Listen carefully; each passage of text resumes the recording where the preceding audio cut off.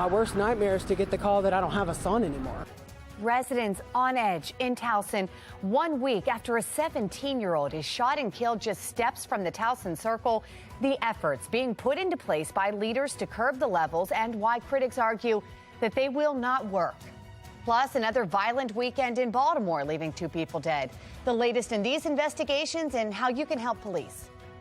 Temperatures a little bit chilly for you this morning, but as we head toward the afternoon, looking a little bit nicer, and we do have some rain on the way. We'll track it for you coming up.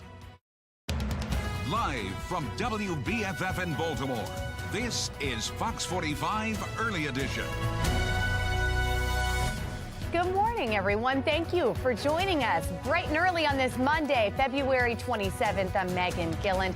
We want to check in with meteorologist Justin Chambers, see how a brand new work week is shaping up. Yeah, not too bad, Meg. We're starting off with temperatures that are kind of on the chilly side. A lot of us are in the 30s here this morning. And as we head toward the afternoon, those numbers not going to be as warm as what we saw yesterday. So looking out over the Inner Harbor right now, we are seeing mainly clear skies overall. Those clouds are going to continue to increase as we head toward the afternoon. Numbers are in the mid to upper 30s here. 33 your temperature in Cockeysville, 35 in Towson, and 37 currently in Baltimore. So weather story looks like this. A chilly Monday morning, increasing cloud cover, and we are tracking those rain showers that move in later today. High temps overall in the mid to upper 40s, and some of us into the lower 50s. So again, it will be cooler this afternoon, but the rain not going to be an issue until the second half of your Monday. Back with your full forecast. We'll do that in a few. Sounds great, Justin. Thank you. 4:31, and we want to begin in a city in crisis here. Police investigating 2 separate shootings that left 2 people dead, 2 others hurt. The first happening around 6 o'clock last night along Bowley's Lane. Police say an officer working in the area heard gunshots and ran to the scene. Authorities say the officer saw a person firing shots, but that person got away. Police say it's not clear if that person was the one who shot the 3 others or if he was firing back at someone else.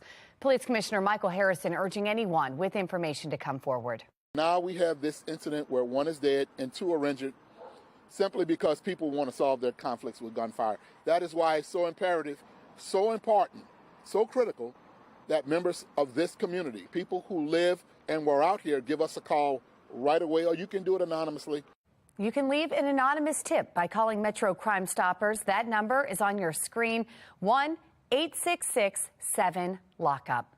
Just 30 minutes after that triple shooting, another man shot and killed along Edgewood Avenue. This is in southwest Baltimore. As you look at the map here, at least 41 people have lost their lives to violence in Baltimore City so far this year. Happening today, City Councilman Robert Stokes will be introducing a resolution to call on lawmakers in Annapolis to bring the Baltimore Police Department under the city's control immediately. City voters approved a charter amendment to move the department from state to local control in November, but that hasn't happened yet. The Local Control Advisory Board in charge of the transition is proposing a longer timeline for the change that could take another year. Many city council members say they want to move faster.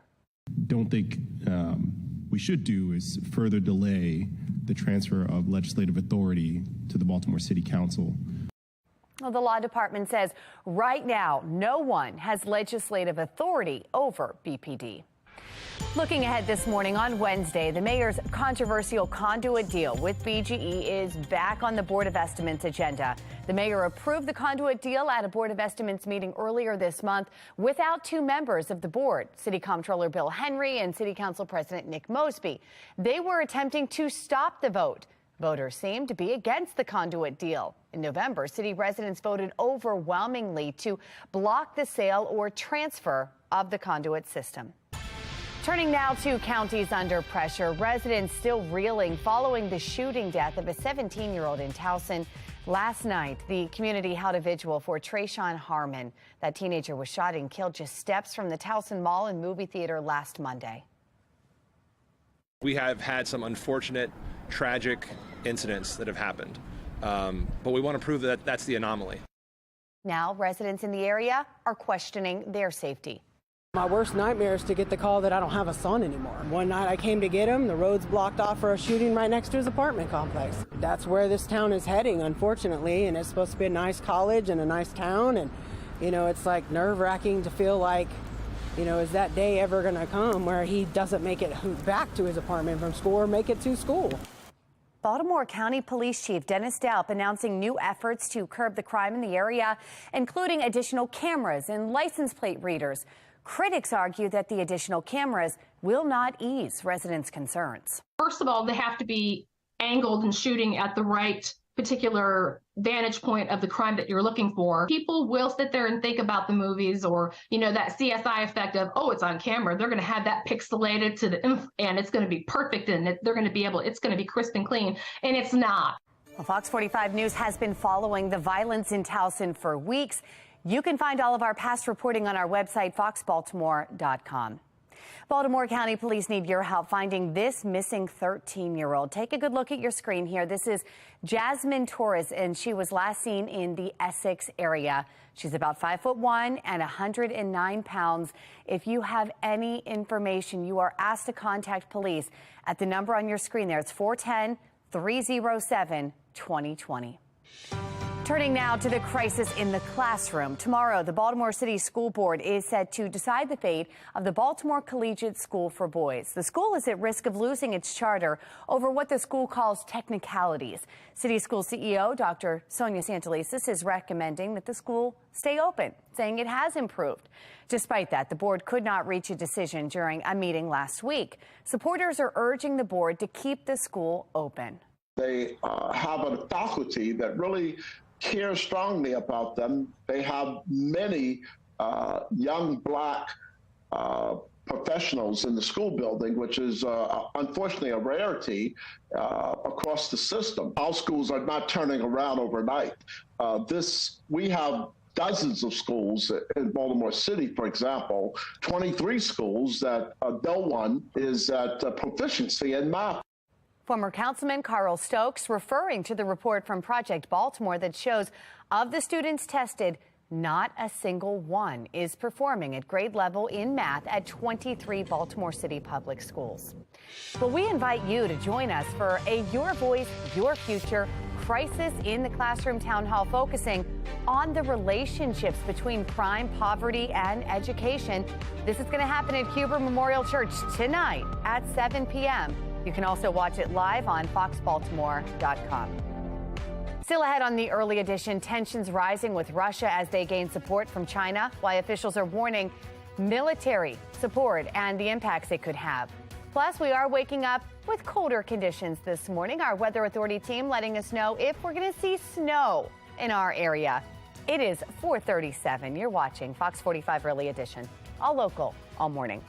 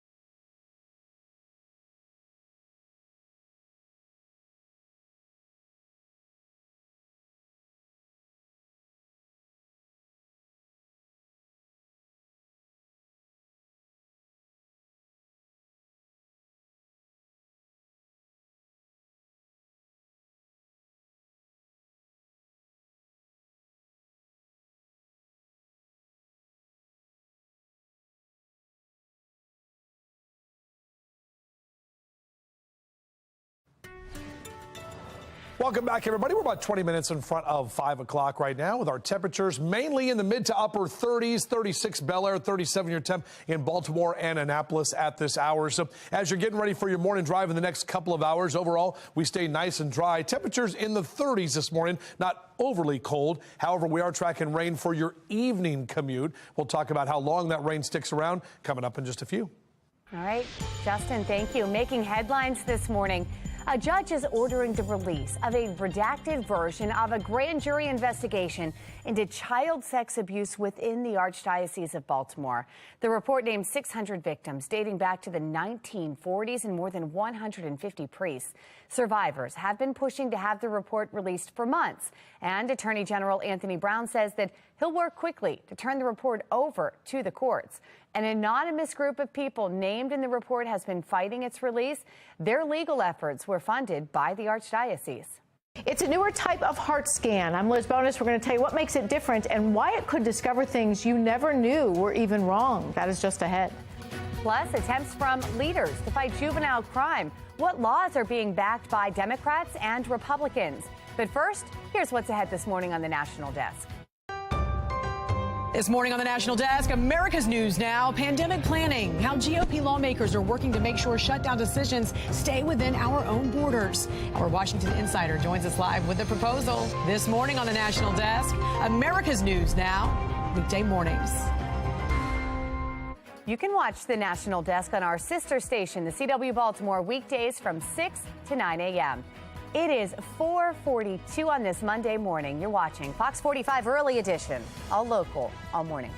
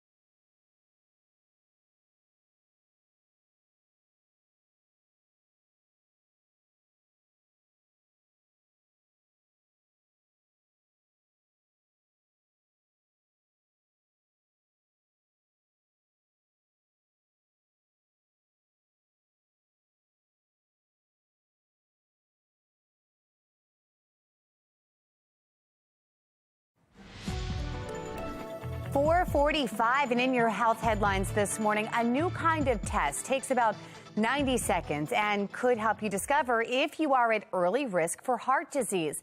Medical reporter Liz Bonus explains how this works. Hey there, hello to you. This newer type of heart scan called the CardioFlux could help you identify heart risks you otherwise would not know about.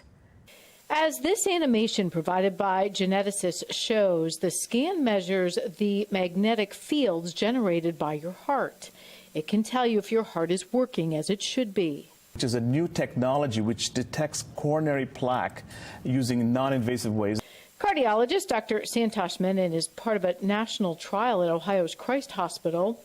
His trial trying to see if the scan will help with early detection of heart disease in certain populations who are more at risk, such as those who are South Asian. I had it done myself to see what it's about. You lie down, you can wear street clothes, no IVs, no EKG leads or anything like that, and they slide you into a tube, they scan you, it takes about 30 seconds to 1 minute, and you're done. And the results come out right away. If the scan indicates you need further intervention, it can then be recommended. But the real goal is to catch heart disease early enough that if you change your diet, up your activity, or even, if needed, go on medication to reduce risk factors such as high blood pressure or cholesterol, you can lower the odds that you'll have happen what Latha Samu says happened in her family years ago. My brother actually died of a massive heart attack about 23 years ago. He was 39 years old at that time, so too young to die from a heart attack. If you think you might be a good candidate for this type of heart scan, ask your doctor to refer you to a cardiologist. I'm medical reporter Liz Bonus. Now back to you. All right, Liz, thank you. The South Asian population, which includes those from India, Pakistan, Bangladesh, Sri Lanka, Myanmar, and Nepal, are often diagnosed with heart disease 10 years before other populations. Doctors aren't sure why, but studies look at genetic and lifestyle factors, and those are underway, those studies. Time now, 4:47 here. Let's check in again with meteorologist Justin Chambers and when this rain is supposed to hit. Yeah, we're talking about later this afternoon, Megan, really into tonight. That's when we're going to see. So we are going to see some pretty decent amount of rain here rolling through the region. Our live cam right now over downtown Baltimore. Mainly clear conditions out there. And overall, our temps are not too bad. It's, still February. Couple of days left in meteorological winter as meteorological spring starts on Wednesday. Now, we know we had those weird temperatures are kind of up and down all week, and even in the weekend, we had some flakes that were flying around. Currently 37, your temp in Baltimore City.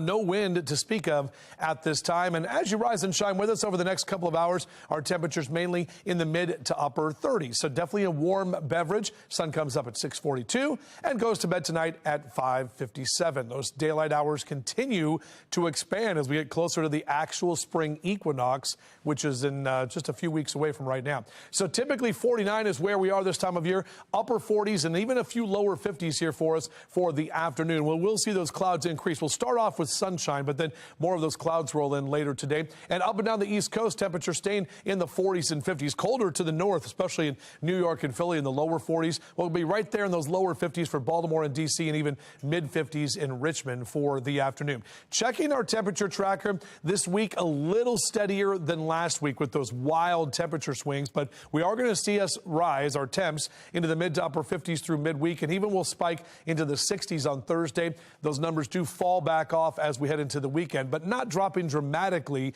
back into the lower 50s, still kind of in that above average category as we take you into that first weekend of March. That's right. March is right around the corner. So here's our future scan. This is 2 o'clock this afternoon. Notice may get a stray shower too, but really those clouds will continue to increase. It's about 4 or 5 p.m. really for your drive home and into the 6 and 7 o'clock hour. We'll have a better chance of seeing those showers that move through. And we keep the rain showers rolling into the overnight as well. So we'll definitely waken up with wet roads tomorrow, but tomorrow afternoon and morning time as well, dry. So Tuesday, not too bad. Actually, a little bit warmer, and we'll keep that warming trend going as we head into Wednesday and especially into Thursday. Now, Thursday gets a little bit cloudier. We have a few showers that will be possible, but overall, next chance for rain after today is going to be on Friday.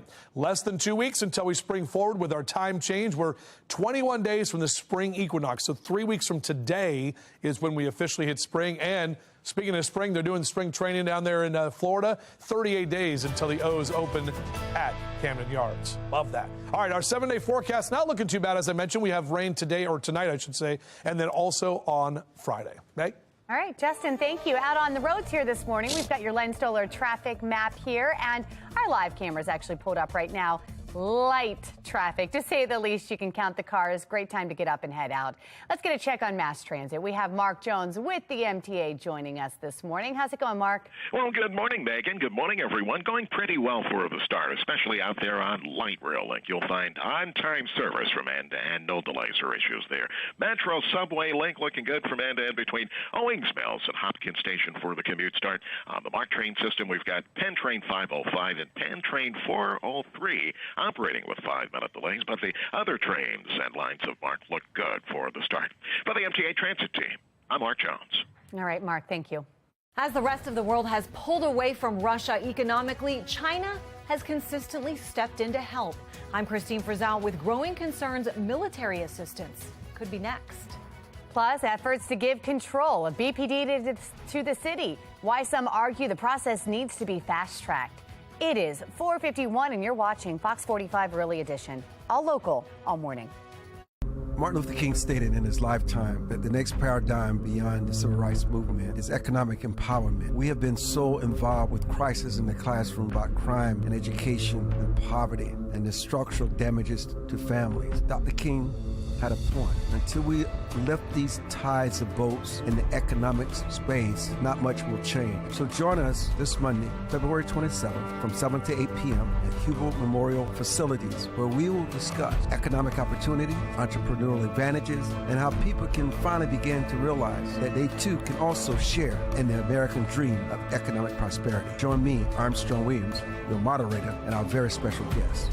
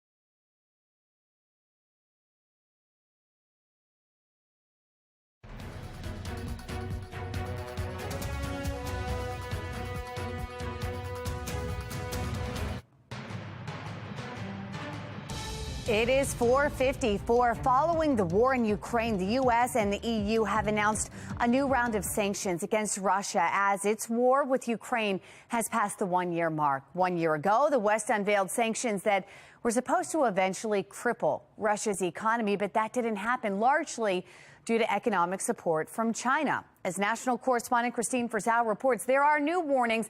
Military support may be next.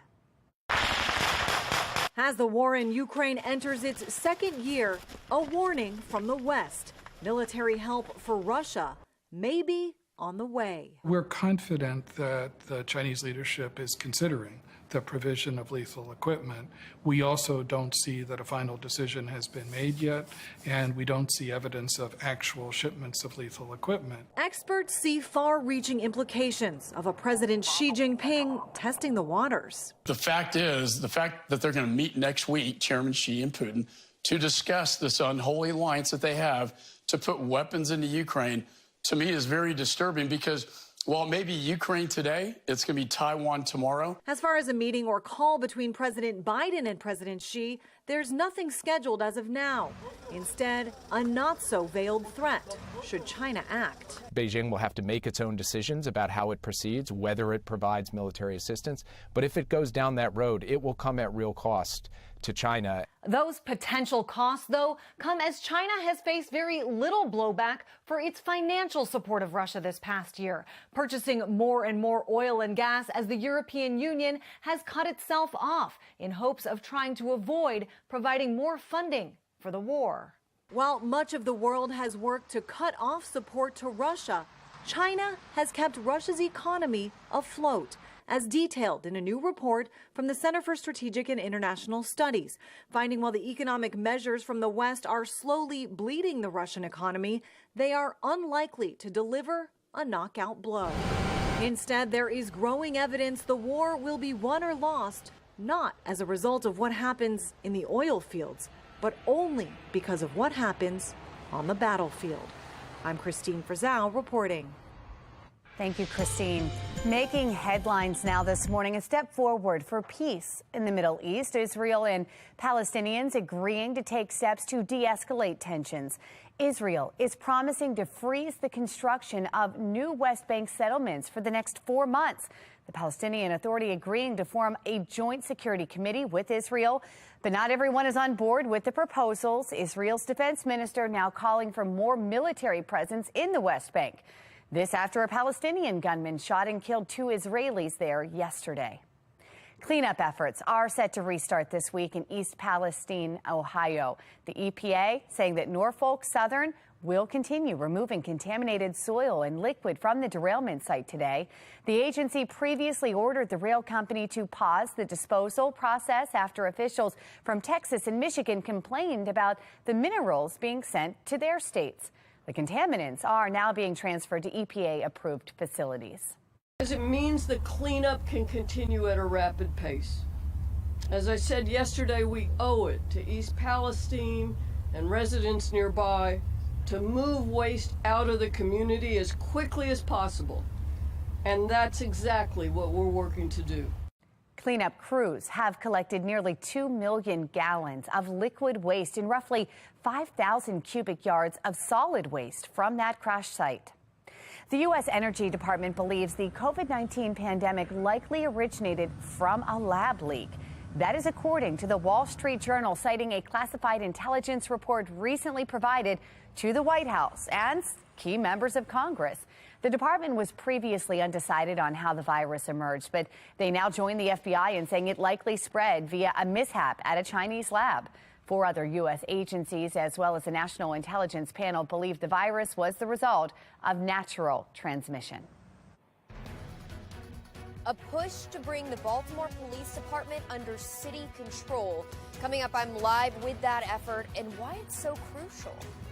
Violence in Towson has had a sharp increase since the start of the year. Topping our next half hour, the 2 big ways that leaders are planning to keep residents safe as they remain on edge.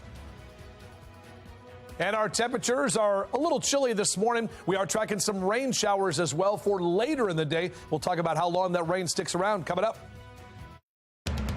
Live from WBFF in Baltimore, this is Fox 45 Early Edition.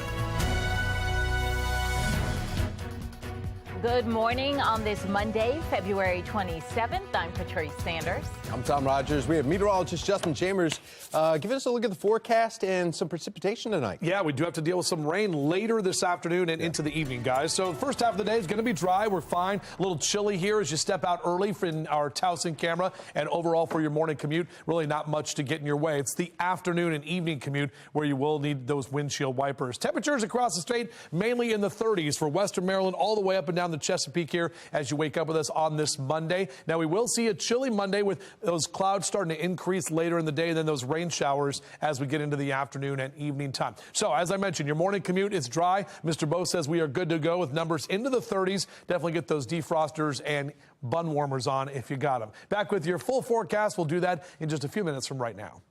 All right, Justin, thank you. Taking a look now at our Lynn Stoller traffic network and the cameras around our region, you can see that we are good to go on the roads. Good time to get up and out. Pretty light traffic out there at this hour. 5:01 now, and happening today in a city in crisis, Councilman Robert Stokes will introduce a resolution to call on lawmakers in Annapolis to bring the Baltimore Police Department under the city's control immediately. Shannon Lilly joining us live from police headquarters this morning with a background on this and why he's doing it. Shannon. Well, this is something that the mayor, Tom, has been pushing for years. And he says if the city police department right here is under city control, then it's going to allow the department to be more responsive to the community it serves.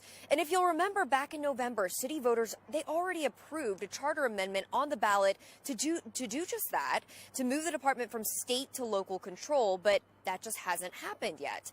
Well, the Local Control Advisory Board is in charge of the transition, and they're proposing a longer timeline for the change, and it could take another year. But many city council members say they want to move faster than that. Don't think we should do is further delay the transfer of legislative authority to the Baltimore City Council.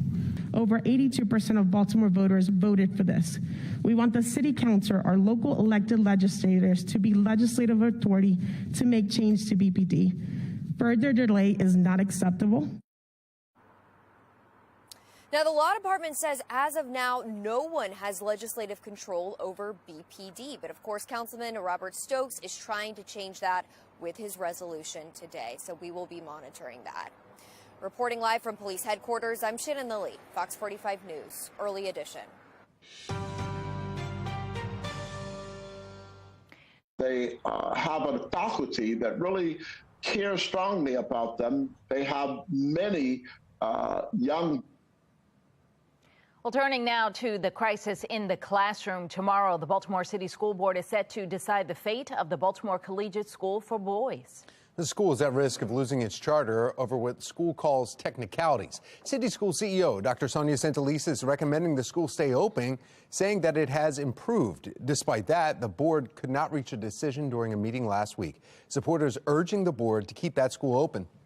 They have a faculty that really cares strongly about them. They have many young black professionals in the school building, which is unfortunately a rarity across the system. Our schools are not turning around overnight.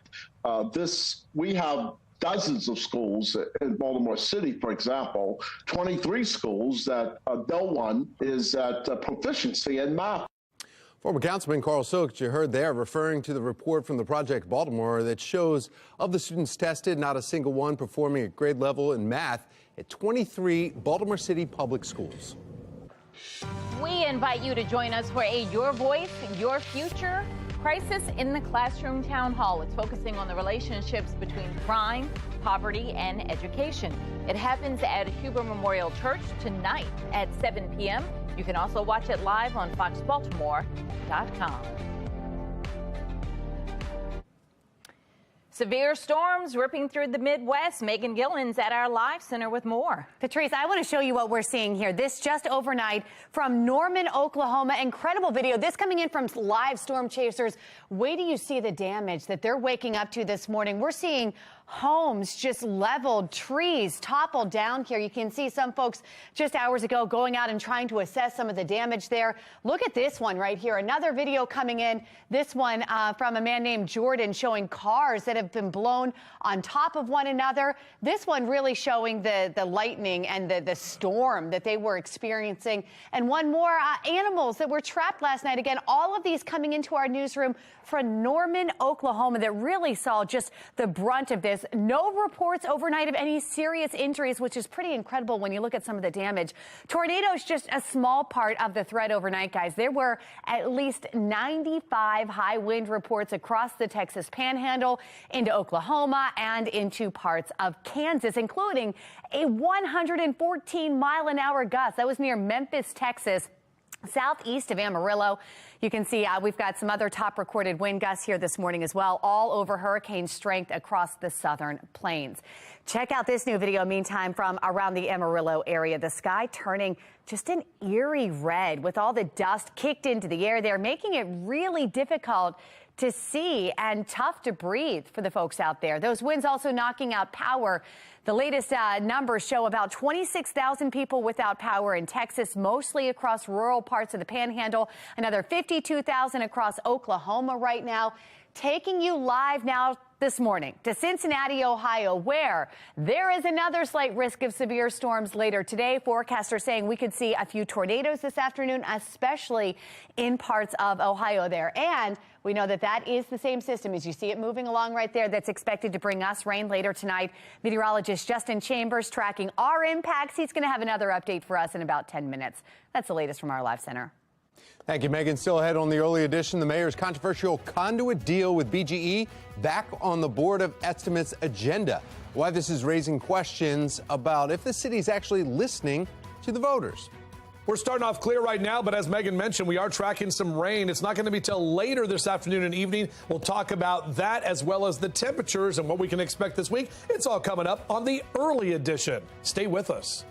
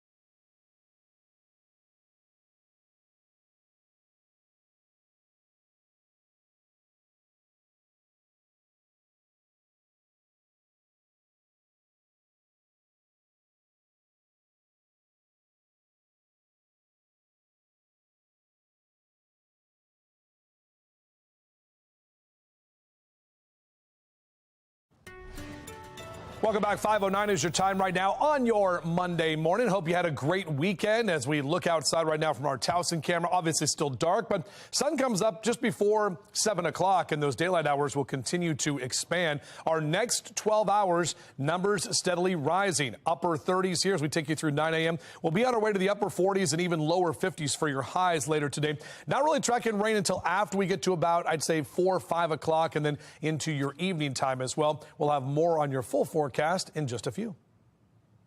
All right, thank you, Justin. 5:10 now, and happening today, Senator Ben Cardin will lead a roundtable discussion to highlight provisions included in the Inflation Reduction Act.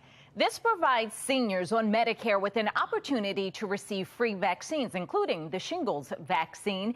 It also provides insulin for $35 a month. The senator will also hear directly from seniors in Maryland to learn more about improvements they want to see.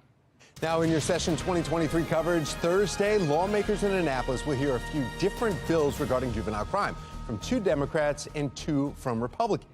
Now, one of the bills from Democrats is the Youth Accountability and Safety Act. That bill would prevent anyone under the age of 25 from being charged with felony murder. Now, the House will also hear Democrats' Youth Equity and Safety Act. Now, that would end the practice of automatically charging juveniles as adults in serious crimes like murder. Well, state Republicans are backing 2 bills that would crack down on juvenile offenders. One of them, the Juvenile Gun Offenses Accountability Act of 2023, would allow children accused of gun crimes to be charged as long as they are at least 10 years old. The other bill seeks to make changes to the state's juvenile justice law, which prevents children under the age of 13 from being charged with any crime. The bill would change that threshold from 13 years old to 11 years old.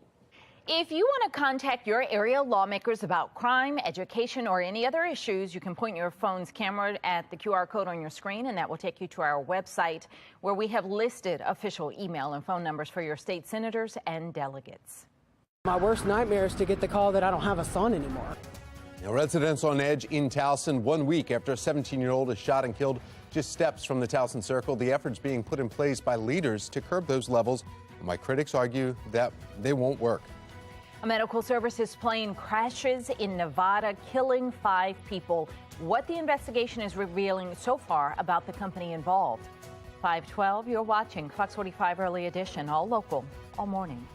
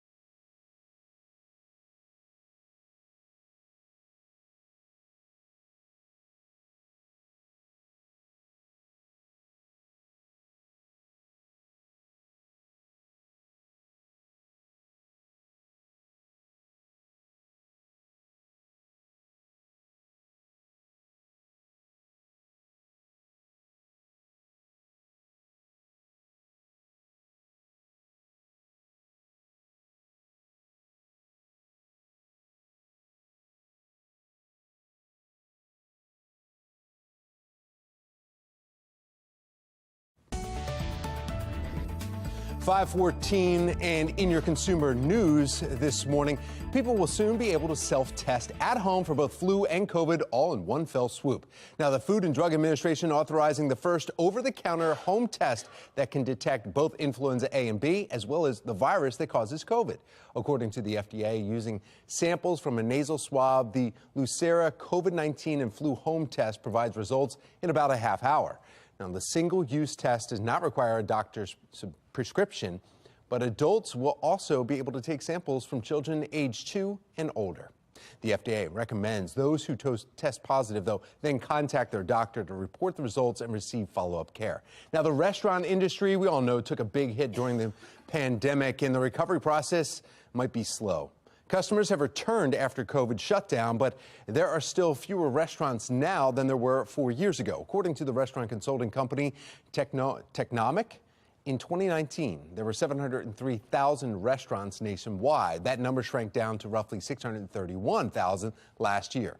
With inflation at a high, consumers are choosing to make food at home instead of eating out to try and save some money. Now, restaurants are being hit hard with rent increases and the prices of ingredients also climbing. On top of that, they're struggling to find workers. A new report says that iPhone thieves who know a victim's passcode are gaining access to a wealth of information, even stealing money from the owner's bank accounts. The report in the Wall Street Journal shows people are reporting having their phones stolen right out of their hands at either bars or other public places. A thief who has watched the victim type in their passcode now has access to all of their data. When the owner tries to locate their device using Find My Phone, well, they find out they've been locked out of their accounts. The owner may also be prevented from wiping the device remotely. The victim's entire online life can be at risk. Experts say the problem is growing since so many people carry all their financial transactions online. An Apple spokesperson says the company will continue to, quote, advance the protections to help keep user accounts secure. Costco is giving customers quite a shock with its latest addition to the food court menu. Costco, which is famous for its low-priced $1.50 hot dog and soda special, is charging $10 for its new sliced roast beef sandwich. The 790-calorie sandwich contains onion, relish, a mayo mustard blend, lettuce, roasted cherry tomatoes, and red onions on a ciabatta roll. Now, while users online admit it looks good, many are not willing to pay the high price, which is equivalent to a whole Costco pizza. Well, trending this morning, Baltimore's B&O Railroad Museum celebrating its 196th birthday. It's a lot of candles, right? Celebrated with a birthday party yesterday featuring a cake, a balloon drop, scavenger hunt, some train rides too. Organizers say it's a fun way to learn about history. It's a chance to be part of history, but in a fun way. And I mean, who doesn't love a place where they can take their children, they end up with prizes, they end up with snacks, they take a train ride, and at the same time, they probably learn something. Well, it's 5:18, and we want to get back to our meteorologist, Justin Chambers. First of all, who's paying for any food at Costco? You get the free stuff. You're walking around all the, yeah. Are they back to doing that? Oh, yeah, okay. absolutely. Heck yeah. In force. I'm very excited because I moved by the Costco in Pulaski Highway, so I'm like, I get to go to a Costco again. It worked. I bought some just last week, I bought some kind of limoncello covered almonds. Really? They give you like two in one of those little cups. You eat them and you're like, well, maybe. Yeah, I had a BJ's membership. Now I need Costco. Just for the freebies, Now you get that we can get both worlds, the best of both worlds, Patrice. Yeah. All right. Good morning, everybody. Happy Monday. I hope you enjoyed your final weekend of February. A couple of more days, and then we are into March. You know what that means? Meteorological spring right around the corner. Of course, it felt like spring when we broke the record on Thursday. Then we had 30s on Saturday with some flakes that were flying around. So this wild weather continues here. Now, overall, very calm conditions out over the Inner Harbor at this time. We're at 30 degrees right now. That's where we've dropped to in terms of our actual temperature. So just below freezing for some of you this morning. That's the official number. Where the active weather is right here over parts of the upper Midwest, Minneapolis, Chicago, over to parts of Ohio into St. Louis. That's the area of low pressure, and that's that next weather maker that's going to be tracking through that part of the country and eventually bringing us those rain showers as well. So that's where we're seeing some of that severe weather. All of those areas there in brown, those are wind advisories. So a lot of areas getting strong wind as that next weather maker rolls through. Now, it is going to impact us in terms of rain by the time we get into this evening. So as the kids get out to the bus stop, you're wondering, all right, do they have to have the umbrella? May see a stray shower or two around 2, 3 o'clock, but really that rain is not until later. We're talking after about 4 or 5 p.m. That's when we'll start to get that rain going. But no need for the umbrella this morning. Just a little chilly at the bus stop, 32 your temp at 7 a.m., upper 40s through noontime. Golfers want to get a round of golf in today? Why not? Upper 30s and low to mid and upper 40s, so a little chilly, but overall, we're looking pretty good. Again, that rain is not going to impact us till the afternoon. All right, so here's a look at your high temperatures. Upper 40s here for most of us and into the lower 50s for some as well across Carroll and Baltimore counties. We'll keep that going for Howard and Anne Arundel counties as well. And up and down the 95 corridor, 40s and 50s for New York and Philly, down through Baltimore and D.C. Let's talk about that rain. As I mentioned, about 2 o'clock, we'll see those clouds really rolling in and maybe a stray shower or two, but the heaviest rain comes after about 4, 5, 6 p.m. Some areas in parts of southern Pennsylvania where it's cold enough could see a little bit of a rain-snow mix there. And then we'll see mainly those rain showers roll through late tonight. By tomorrow, we definitely will start to dry out and will be actually a little bit warmer, and then keeping that warming trend going as we head toward the middle of the week. And you can see that here on our 7-day forecast. So after temps barely getting to 50 today, mid to upper 50s into Tuesday and Wednesday. Thursday brings more cloud cover, but also brings the 60s back. And then we'll get those rain showers and colder temperatures again on Friday. Patrice? All right, Justin, thank you. Looking now at our Lynn Stoller traffic network and our drive times at this early hour. No issues, no problems. You're in the green across the board. 8 minutes is your longest commute. Let's get a check now. Mass transit. Here's Mark Jones with the MTA. Happy Monday morning, Mark. Happy Monday morning, Patrice. Good morning, everyone out there on the MARC train system. We've got a couple of delays. Train 505 and Camden train number 841, both running about 5 to 10 minutes late. The other trains of MARC are on time for travel. Light rail link showing no delays there, on time in both directions. And Metro subway link checking in without delay between Owings Mills and Hopkins Station. For the MTA Transit team, I'm Mark Jones. Thank you, Mark.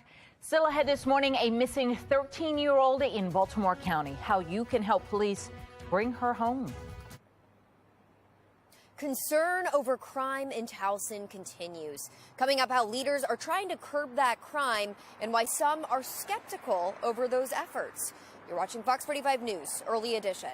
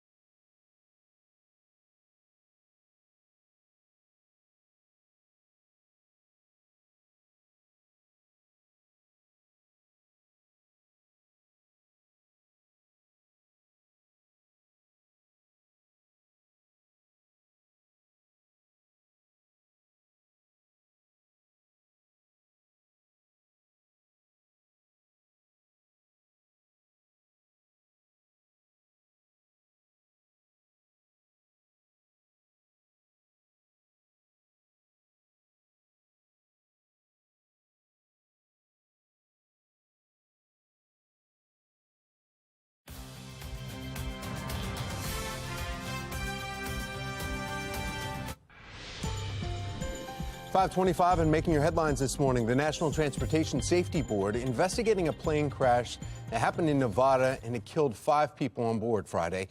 According to a preliminary investigation, the medical services plane operated by Guardian Flight tore apart midair before crashing outside of Reno. Investigators found at least 3 pieces of the plane roughly half a mile away from the wreckage site. Agency says they have prior history with the company involved. This will be the 4th event that the NTSB has investigated with Guardian Flight. Over the last several years, they had a fatal accident here that is still an investigation, a King Air that was lost in Hawaii, 3 fatalities. That is still in process.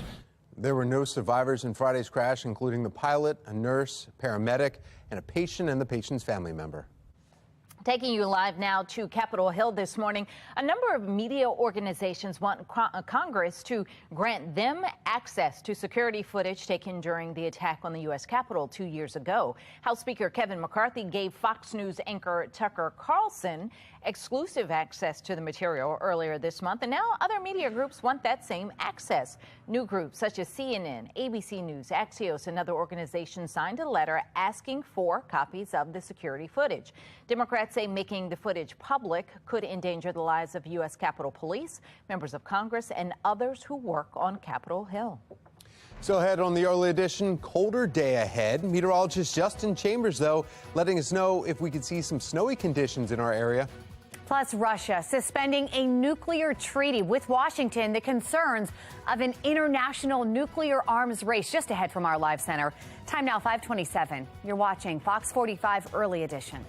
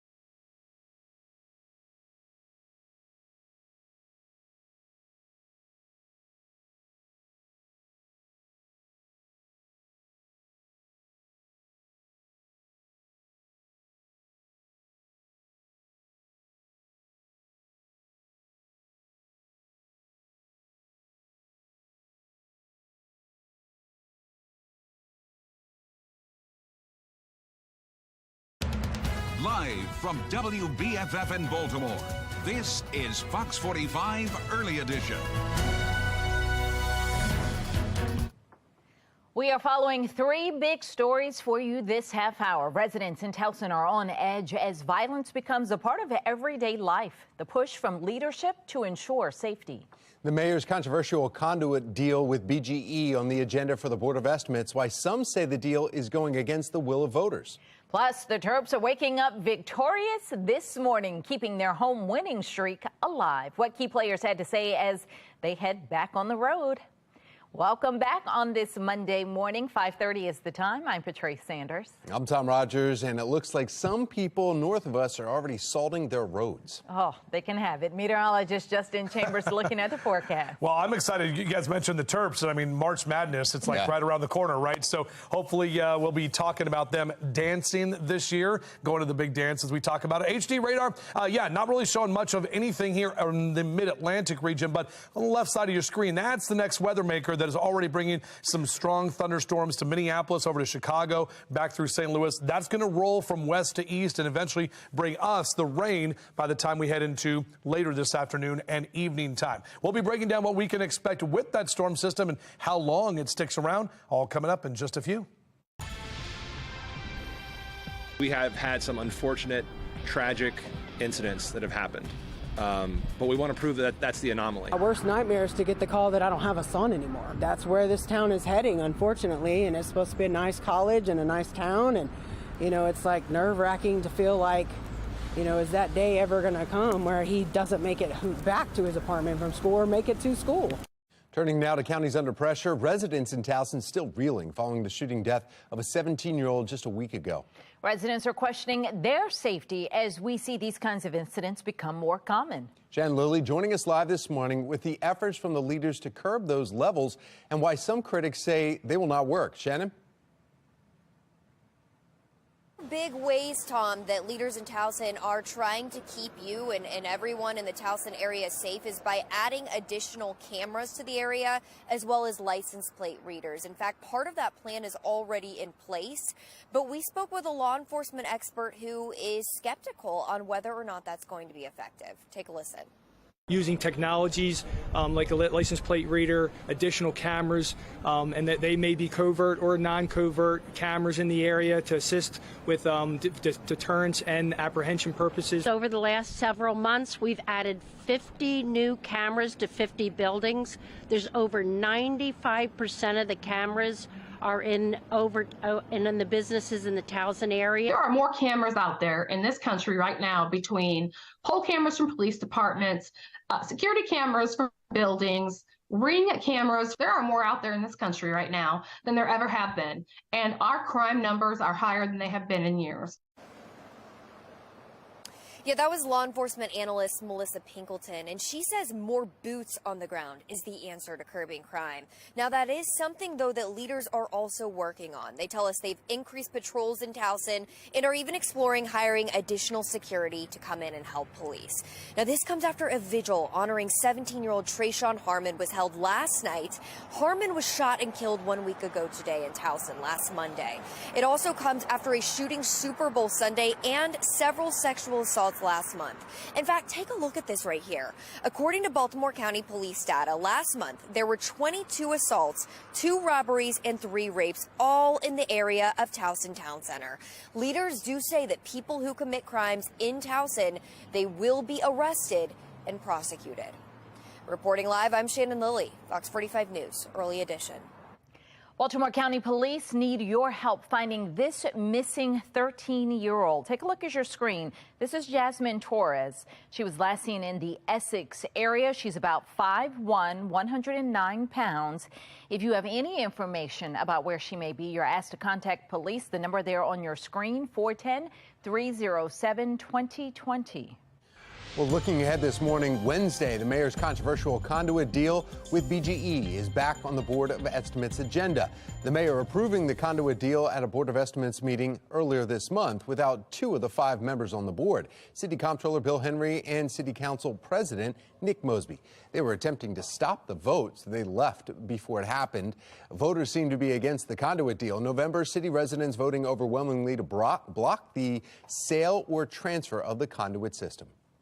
That is the second time in recent months that city leaders seem to ignore the will of the people. 72% of voters also approved term limits for local elected leaders in November. But Councilman Ryan Dorsey quickly introduced a plan that would put the issue back on the ballot in 2024, asking voters to repeal the charter amendment.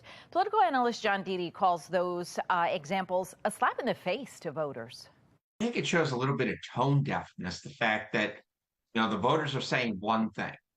And generally, when you're elected, the idea is you listen to what the majority of voters want to say. And I think that when you choose to not listen to the people who are electing you, it increases only the possibilities of you being seen as out of touch and maybe out of office within a short period of time. Well, we want to know what you think about this. Are city leaders respecting the will of voters so far? As you see on the bottom there, 98% of the voters who have responded say no. You can head to foxbaltimore.com/vote, click on the polls tab to weigh in.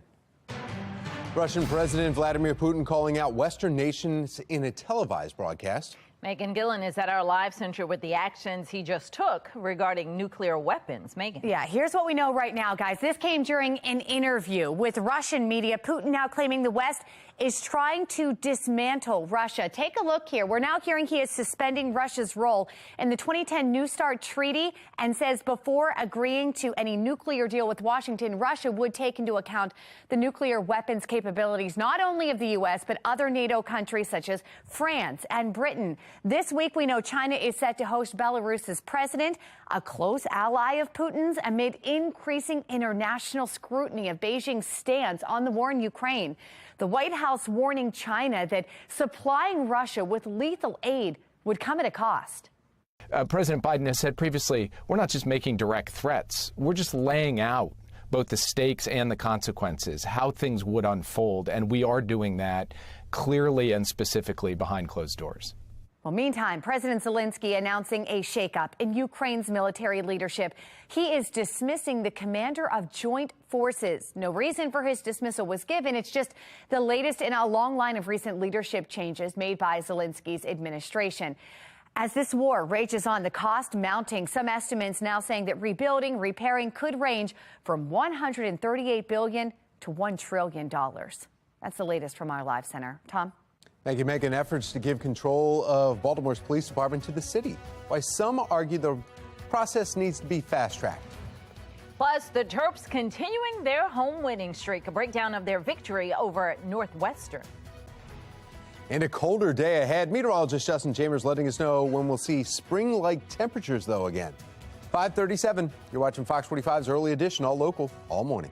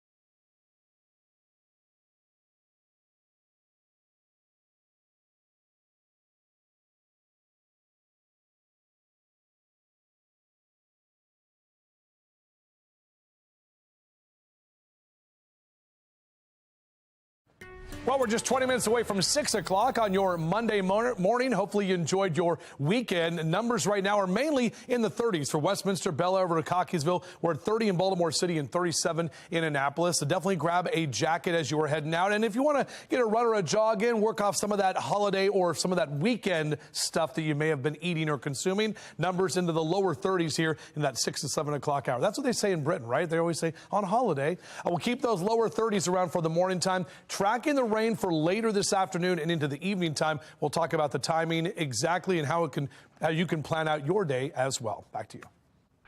Thank you, Justin. Making your headlines this morning, a judge ordering the release of a redacted version of a grand jury investigation into a child's sex abuse within the Archdiocese of Baltimore. A report named 600 victims dating back to the 1940s and more than 150 priests. Survivors have been pushing to have the report released for months, and Attorney General Anthony Brown says he'll work to quickly turn that report over to the courts.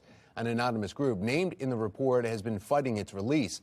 Their legal efforts were funded by the Archdiocese. The man found guilty of killing a Navy midshipman's mother in Annapolis in 2021 will spend the rest of his life in prison. Michelle Cummings was visiting Annapolis from Texas to see her son inducted into the Naval Academy when she was killed by a stray bullet. Police say Angelo Harad opened fire on two people in an SUV on Pleasant Street. One of those bullets traveled to the Graduate Hotel, hitting Cummings. Harrod was found guilty in December. He was given 3 consecutive life sentences in court on Friday. Another violent weekend in Baltimore, leaving 2 dead. The latest in the investigations and how you can help police. Plus, attempts from leaders to fight juvenile crime. The laws being backed by Democrats and Republicans. 542, you're watching Fox 45 Early Edition, all local, all morning.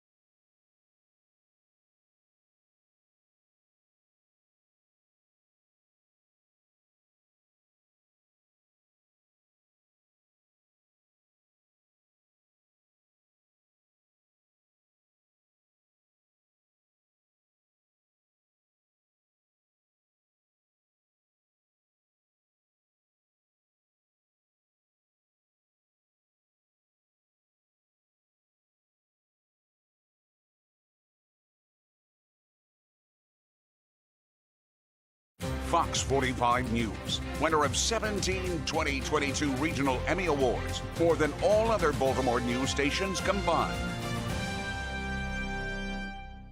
545, the Maryland Terps extending their Big Ten home winning streak record to 13 games now, and it comes after they defeated Northwestern just last night. First half, Terrapins up and by 1. Jameer Young, though, watch this. It takes it with the dunk there. Then Maryland up 3 under 2 minutes left in the first half. Wildcats down 1 until this fadeaway jumper here. They're going to be able to pull that, and they go Northwestern up 1 under 10 seconds left first half. Terrapins down 1. Young buries this step back three-pointer at the buzzer, too. It's deep. It's further than pro. So he drops that. Scott Van Pelt loves it. Maryland up 2 at the half. Later, second half, Terrapins up 8. Don Carey buries the second. Chance three-pointer from the corner. Maryland up 11 minutes left here. Terrapins up 14. Dante Scott finds Julian Reese for the layup, +1 on this play. Reese finishes with 12 points, 10 rebounds. Maryland end up winning it 75-59. We have to bring the same energy. We have to have that urgency that we have at home, the defensive intensity, and really just embrace, it's going to go up and down. We're not going to have the crowd with us, so just being able to fight through it with each other and just knowing that it's us versus everybody, and we're just really just trying to prove people wrong. While Maryland men's basketball is currently in four-way tie for second, the women's team will be a 3 seed in the conference tournament, and the Terps have a nice double bye. 546, we are following some wicked weather in California, where officials are closing Yosemite National Park for a few days because of the severe weather. Park officials announced Saturday that the park will be closed through Wednesday, March 1st. The National Weather Service has also issued a blizzard warning for the Yosemite Valley until Wednesday as well. Officials say that travel on all park roads is restricted to administrative traffic only. That includes all campgrounds and hiking areas inside the park. Now, taking a live look on the left, that is Yosemite this morning, and you can see the snowfall in the area a little bit there. On the right, you're taking a live look here at home, and we are not seeing snowy conditions, but that could change. Possibly. Maybe some flurries, probably not. More like rain. Meteorologist Justin Chambers shaking his head saying no. No, we're not getting any snow. That's it. Okay, good. We're done. Good. We're done. That's it. Winter's over? Winter's over. Stinking rodent. Wasn't even close. Wasn't even close. No. I believed in you all along, Justin. Thank you, Patrice. Tom? Silence. Crickets. He's from Pennsylvania. He likes that Phil guy. Our live cam, good morning to all of you. Happy Monday. Back at it here. Last couple of days of February. Meteorological spring does start on Wednesday. That's March 1st. And then 3 weeks from today is the spring equinox. And we know last week those temperatures were kind of all over the place. We talked about the roller coaster. We had some flakes that were flying around on Saturday with temps in the 30s. Got right back to the 50s yesterday afternoon. And then right now we're waking back up in the 30s this morning. Now, here's a look at our HD radar, and that next weather maker is moving in from the west. You can see that area of low pressure in the upper Midwest, St. Louis up into Minneapolis and Chicago, dealing with some thunderstorms right now. Not snow, but actually some thunderstorms. You can see those lightning strikes right there. Wind advisories posted for a large portion of the Mid-South up into the Ohio River Valley. That's going to track into our area by the time we head into the afternoon, and that's what's going to bring us the rain showers as we head into tonight.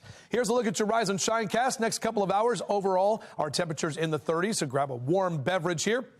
Sun comes up at 6:42. Hanging out in Fells here this morning, mid-30s. Right around noontime, our temperatures will get into the upper 40s. You're going to notice those clouds that will start increasing as we head later into the afternoon. So we'll start the morning with some sunshine, and then later today, more of that cloud cover. And then the rain rolls in. After about 3, 4 o'clock for most of us here, that's when that rain is going to be here. Upper 40s and a few lower 50s here and there across central Maryland for the afternoon. Pretty close to our average this time of year. Notice our numbers. They are going to go back up starting tomorrow on Wednesday, even a little hump there into the upper or mid-60s, I should say, on Thursday before they drop back off for this upcoming weekend. All right, quickly want to show you our future scan. Increasing clouds. Again, those rain showers after about 4 or 5 p.m. You can see some of that pink right there in parts of southern Pennsylvania. That's where we could see a little bit of a rain-snow mix, but it's going to be all rain for us here into the overnight hours with drier conditions on Tuesday. And the drier conditions continue to stay with us through most of the week. Thursday may see a shower or two, but overall the cloud covers there. The next real chance for rain is going to come on Friday, where it's going to rain pretty much most of the day, and it will be colder. Tom?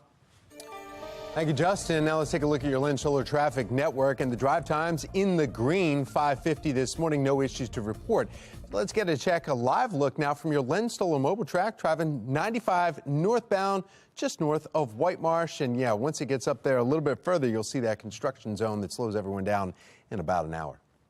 Here's Mark Jones with the MTA and our update on mass transit. Good Monday morning, Mark. Well, good Monday morning, Tom. Good morning, everyone. Out there on the MARC train system, you'll find train 511 on the Penn line, Penn 407, and Candidate 43, all running about 5 to 10 minutes late. The other trains look good for the commute start. Out there on Light Rail Link, expect about a 15 to 20-minute delay in your travels. Allow time for travel there. Metro Subway Link looking good, though. No delays in either direction of that service. For the MTA Transit team, I'm Mark Jones. Thank you, Mark. Every year, hundreds of people die from head-on collisions with wrong-way drivers. And the chances of you getting into an accident like this is growing. I'll tell you by how much next. Plus, tensions rising with Russia as they gain support from China. Why officials are warning of military support and the impacts it could have. 5:51, you're watching Fox 45 Early Edition. All local, all morning.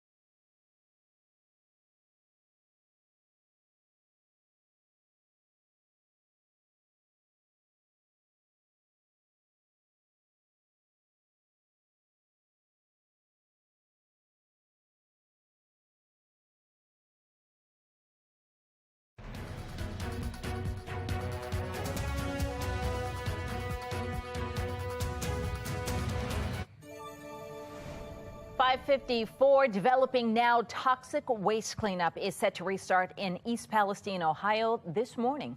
The EPA ordering a temporary stop after officials in Texas and Michigan said they didn't receive warning that contaminated materials were being dropped in their states. The hazardous soil and water will now be shipped to EPA-approved facilities in Ohio.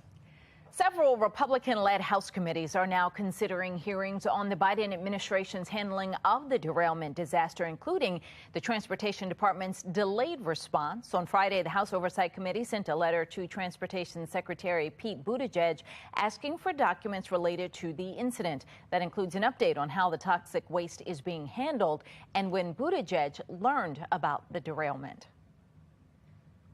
The lawmakers said in their letter, despite the U.S. Department of Transportation's responsibility to ensure safe and reliable transport in the United States, you ignored the catastrophe for over a week. The American people deserve answers as to what caused the derailment, and DOT needs to provide an explanation for its leadership's apathy in the face of this emergency. Well, the chances of you getting into a head-on collision with a wrong-way driver are growing. Hundreds of people die from that scenario every year. The National Desk's Janae Bowens takes a look at what states are doing to stop the deadly crashes. Experts tell me fatal wrong-way driving crashes are increasing, and impaired drivers are largely to blame. Behind every death, heartbroken loved ones desperately wish things were different.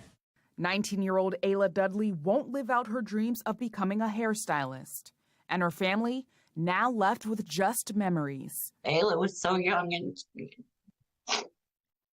it was just starting life. A wrong-way driver collided with Ayla head-on.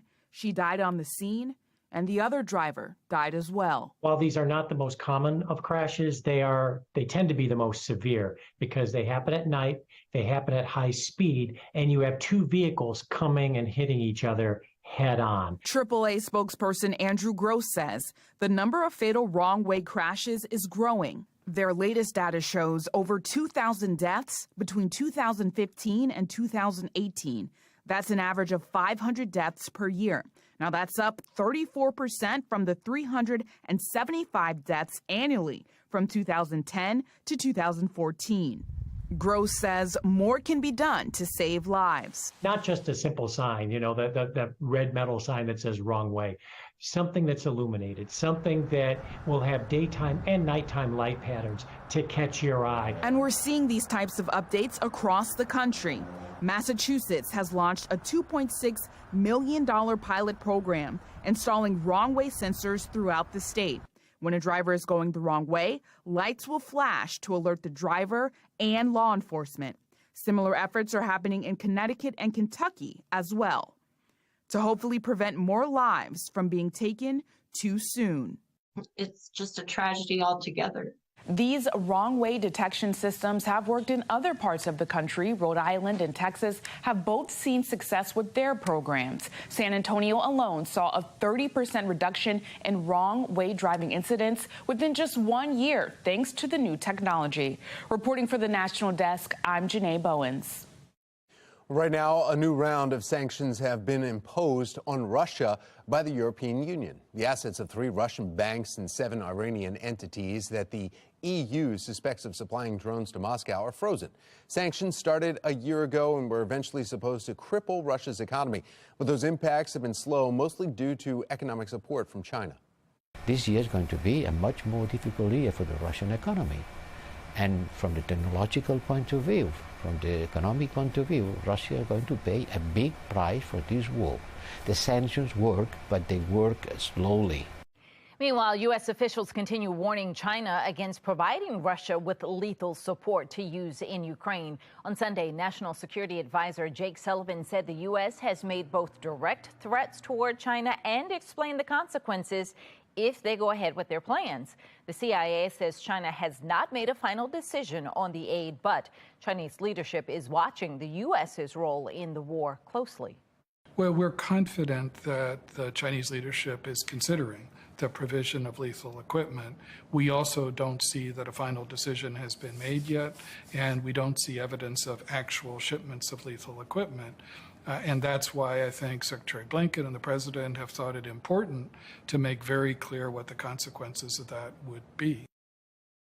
Download the FOX45 News app for up-to-the-minute traffic conditions, school closings, breaking news, and weather anytime. Just search WBFF in your app store. A push to bring the Baltimore Police Department under city control immediately. Coming up, we're live with that effort happening today and why leaders say it's necessary. Juvenile crime is front and center this week at the General Assembly. Still ahead, the big bills now on the table.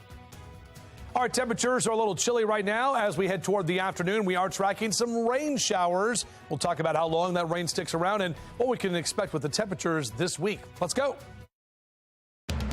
Live from WBFF in Baltimore, This is Fox 45 Morning News. Good morning on this Monday, February 27th. I'm Patrice Sanders. I'm Tom Rogers. Joining us right now, meteorologist Justin Chambers, looking at the forecast for us and getting some coffee. We got to get rid of these because we're almost done with winter. I like them because they look happy and peace and love and joy, but I'm good to move on. Yeah, I mean, what, we had 79 last week, then 38 on Saturday with snow. I mean, we had it all for you. And right now what we're tracking is a dry morning, and overall, things looking pretty good. Yeah, just a little chilly as you make your way out. You can always see those numbers on the right side of your screen before you head outside. Most of us waking up in the 30s as we look out over our Towson traffic circle camera. 31 Cockeysville, 33 in Owens Mills, 34 in Dundalk, and lower 30s in Brooklyn Park for you this hour. So if you do want to get out for a run or a jog in the next couple of hours, numbers in the mid to upper 30s here will continue to climb as we head through the course of the morning. Now, our high today, close to about 50 degrees, but the rain, it's going to come later this afternoon. Most of the day is going to be dry. Still go ahead and grab the umbrella as you head out so you're prepared for that rain later as well. We'll take you through that hour by hour coming up in just a few minutes from right now. All right, how are we looking on the roads for that Monday commute, Tom? Well, let's find out. 6:01 right now. We're looking at one of the shots right here. It's 95 and 695 and 895, sorry, and looks pretty good right there in your Lens Solar Traffic Network. 6:01 happening today in a city in crisis. City Councilman Robert Stokes will introduce a resolution to call on lawmakers in Annapolis to bring the Baltimore Police Department under the city's control immediately. And Shannon Lilly is joining us live from City Police Headquarters with background on this and why he's doing it. Shannon? Well, this is something, Tom, that the mayor has been pushing for years. And he says if the police department right here is under city control, well, it's going to allow the department to be more responsive to the community that it serves. And if you'll remember, back in November, city voters already approved a charter amendment on the ballot to do just that, to move this department from state to local control. But that just has not happened yet. The Local Control Advisory Board is in charge of the transition, and they're proposing a longer timeline for the change, and that could take another year. But many city council members say they want to move faster. Listen. Don't think we should do is further delay the transfer of legislative authority to the Baltimore City Council. Over 82% of Baltimore voters voted for this. We want the City Council, our local elected legislators, to be legislative authority to make change to BPD. Further delay is not acceptable. Now, the law department says as of now, no one has legislative authority over BPD. But of course, Councilman Robert Stokes, he is trying to change that today with his resolution. So, of course, we are going to be following that. Reporting live from police headquarters, I'm Shannon Lilly, Fox 45 Morning News. Elsewhere in a city in crisis, police are investigating two separate shootings that left 2 people dead and 2 others hurt. The first happening around 6 o'clock last night on Bowleys Lane. Police say an officer working in that area heard the gunshots and ran to the scene. Authorities say the officer saw a person firing shots, but that person got away. Police say it's not clear if that person was the one who shot the 3 others or if he was firing back at someone else. Police Commissioner Michael Harrison urging anyone with information to come forward. Now we have this incident where 1 is dead and 2 are injured simply because people want to solve their conflicts with gunfire. That is why it's so imperative, so important, so critical that members of this community, people who live and were out here, give us a call right away, or you can do it anonymously. You can leave an anonymous tip by calling Metro Crime Stoppers. That number right there on your screen, 1-866-7-LOCK-UP. Just 30 minutes after that triple shooting, another man is shot and killed along Edgewood Avenue in southwest Baltimore. At least 41 people have been killed in Baltimore City so far this year. 6:04 and turning now to the crisis in the classroom. Tomorrow, the Baltimore City School Board is set to decide the fate of the Baltimore Collegiate School for boys. The school is at risk of losing its charter over what the school calls technicalities. City School CEO Dr. Sonia Centelisa is recommending the school stay open, saying it has improved. Despite that, the board could not reach a decision during a meeting last week. Supporters are urging the board to keep the school open. They have a faculty that really care strongly about them. They have many young Black professionals in the school building, which is unfortunately a rarity across the system. Our schools are not turning around overnight. We have dozens of schools in Baltimore City, for example, 23 schools that no one is at proficiency in math. Former Councilman Carl Stokes, you just heard, referring to the report from Project Baltimore that shows of the students tested, not a single one is performing at grade level in math at 23 Baltimore City public schools. We invite you to join us for a Your Voice, Your Future Crisis in the Classroom town hall, focusing on the relationships between crime, poverty, and education. It happens at Huber Memorial Church tonight at 7 p.m. You can also watch live on FOX4.com. 6:05 and in your session 2023 coverage Thursday, lawmakers in Annapolis will hear a few different bills regarding juvenile crime. 2 from Democrats, 2 from Republicans. Now, one of the bills from Democrats is the Youth Accountability and Safety Act. That bill would prevent anyone under the age of 25 from being charged with felony murder. The House will also hear the Youth Equity and Safety Act. That would end the practice of automatically charging juveniles as adults in serious crimes like murder. Now, state Republicans, they are backing 2 bills that would crack down on juvenile offenders. One of them, the Juvenile Gun Offenses Accountability Act of 2023. That would allow children accused of gun crimes to be charged as long as they're at least 10 years of age. The other bill seeks to make changes to the state's juvenile justice law, which prevents children under the age of 13 from being charged with any crime. The bill would change that threshold from 13 years down to 11 years old. If you want to contact your area lawmakers about crime, education, or any other issue, you can point your phone's camera at the QR code on your screen, and that will take you to our website where we have listed official email and phone numbers of your state senators and delegates. More cameras coming to Towson in the hopes of deterring crime. Still ahead, why some say this will not solve the problem. Right now, people, countries, in the southern plains are picking up after dangerous tornadoes ripped through their communities overnight. Ahead from the Live Center this morning, the damage we are seeing from overnight. We're starting off mainly dry right now. We've got a nice little morning glow out there. Sun early in the day, but more rain and clouds later this afternoon. We'll talk about it coming up.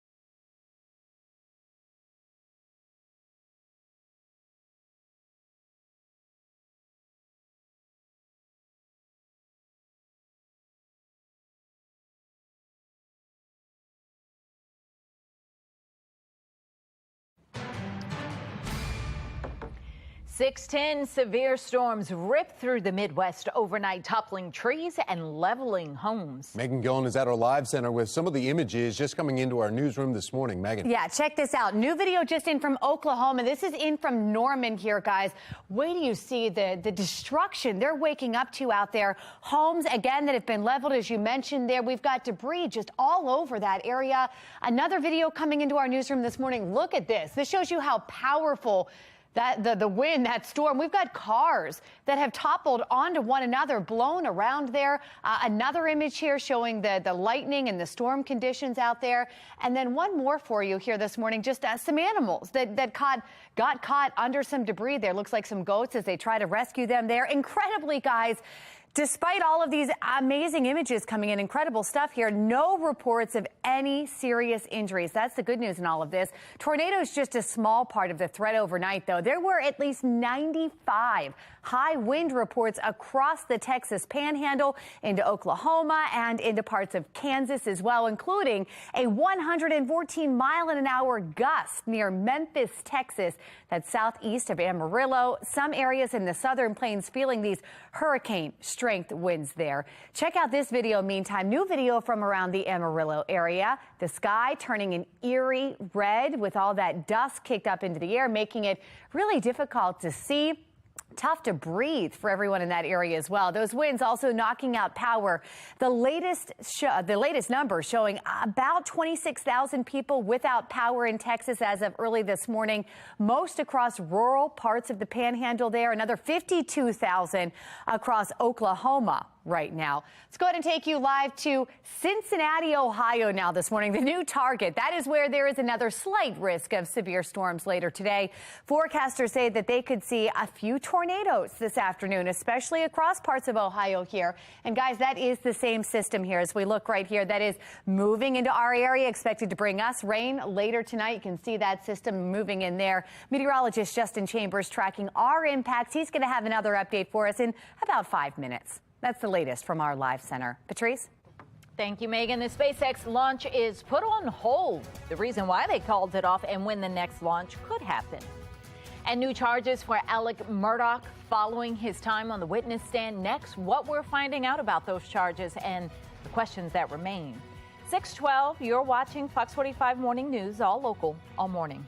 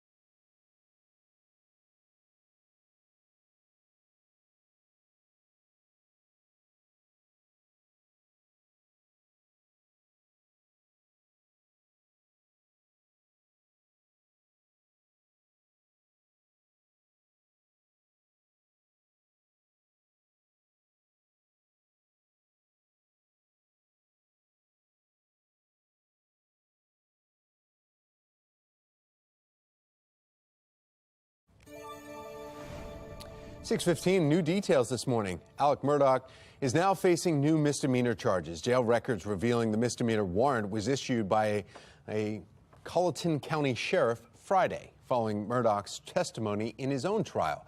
As of right now, details for the new charge, though, are limited. Murdaugh was on the stand for 14 hours last week. His surviving son, Buster, also testifying on his father's behalf. And Emerson, with our Sinclair sister station in Charleston, South Carolina, takes a look at the fireworks that happened in the courtroom.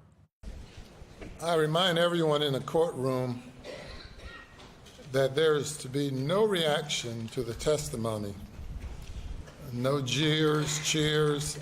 All day, defendant Alec Murdaugh was on the stand and taken to task. The reason why no one's ever heard that before is because you had to sit in this courtroom and hear your family and your friends, one after the other, come in and testify that you were on that kennel video. So you, like you've done so many times over the course of your life, had to back up and make a new story that kind of fit with the facts that can't be denied. Isn't that true, sir? No, sir, that's not true. Prosecutor Waters hammering home to the jury that Alec Murdaugh's story changed drastically after video places him at the murder scene within minutes of the murders. I did not tell them that I went to the kennel. I lied about that. And at the same time, you also looked at this jury and tried to tell them that you had been cooperative in this investigation. Other than lying to them about going to the kennel, I was cooperative in every aspect of this investigation.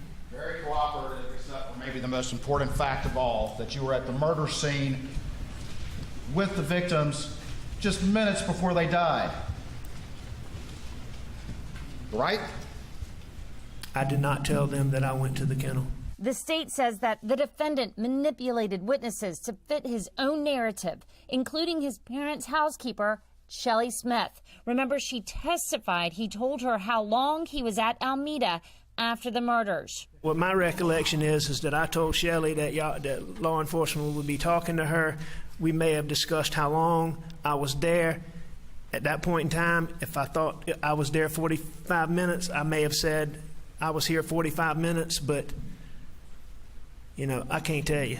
And Alec's confrontation with his own housekeeper about what he wore the night of the murders. What's similar to that? Well, that you're talking to both of these individuals about their testimony in a manner that's inconsistent with what they know.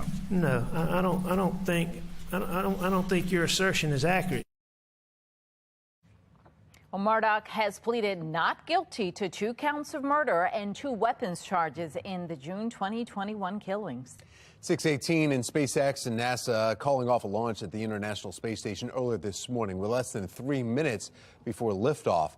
They called it off due to an issue with the rocket's ground system. The next opportunity for liftoff tomorrow at 1:22 a.m., though it's not yet clear if the issue will be resolved in the time or if weather will permit.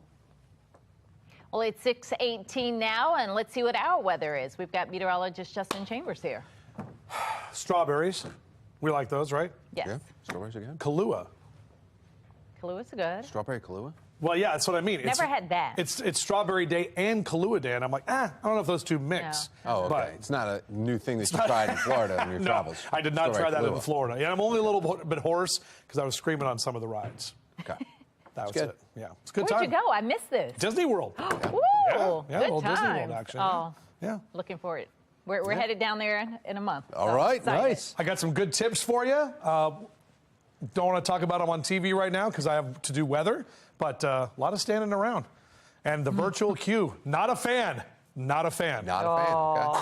Virtual queue is not cool. All right, good morning, everybody. Our downtown Baltimore camera, good morning to all of you looking out over the nice inner harbor. Couple of, I'd say about 20 minutes before the sun comes up. The good news is we're going to get sun for about half the day, and then those clouds are going to roll in this afternoon, and we pick up those rain showers as we head into the evening time tonight. We're right now at 33, so just above freezing in Baltimore. That's the official number there at BWI. We're tracking our next weather maker, and this is the system that is moving in over the Midwest. This is going to track across the Ohio River Valley this afternoon. Notice the thunderstorms, not the snow that folks are dealing with or have been dealing with, especially out west, but definitely more of the active weather that's going to continue to track through parts of Ohio, Indiana, and Illinois as well. We're going to track the rain showers as the kids head out to the bus stop. Beep, beep. No need for the umbrella this morning. We're in the 30s here in the next couple of hours with upper 40s by noontime. When you pick them up this afternoon, maybe a stray shower, but really that heavier rain is going to come in more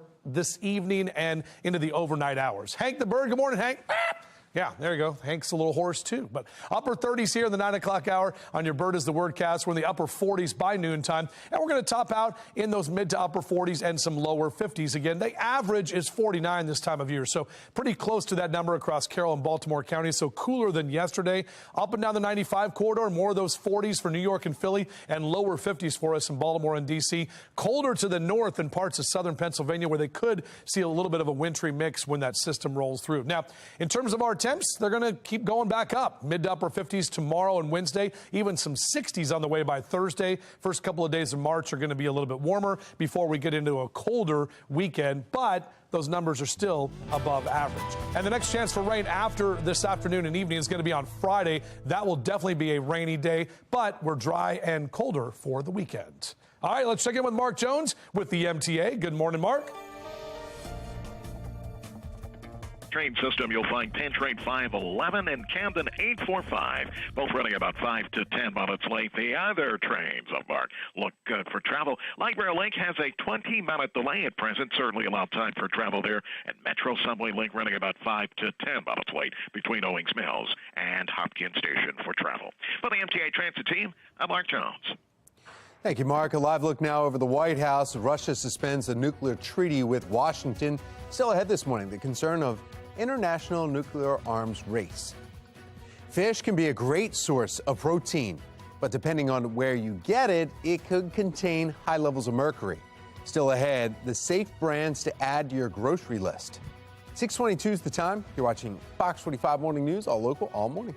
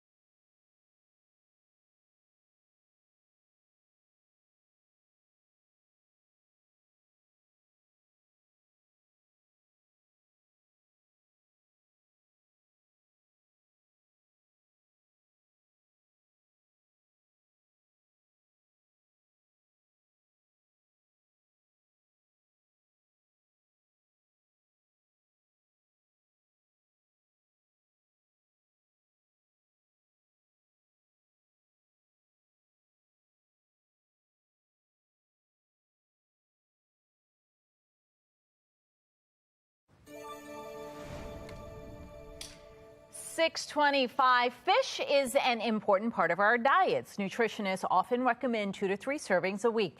To get that, many of us reach for canned tuna. There are some serious health concerns, though, around mercury in canned tuna, and Consumer Reports tested popular brands of the tuna to find out how worried we should be about mercury in canned tuna. Well, it's cheap, convenient, full of protein and omega-3 fatty acids, and a classic staple in our lunches, canned tuna. But the nutritional powerhouse from the sea comes with a warning. Tuna, just like other fish, can contain mercury. And if you eat a lot of fish, you can expose yourself to this potentially dangerous heavy metal. High amounts of mercury can lead to problems with fine motor coordination, speech, sleep, even walking.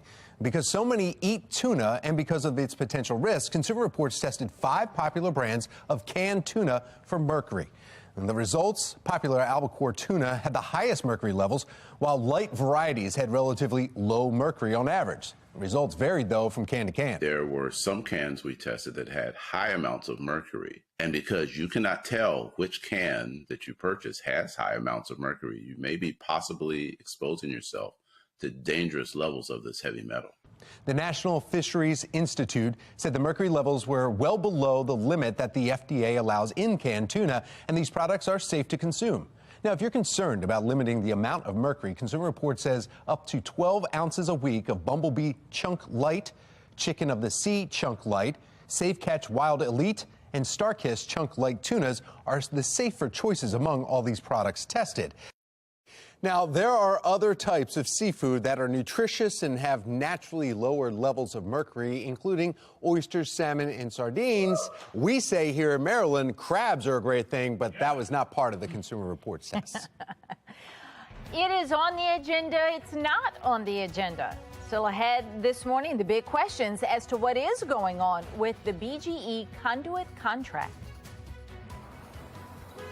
Concern over crime in Towson continues. Coming up, how leaders are working to address that crime and why some are still skeptical about those efforts.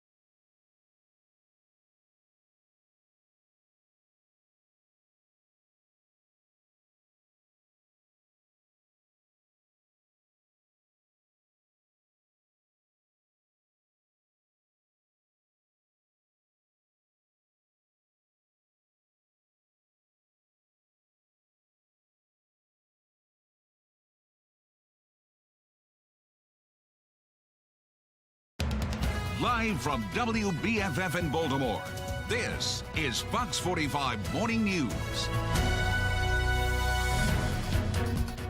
Welcome back on this Monday morning. 6:30 is the time. I'm Patrice Sanders. I'm Tom Rogers, and it looks like we could get some heavy rain, well, some rain this afternoon. Meteorologist Justin Chambers is here with what you need to take with you when you head out the door. Yeah, exactly right. Tom, Patrice, good morning to both of you, and good morning, everyone. Definitely grab the umbrella. We will be seeing that rain really later in the afternoon, so most of the day is going to stay dry as we look outside right now. The sun coming up shortly. Got a few clouds kind of hanging around. And again, we're going to see that sun here for the first half of today from our Mile 1 Auto Group cam. Temperatures are in the 30s right now, even some upper 20s there in Joppatown, 35 Bel Air, 39 in Elk Ridge, meanwhile only 29 in Ellicott City. So you can see in Howard County, seeing some of those colder temperatures. Overall, yeah, chilly Monday morning, increasing clouds this afternoon, and those rain showers are going to move in later today. So the afternoon commute will be wetter than your morning commute. Mr. Bose says we are good to go. Numbers staying in the mid to upper 30s over the next few hours, and we're dry. We'll top out close to 50 today, and then notice those temperatures are going to start climbing tomorrow back to the mid 50s on Tuesday and even mid to upper 50s by Wednesday. We'll break this down a bit further for you coming up in just a few. We have had some unfortunate, tragic incidents that have happened, but we want to prove that that's the anomaly. My worst nightmare is to get the call that I don't have a son anymore. That's where this town is heading, unfortunately, and it's supposed to be a nice college and a nice town, and, you know, it's like nerve-wracking to feel like, you know, is that day ever going to come where he doesn't make it back to his apartment from school or make it to school? Turning now to counties under pressure, residents in Towson still reeling following the shooting death of a 17-year-old just a week ago. Residents are questioning their safety as we see these kinds of incidents become more common. Jan Lilly joining us live this morning with the efforts from leaders to try and curb those levels and why some of the critics say they will not work. Shannon? Well, two big ways, Tom, that leaders in Towson are trying to keep people safe is by installing additional cameras and license plate readers as well. In fact, part of that plan is already in place, but we did speak with a law enforcement expert who is skeptical about that. Take a listen. Using technologies like a license plate reader, additional cameras, and that they may be covert or non-covert cameras in the area to assist with deterrence and apprehension purposes. Over the last several months, we've added 50 new cameras to 50 buildings. There's over 95% of the cameras are in the businesses in the Towson area. There are more cameras out there in this country right now between pole cameras from police departments, security cameras from buildings, ring cameras. There are more out there in this country right now than there ever have been. And our crime numbers are higher than they have been in years. Yeah, that was law enforcement analyst Melissa Pinkleton, and she says more boots on the ground is the answer to curbing crime. Now, that is something that leaders are also working on. In fact, they tell us they've increased patrols in Towson, and they're even exploring hiring additional security to help police. This all coming after a vigil honoring 17-year-old Trayshawn Harmon was held last night. Harmon was shot and killed, you'll remember, in Towson last Monday. It also comes after a shooting Super Bowl Sunday and several sexual assaults last month. In fact, take a look at your screen right here. According to Baltimore County Police data, last month there were 22 assaults, 2 robberies, and 3 rapes, all in the area of Towson Town Center. Now, leaders say that people who commit crimes in the Towson area, well, they will be arrested and they will be prosecuted. Reporting live, I'm Shannon Lilly, Fox 45 Morning News. Baltimore County Police need your help finding this missing 13-year-old. Take a look at your screen. This is Jasmine Torres, who was last seen in the Essex area. She's about 5'1", 109 pounds. If you have any information about her whereabouts, you're asked to contact police at the number right there on your screen, 410-307-2020. Looking ahead this morning, Wednesday, the mayor's controversial Conduit deal with BGE is back on the Board of Estimates agenda. The mayor approving the Conduit deal at the Board of Estimates meeting earlier this month without 2 of the 5 members of the board. City Comptroller Bill Henry and City Council President Nick Mosby left before that vote. They were attempting to try and stop the vote. The voters seem to be against the Conduit deal. In November, city residents voted overwhelmingly to block the sale or transfer of the Conduit system. Well, that is the second time in recent months that city leaders seem to ignore the will of the people. 72% of voters also approved term limits for local elected leaders in November. But Councilman Ryan Dorsey quickly introduced a plan that would put the issue back on the ballot in 2024, asking voters to repeal the charter amendment. Political analyst John Dede calls those examples a slap in the face to voters. I think it shows a little bit of tone deafness, the fact that the voters are saying one thing, and generally when you're elected, the idea is you listen to what the majority of voters want to say. And I think that when you choose to not listen to the people who are electing you, it increases only the possibilities of you being seen as out of touch and maybe out of office within a short period of time. We want to know what you think about this. Are city leaders respecting the will of voters? So far, 97% of voters have weighed in saying no. You can weigh in right now by heading to foxbaltimore.com/vote and click on the polls tab.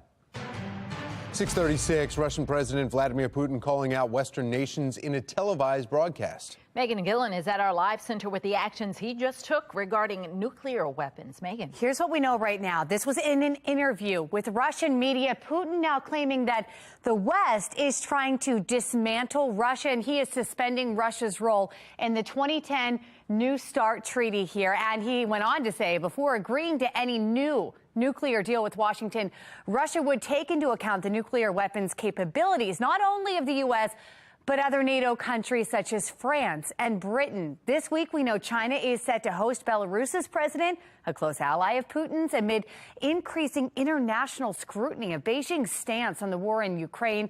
The White House warning China that supplying Russia with lethal aid would come at a cost. President Biden has said previously, we're not just making direct threats, we're just laying out both the stakes and the consequences, how things would unfold, and we are doing that clearly and specifically behind closed doors. Meantime, President Zelensky announcing a shakeup in Ukraine's military leadership. He is dismissing the commander of joint forces. No reason for his dismissal was given. It's just the latest in a long line of recent leadership changes made by Zelensky's administration. Taking you live now to Ukraine's capital city of Kyiv. As this war rages on, we know the cost there is mounting. Some estimates say rebuilding and repairing could range from $138 billion to $1 trillion. That's the latest from our live center. Patrice? The voters made a decision, but so far nothing has happened with the city taking over the police department. Just ahead, the changes that could happen today. Governor Wes Moore looks to make cuts, and Republicans look to add to the boost program. The people who could suffer the most from a cut. The rain returns this afternoon. Coming up, our weather authority team is tracking the wet weather and the temperature trend this week. 6:38, you're watching Fox 45 Morning News, all local, all morning. Weather Window, presented by the National Weather Desk. Parts of California hammered with snow during the weekend, meaning new experiences for some furry friends. Not sure if snow was a first for Simon the horse, but he turned the snowfall into a snack. Meanwhile, a windy weekend in the Texas Panhandle. Some of those winds between 50 and 70 miles per hour. With blowing dirt, this viewer could not see a barn 100 yards away. Want to see your weather photos and videos on TV? Click Chime In on this station's website to share.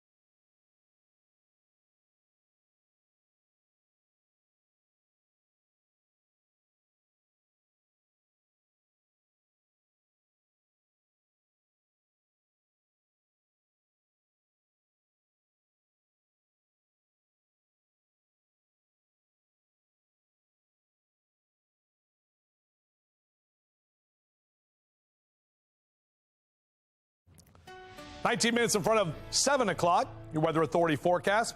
Really pretty shot there. Opening that big live window. Very calm morning over the Inner Harbor. We got some clouds kind of hanging around this time. Statewide, numbers are mainly in the 30s, so it's definitely a little chilly. Grab a jacket as you step out, and grab the umbrella, too, because you'll need it late this afternoon and this evening. Not for the morning commute. It's dry. Numbers staying in the 30s over the next couple of hours. We're back with your full forecast, and we'll do that in just a few minutes from right now. Tom? Thank you, Justin. Happening now, live look over the National Mall this morning. The city's famed cherry trees are in stage 1 of their bloom after last week's record high temperatures. A peak bloom is not generally until the end of March. This is one of the earliest first stage blooms on record, coming in at number 4. The earliest, February 13th. All right, well, asthma attacks in children can scare any parent and child. Still ahead in our Monday morning house call, when you need to make a trip to the doctor's office. It's a big week for a Baltimore Collegiate School for Boys. Still ahead this morning, the new vote that's happening following the last vote that happened last week. You're watching Fox 45 Morning News, all local, all morning.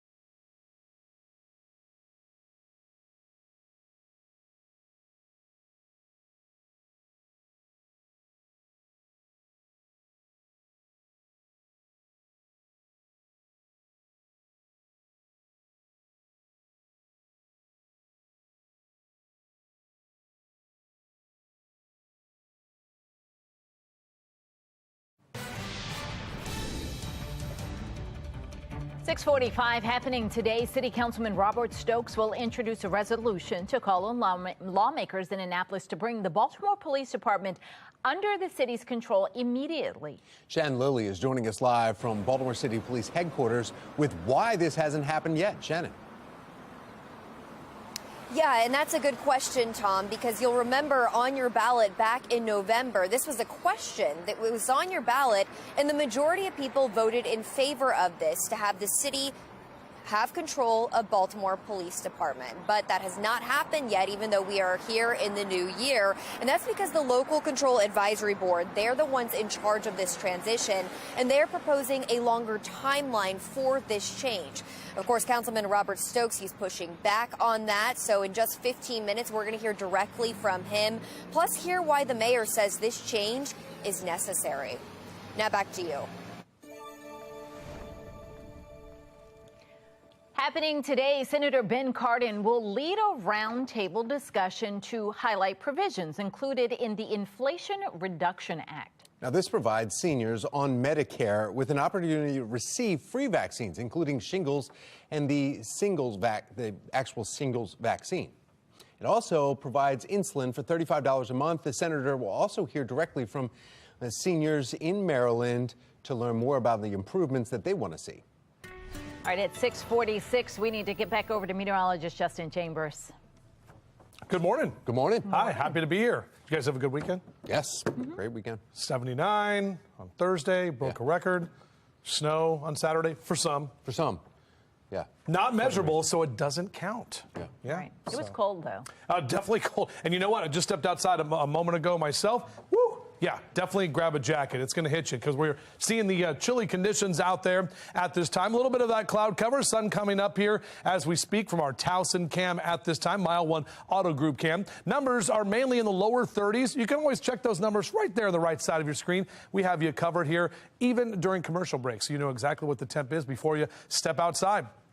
Everything is dry along the East Coast. That's our next weather maker. You can see that thing rolling through the Midwest, bringing showers and thunderstorms from St. Louis up into Chicago. All of that's going to be tracking to the east over the next couple of hours, and that's when we're going to start to see those showers develop by the afternoon and into the evening. So as you rise and shine with us next couple of hours, grab that cup of joe, enjoy some breakfast with us. We're in the mid to upper 30s, sun up at 6:42 and goes to bed tonight almost 6 o'clock. So we're getting closer to the 12 hours of day and night. Over there in Hunt Valley, the town center in the 10 o'clock hour will be in the lower 40s. And by the 1 and 2 o'clock hour, getting close to about 50 degrees, but notice those clouds that will start rolling in as we get later into the afternoon. That's going to set us up for that round of rain that we're expecting later today. So it should talk about right about 50. Again, those temperatures closer to average for this time of year. 49 officially is the average, and that's going to be your number in Westminster. 48 in Cockeysville. Some lower 50s in Baltimore down through D.C. with 47 in Stevensville on the eastern shore.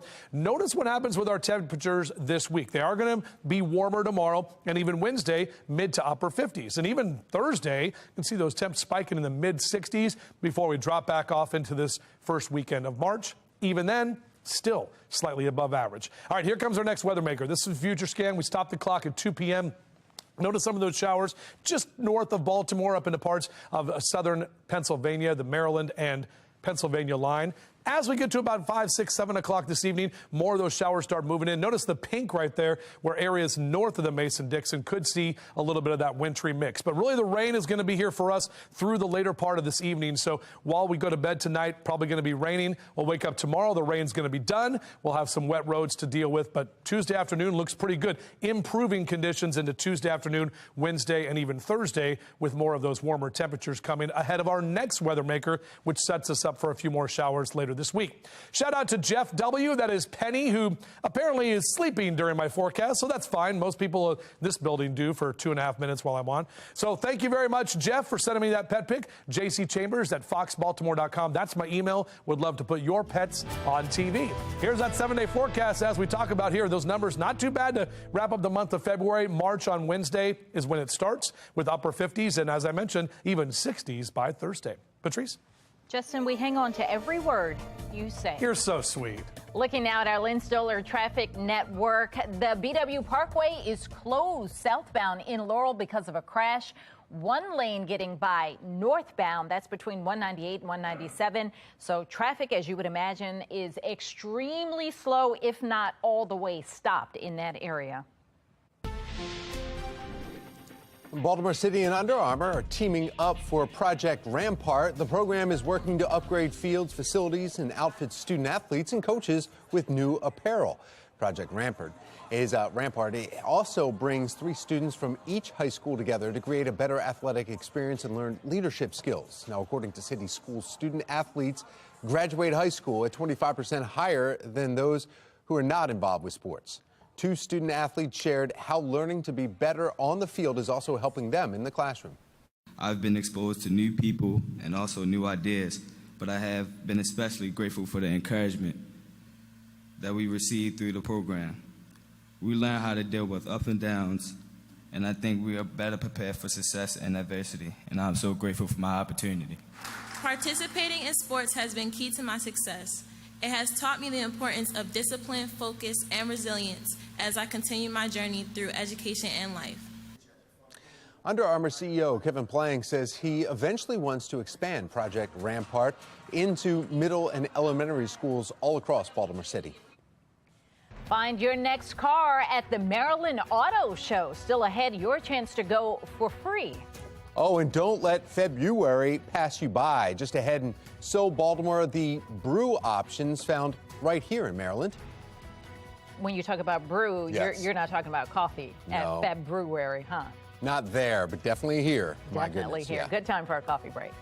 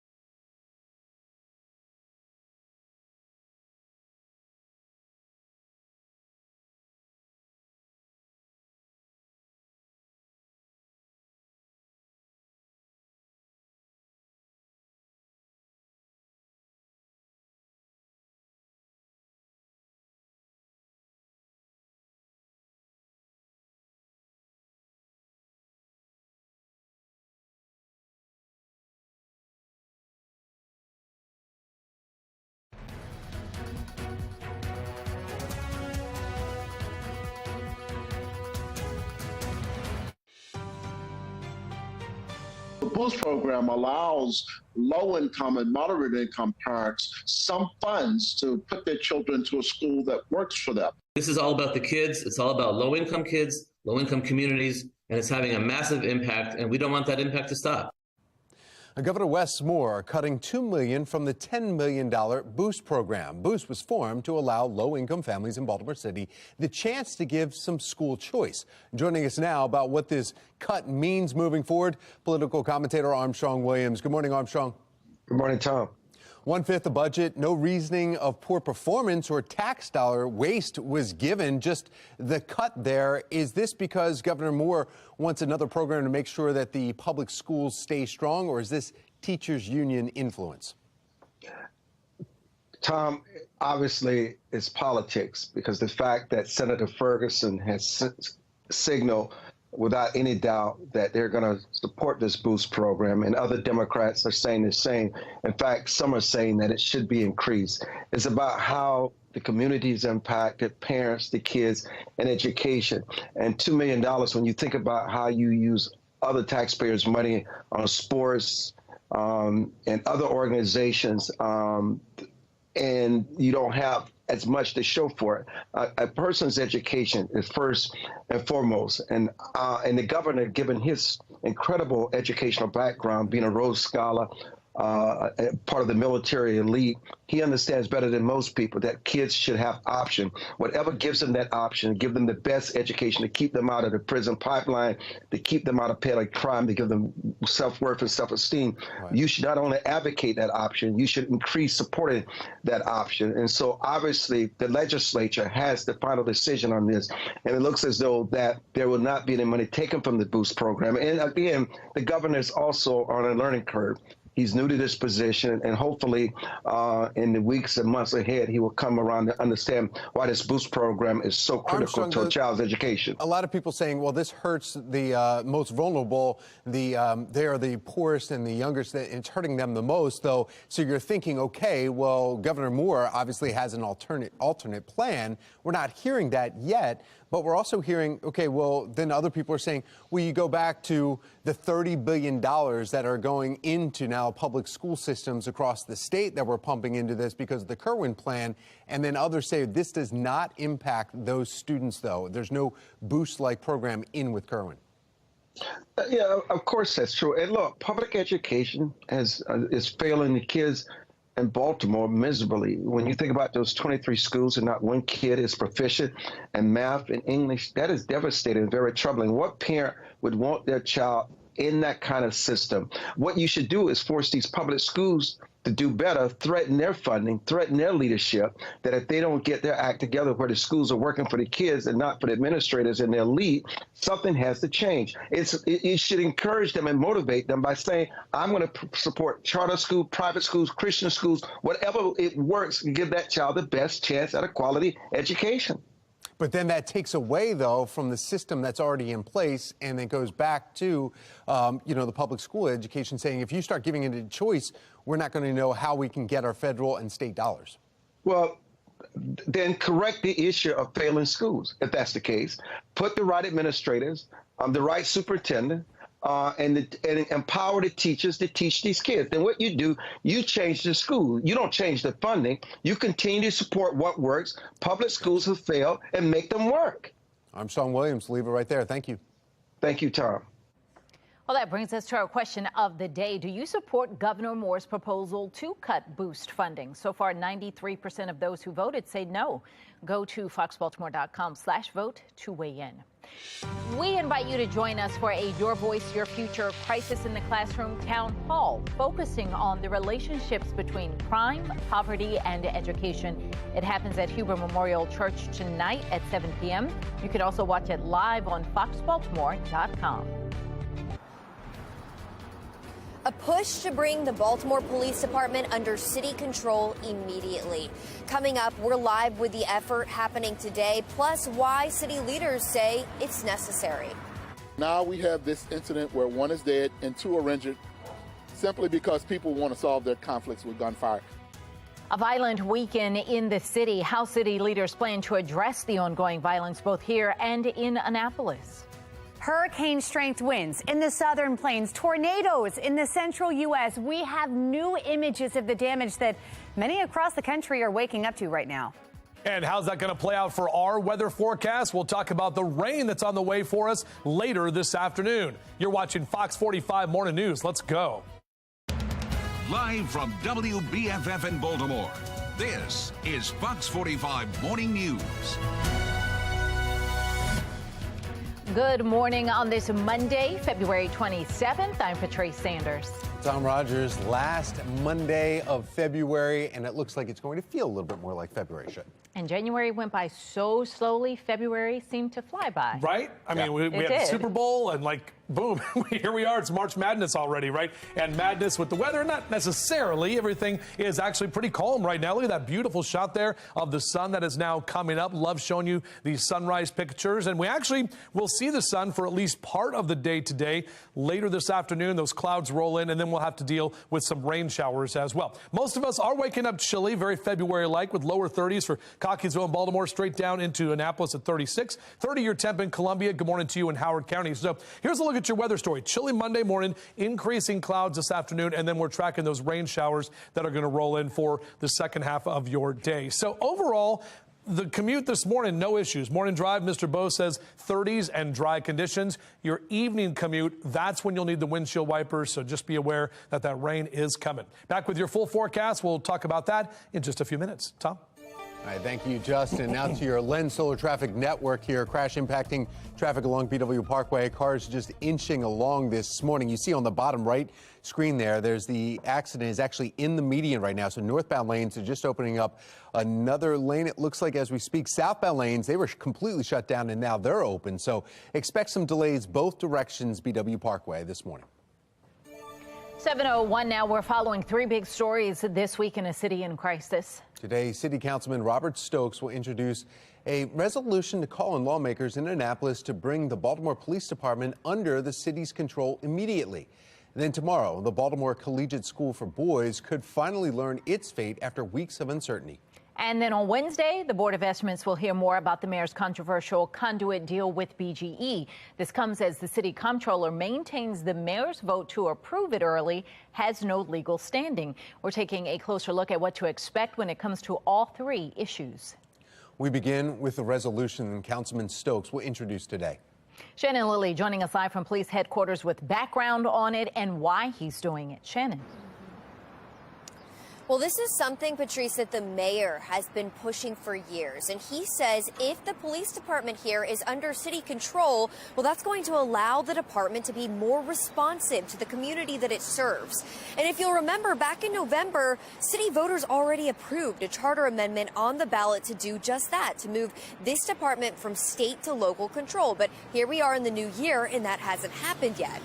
Well, that's because the Local Control Advisory Board is in charge of the transition, and they're proposing a longer timeline for this change. So it could even take another year. But many city council members say they want to move faster. Listen. Don't think we should do is further delay the transfer of legislative authority to the Baltimore City Council. Over 82% of Baltimore voters voted for this. We want the city council, our local elected legislators, to be legislative authority to make change to BPD. Further delay is not acceptable. Now, the law department says as of now, no one has legislative authority over BPD. But of course, Councilman Robert Stokes, he's trying to change that with his resolution today. So we will be monitoring that. Reporting live from police headquarters, I'm Shannon Lilly, Fox 45 Morning News. Thank you, Shannon. Now tomorrow, the Baltimore City School Board set to decide the fate of the Baltimore Collegiate School for Boys. School's at risk of losing its charter over what the school calls technicalities.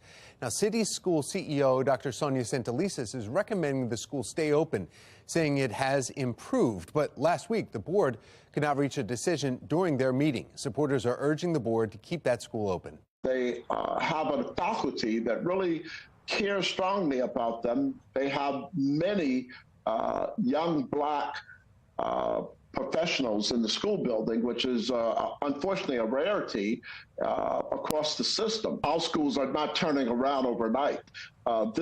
We have dozens of schools in Baltimore City, for example, 23 schools that no one is at proficiency in math. Former Councilman Carl Stokes, you just heard right there, referring to the report from Project Baltimore that shows of the students tested, not a single one performing at grade level in math at 23 Baltimore City public schools. Then on Wednesday, the mayor's controversial Conduit deal with BGE is back on the Board of Estimates agenda. The mayor approved the Conduit deal at a Board of Estimates meeting earlier this month, but two members of the board were not there. City Comptroller Bill Henry and City Council President Nick Mosby were trying to stop the vote. Many voters also seem to be against the Conduit deal since, back in November, city residents voted overwhelmingly to block the sale or transfer of the Conduit system. And that is the second time in recent months city leaders seem to ignore the will of the people. 72% of voters also approved term limits for local elected leaders in November. But Councilman Ryan Dorsey quickly introducing a plan that would put the issue back on the ballot in 2024, asking voters to repeal the charter amendment. Political analyst John Deedy calls those are examples of a slap in the face to voters. I think it shows a little bit of tone deafness, the fact that, the voters are saying one thing. And generally, when you're elected, the idea is you listen to what the majority of voters want to say. I think that when you choose to not listen to the people who are electing you, it increases only the possibilities of you being seen as out of touch and maybe out of office within a short period of time. We want to know what you think. Are city leaders respecting the will of the voters? So far, 98% of voters have responded no. You can weigh in right now by heading to foxbaltimore.com/vote and click on the polls tab. 7:06, and not only are we seeing a big week here in Baltimore, but also in Annapolis. On Thursday, lawmakers will hear a few different bills regarding juvenile crime, 2 from Democrats and 2 from Republicans.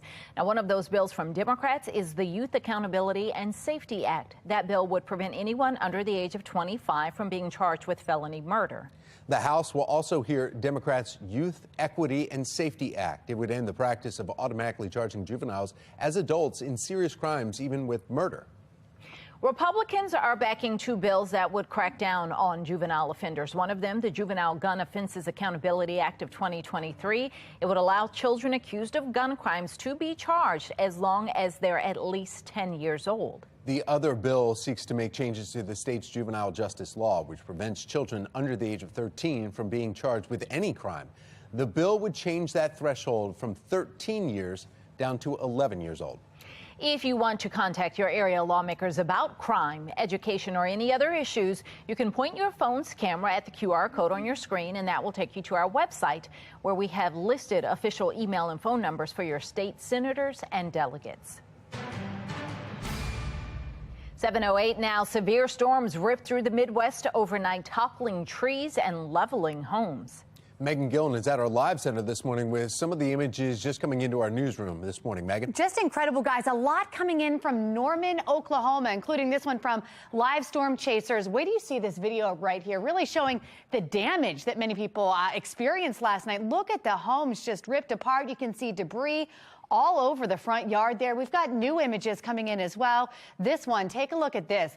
A car flipped over, just showing you how strong those winds had to have been. Again, reports of tornadoes going through that area.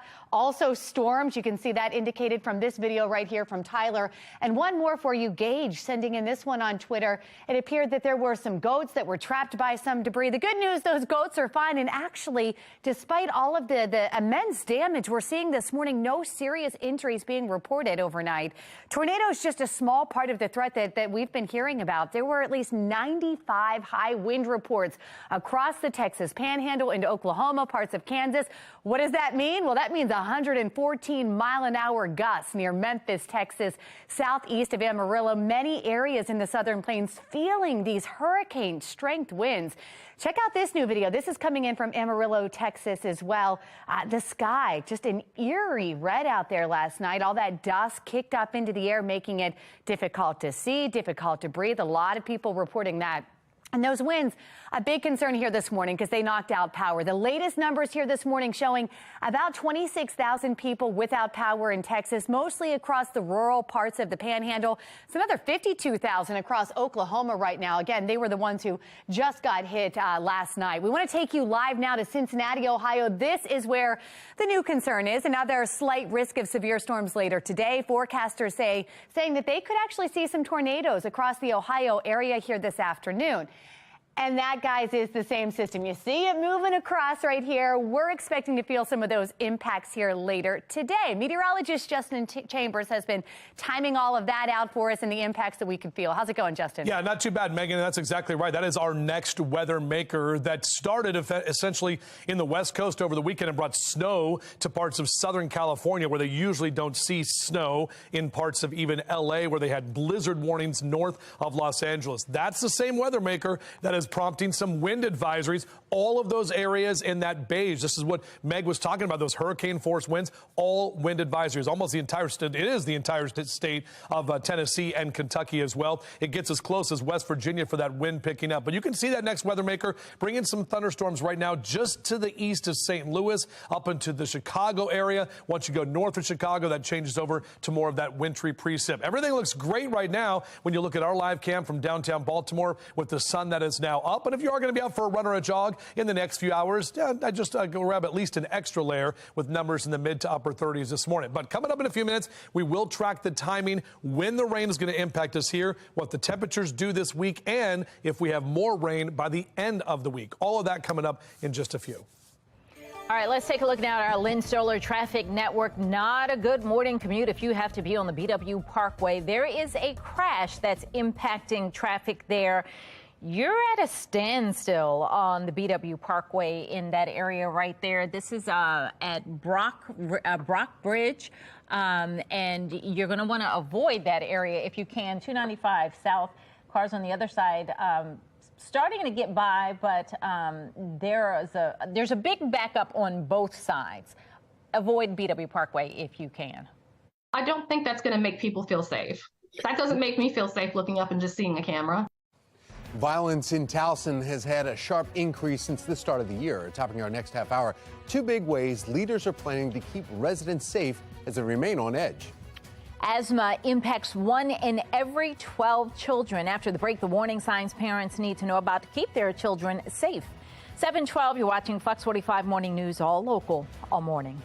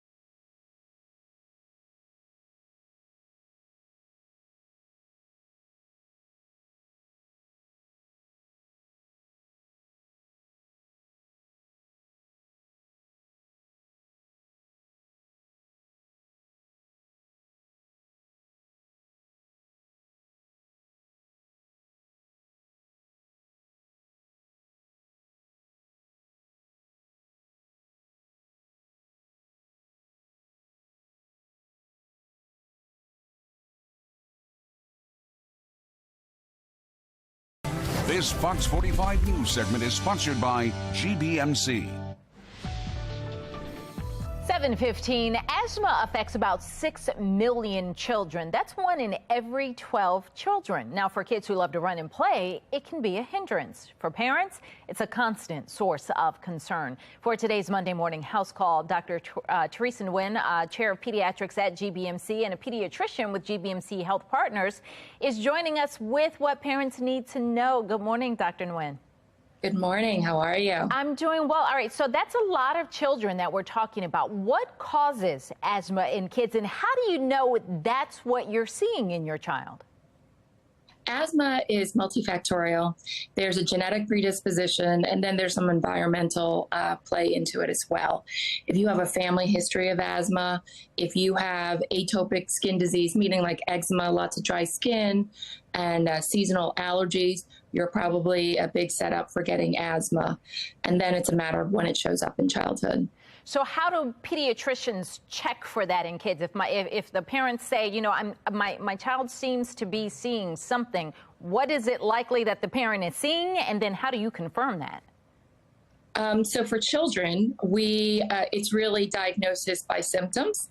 So many children wheeze. It's that you can't get all that air out when they're exhaling. And that can happen with viral illnesses such as respiratory syncytial virus or rhinovirus. And many children wheeze with viral illnesses under a year of age, but many of them outgrow that, wheezing with the viruses. But if you continue on in childhood, you wheeze and we treat you with medications for asthma and you get better, you most likely have asthma. And it's even more likely if you have a family history of this, of asthma in your parents, your siblings, and again, like I said, the skin disease or the seasonal allergies. And so how do you manage that? Because kids are going to want to run, they're going to want to play, parents are going to want some, ease of mind that their child is okay. How do you manage it? And then talk about when it becomes really serious and you need to bring them into the doctors. Of course. So they should run and play just as normal children do. Just be aware that when they catch a cold or when it's allergy season, that may flare up their asthma. And you'll know your child is coughing a lot. Whether you wheeze or not, you're going to cough. And, they are going to run out of energy. When they're playing really hard, they cough, they wheeze. That's the time to use your medication, such as the albuterol, which is a beta agonist that helps open up the airways. And I always tell my patients, if you're using your medications at home every 4 hours and you're not feeling better within 24 hours, you need to come see me in the office. And then if we're not open and your child is really struggling, meaning flaring their nostrils, pulling their ribs in and out and sucking in at their Adam's apple, then they need to be seen immediately, emergently in the emergency department if the doctor's office isn't open. All right, then that's scary for the kids and for the parents, but at least we know it can be managed prior to that. Dr. Nguyen, thank you so much. Thank you. Have a great day. Well, send us your health questions and suggested topics to news@foxbaltimore.com with the subject line, Monday Morning House Call. 7:18 now on this Monday morning, and we need to find out exactly if the kids are heading out to the bus stop right now, how to dress them, because it's cold, but then there's also It's a little chilly today. Yeah, absolutely. I mean, it feels like February, right? What a concept. It actually feels like the month that we typically feel like. But yeah, we do need the umbrellas, guys, really for later this afternoon. We're talking more so like late afternoon and evening time. I'm going to show you the hour-by-hour forecast here in just a second. It's going to tell you exactly what we're thinking in terms of when that rain is going to impact you. This is our Toyota Inner Harbor Sky Cam. If you have a moment to peek at your TV screen, very nice shot right there with those high, thin clouds and that sun that is now up. So we are looking at the sunshine now. A lot more cloud cover later today will prevent us from seeing that beautiful big ball of energy in the sky. Our HD radar, that's the next weather maker. You can see it on the left side of your screen. That area of low pressure in the upper Midwest bringing wind, rain and thunderstorms to that part of the country. We're not going to be tracking the severe weather here. The wind is going to pick up, especially in the mountains here later this afternoon. No wind advisories for us. In fact, overall, the wind is going to stay mainly calm. But this is our hourly future scan. Notice this is through about 1 o'clock this afternoon. Some of the models do want to bring a couple of light showers. I'd say between about 1, 2 and 3 o'clock. That's not going to be the rain that is going to really impact us. Your drive home, this is about 6 p.m. Notice that rain and those areas in orange and yellow. That's the heavier rain that's going to move through in that 7, 8, and even in that 9 o'clock hour. A good amount of us are going to get that rain with that easterly, or what we call an onshore flow, pushing that rain through the area. And that stays with us by the time we go to bed later tonight. So just know it is going to be rainy in the overnight hours. Yes, definitely send the kids to the bus stop with the umbrella, beep, beep, but they won't need it this morning. Numbers in the upper 40s by noontime and into the upper 40s and lower 50s as we take you to the afternoon. That's when that rain is going to start rolling through. Golfers, you got a good, I'd say, 5-6 hours to get that round in if you want to today. And really not much in the way of wind, albeit chilly with temperatures in the 30s and into the upper 40s by midday. And we're keeping those 40s around here for most of us across Carroll and Baltimore counties. Hereford zone down to Cockeysville, 47 Towson for Lutherville and Timonium, right about 47 as well in Perry Hall and White Marsh this afternoon. Up and down the 95 corridor, lower 50s in the district today, mid 40s down the ocean, and colder temperatures in New York and Philly this afternoon. Here's a look at our future scan. This is what we were talking about, kind of the larger picture. There's the clouds rolling in right along in the 6-7 o'clock hour, that warm front. That's the boundary where we'll see some of those showers. And again, it lingers through the overnight hours tonight. We'll wake up with cloud cover tomorrow, keeping the clouds through about midday on Tuesday. By the time we get to Tuesday afternoon, more sunshine, and then warmer temperatures are coming this week. Shout out to Lindsay Budd. Look at this close-up shot of Princess Paisley. Thank you so much, Lindsay, for sending that picture in. That is a great picture of your pup. I love it. I love all these great pet pics, guys. Keep them coming. JC Chambers at foxbaltimore.com.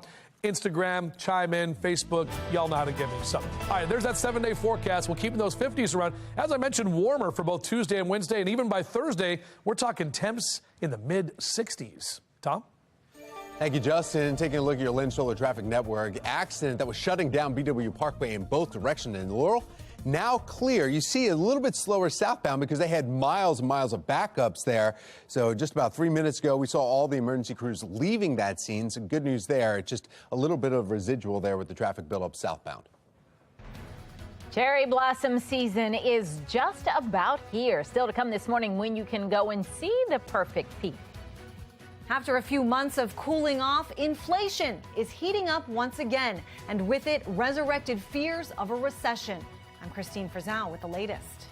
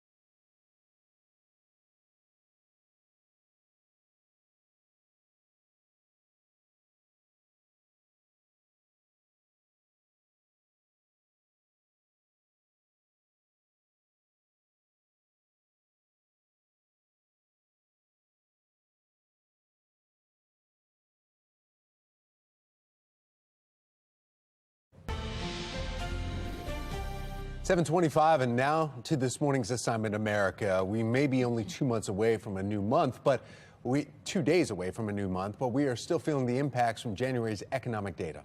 Just when it seemed inflation was finally starting to slow down, it actually rose again last month. National correspondent Christine Frizzell shed some light on what that may mean for everyday Americans. Can't stop, won't stop.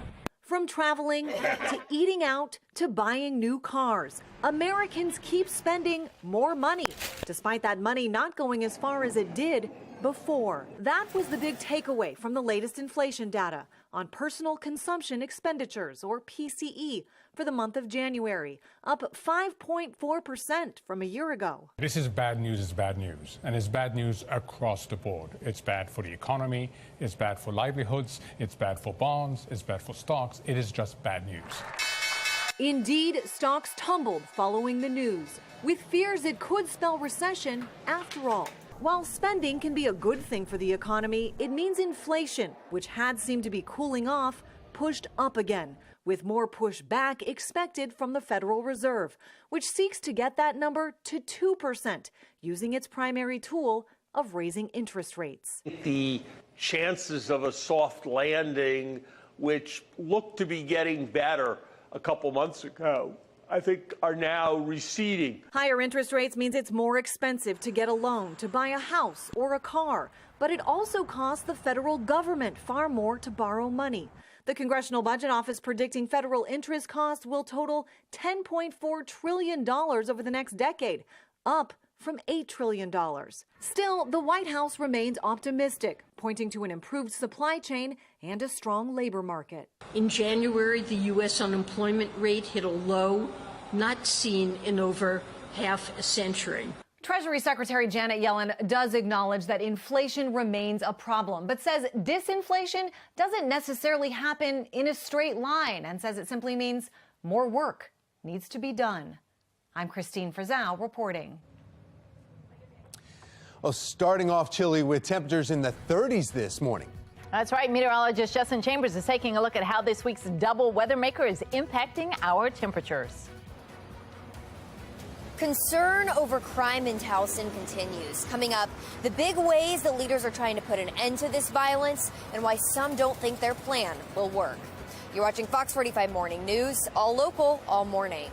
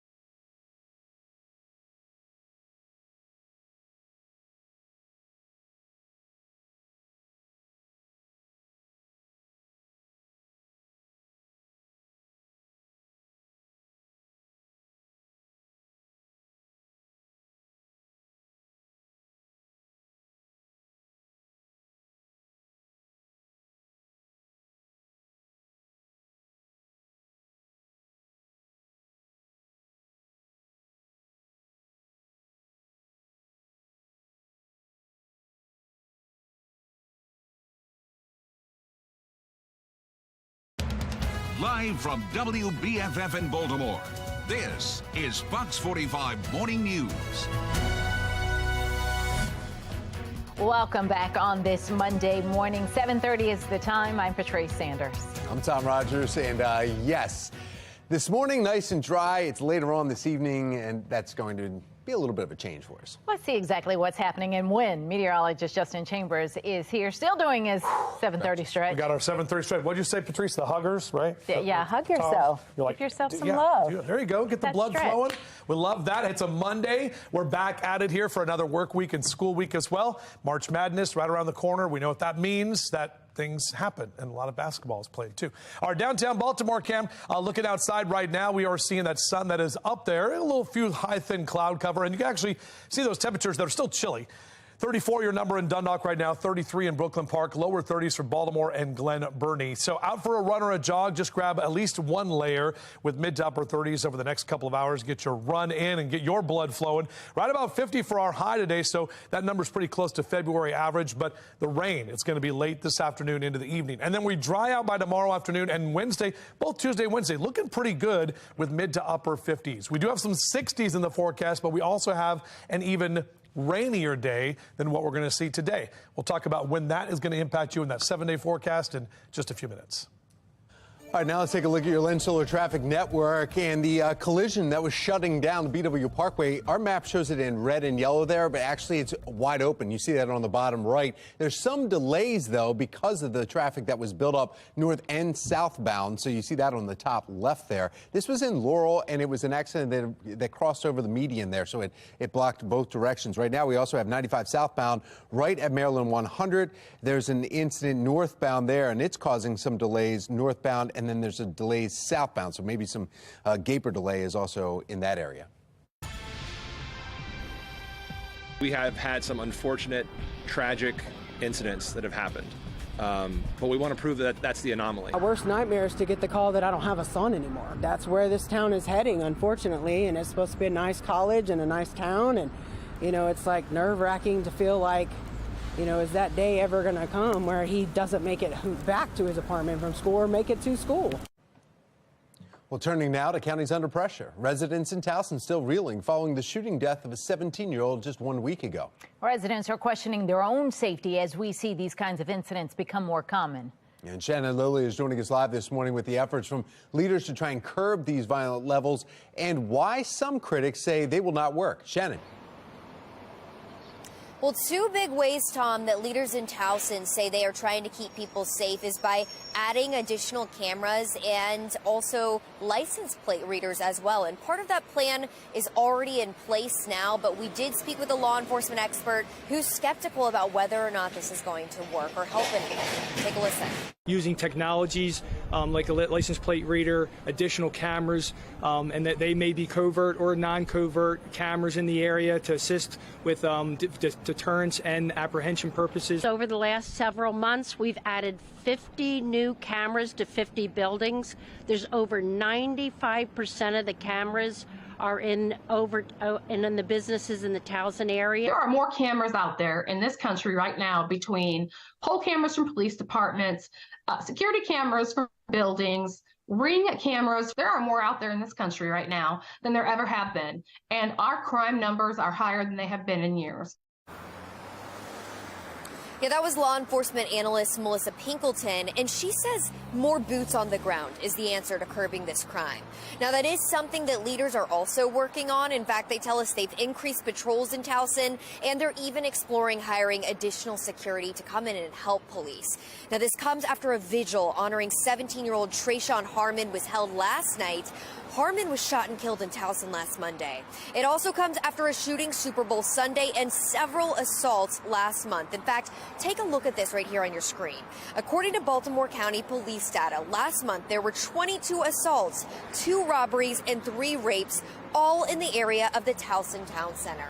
Now, leaders say people who commit crimes in Towson, they will be arrested and they will be prosecuted. Reporting live, I'm Shannon Lilly, Fox 45 Morning News. Thank you, Shannon. Now, Baltimore County Police need your help finding this missing 13-year-old. Take a moment to look at your screen. This is Jasmine Torres. She was last seen in the Essex area. She's about 5'1" and 109 pounds. If you have any information, you're asked to contact police. That number right there on the bottom of your screen, 410-307-2020. In Baltimore City, police are investigating two separate shootings that left 2 people dead and 2 others hurt. The first happening around 6 o'clock last night along Bowley's Lane. Police say an officer working in that area heard gunshots and ran to the scene. Authorities say the officer saw a person firing shots, but that person got away. Police say it is not clear if that person was the one who shot the 3 others or if he was firing back at someone else.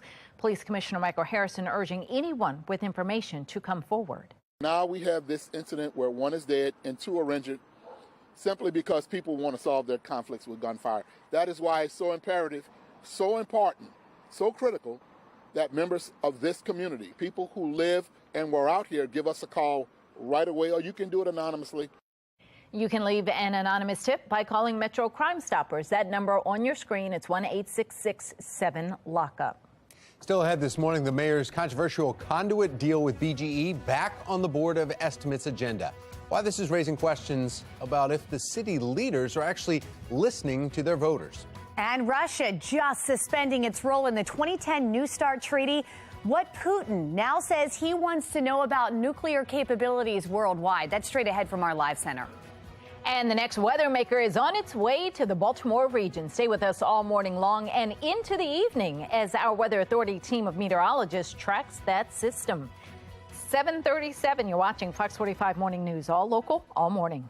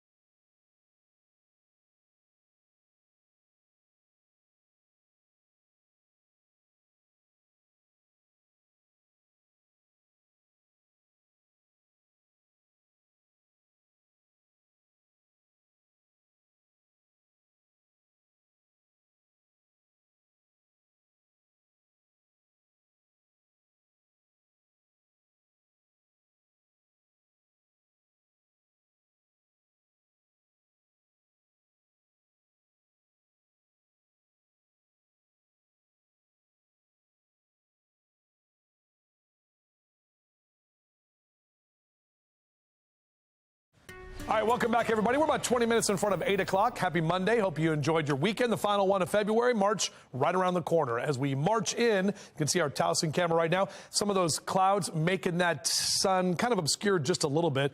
Statewide, our temperatures are mainly in the 30s here across the state. Central Maryland all the way out toward the western part of the old line state. Now, this is your out-the-door cast. You look, oh, man, he's got all 3 checks, right? jacket, sunglasses for the first half of the day, umbrella for the second half of the day, especially if you're going to be out after about 5, 6 o'clock. That's when that rain's really rolling in. Temps 50 today, 40 tonight, and mid-50s tomorrow. Tomorrow looking to be a pretty nice afternoon for the final day of the month. We're back with your full forecast in just a few minutes from right now. Tom? Thank you, Justin. Russian President Vladimir Putin calling out Western nations in a televised broadcast. Megan Gillen is at our live center with the actions he just took regarding nuclear weapons. Megan. That's right, guys. That interview with Russian media, Putin now claiming the West is trying to dismantle Russia. He is suspending, as you can see, Russia's role in the 2010 New START treaty. And he went on to say that before agreeing to any new nuclear deal with Washington, Russia would take into account the nuclear weapons capabilities not only of the U.S., but other NATO countries such as France and Britain. We know this week China is set to host Belarus's president, a close ally of Putin's, amid increasing international scrutiny of Beijing's stance on the war in Ukraine. The White House warning China that supplying Russia with lethal aid would come at a cost. President Biden has said previously, we're not just making direct threats, we're just laying out both the stakes and the consequences, how things would unfold, and we are doing that clearly and specifically behind closed doors. President Zelensky announcing a shakeup in Ukraine's military leadership. He's dismissing the commander of joint forces. No reason for his dismissal was given, but it is just the latest in a long line of recent leadership changes made by Zelensky's administration. Taking you live now to Ukraine's capital city of Kyiv. We know as this war rages on, the cost there is mounting. In fact, some estimates say that rebuilding, repairing after this war could range anywhere from $138 billion upwards to $1 trillion. That's the latest from our live center. We'll send it back to you, Tom. Thank you, Megan. Tomorrow, the Baltimore City School Board set to decide the fate of Baltimore's collegiate school for boys. Why this is not the first time the board is meeting to discuss this same school. 742. And with the Slate Farm Brewery this morning, come see about me. We'll tell you why that song is tied to this beer. Coming up on Fox 45 Morning News.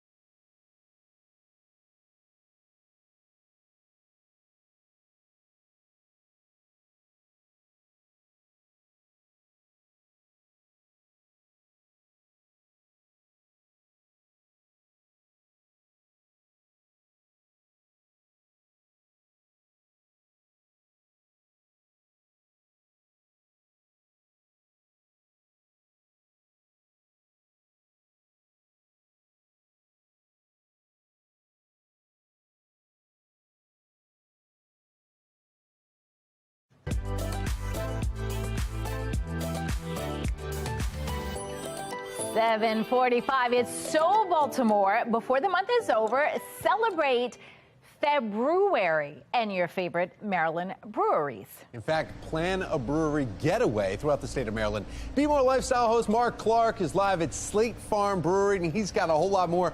When we last left you, Mark, you were singing and you had a can of beer. What's going on with that? The beer's empty. Well, I got another one. Everyone considers him the king of Hartford County. Matthew is here once again. Thanks, Mark. I got another song, too. But okay. There you go. Thanks. So, yeah, we're celebrating Hartford's 250th anniversary this year. So, to commemorate that, all 8 breweries in Hartford County, including Slate Farm Brewery, where we are this morning, brewed a beer, Come See About My Pale Ale. So that song was made famous about Come See About Me. Nella Dodds, she's actually from Hartford County and Havre de Grace. Come see about me. There we go. Yep. So yeah, we thought it would be appropriate to dedicate the beer and name it after her for Hartford's 250th. So this year we got a lot of great stuff going on. Travel along Hartford's digital passport here. Including Slate Brewery. You can just go ahead and check in right there and build up points to win prizes from Visit Hartford. And then on March 31st, April 2nd, that's where the big festivities are taking place for Hartford 250. So hartford250.org, visit hartford.com. And Matthew brings all these people together, you know, like my man here, Clint? Kyle, I'm sorry, Kyle. I've been drinking already, guys. But, you know, you bring it all together to a delicious ale, and of course, come see about my pale ale. Cheers. If there's any left by the time Mark's done. It's 5 o'clock somewhere. Yeah, it is. It's after 5. All right. Well, if you want more information, go to foxbaltimore.com/newslinks. Never been to Slate. I've been to Falling Branch breweries in Hartford County, but never been to Slate. What's the other one up there? Breweries. The R's throw me off. Is it Ivywild or Breweries? Idlewild? What is the one that's up? What's the other one? Ulysses? I don't go to them because I don't say It's them. Baltimore County. Oh, yeah. It's up there. Yeah, that's another one. Breweries. I like that. You're still working on that? She hasn't even been drinking it. All right, let's take you outside right now and shift over to weather. There's that big ball of energy in the sky. You got that big energy. Hashtag Lotto. So our Toyota Inner Harbor Skycam looking good right now. We've got some high, thin clouds and temps on the right side of your screen. A lot of us are still in the 30s. So make sure to grab a jacket before you step out. Make sure you do that before the kids get out, too. Get them dressed appropriately. Now, this is our next weather maker. This is a large weather system. This was bringing some snow to parts of Southern California over the weekend, now moving into the upper Midwest, bringing some thunderstorms there as well. Now, we're not tracking the thunderstorms, but we are going to track at least a few light rain showers. Hourly future scan stopping the clock at 1 p.m. Notice we get more of that cloud cover. Couple of stray showers possible in that kind of 1, 2, and 3 o'clock hour. Really, the bulk of the rain is after about 5 or 6 p.m. So this is really for your drive home and your Monday dinner plan. 6, 7 o'clock, even to that 8 o'clock hour, and 9 p.m. Some of the heaviest rain is going to be with us. From Baltimore south down through Annapolis, that onshore flow, and that's when that wind is going to pick up from the south and southeast as well, continuing into the evening hours tonight. By the time we wake up tomorrow, should see the cloud cover hanging around, but the rain will be all done. So this will mainly be a Monday afternoon evening event. 34 next hour if you're hanging out there at Fells, maybe at the Cup. 48 here by noontime, and we'll see those temperatures slide into the lower 50s, again with more cloud cover and a couple of light showers through the later part of the afternoon. Now, the sun is going to be up until 5:57 tonight. We won't see much of the sun later today, but notice those daylight hours continue to expand and get closer to 12 hours of day and night because we're getting closer to the spring equinox. It's 3 weeks from today, guys. So upper 40s here, Westminster, Bel Air, out to the eastern shore, close to 50 in Chestertown, 48 in the capital, 48 your temperature in Columbia. Numbers are climbing, mid to upper 50s for Tuesday and Wednesday. We even get in the mid 60s by Thursday, and notice those numbers do drop off. We're colder for the first weekend of March. All right, that future scan, kind of the larger picture here. There's the system kind of rolling through into the evening hours tonight. This is what I was talking about. Clouds start tomorrow morning, but by tomorrow afternoon, we do expect that sun to break out. Wednesday looking very nice. Thursday, a little bit more cloud cover. Could see a stray shower as well as our next weather maker rolls in. That brings a pretty decent amount of rain by the time we get to Friday. Shout out to Jen Weitzel in Mount Airy. Ladies and gentlemen, that's Patch. And Patch has a birthday today. That is a cute Sheltie. So thank you very much, Jen, for doing that and send that picture in Mount Airy. And Patch, happy birthday to you. All right, let's do that 7-day forecast. Roll that beautiful bean footage. We see those numbers here, as I mentioned, in the mid to upper 50s. So we're staying above average this week. Again, our next chance for actual rain after today comes on Friday. Patrice? Well, we want to see what the weather is like in your neighborhood. Point your phone's camera at the QR code on your screen and share your pictures and videos. You can also go right to our website, foxbaltimore.com/chime in, or you can use your Fox 45 mobile app. Just click on the Explore tab and then chime in.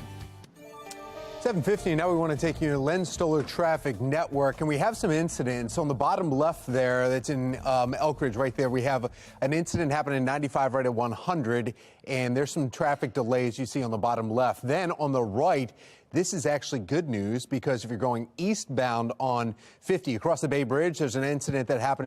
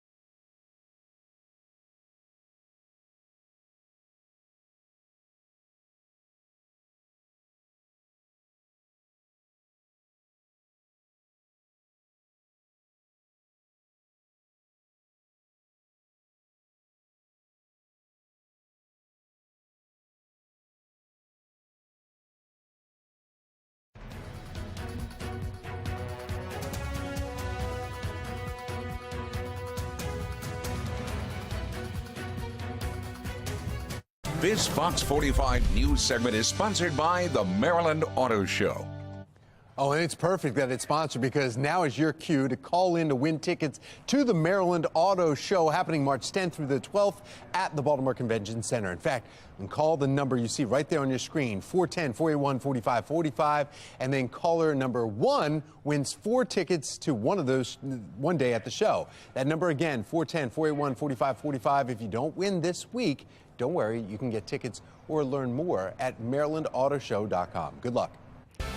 All right, now over to Sports Unlimited. The Terps extend their Big Ten home winning streak record to 13 games. This comes as Maryland defeated Northwestern last night in College Park. It was an exciting game. The first half was back and forth with both teams taking the lead.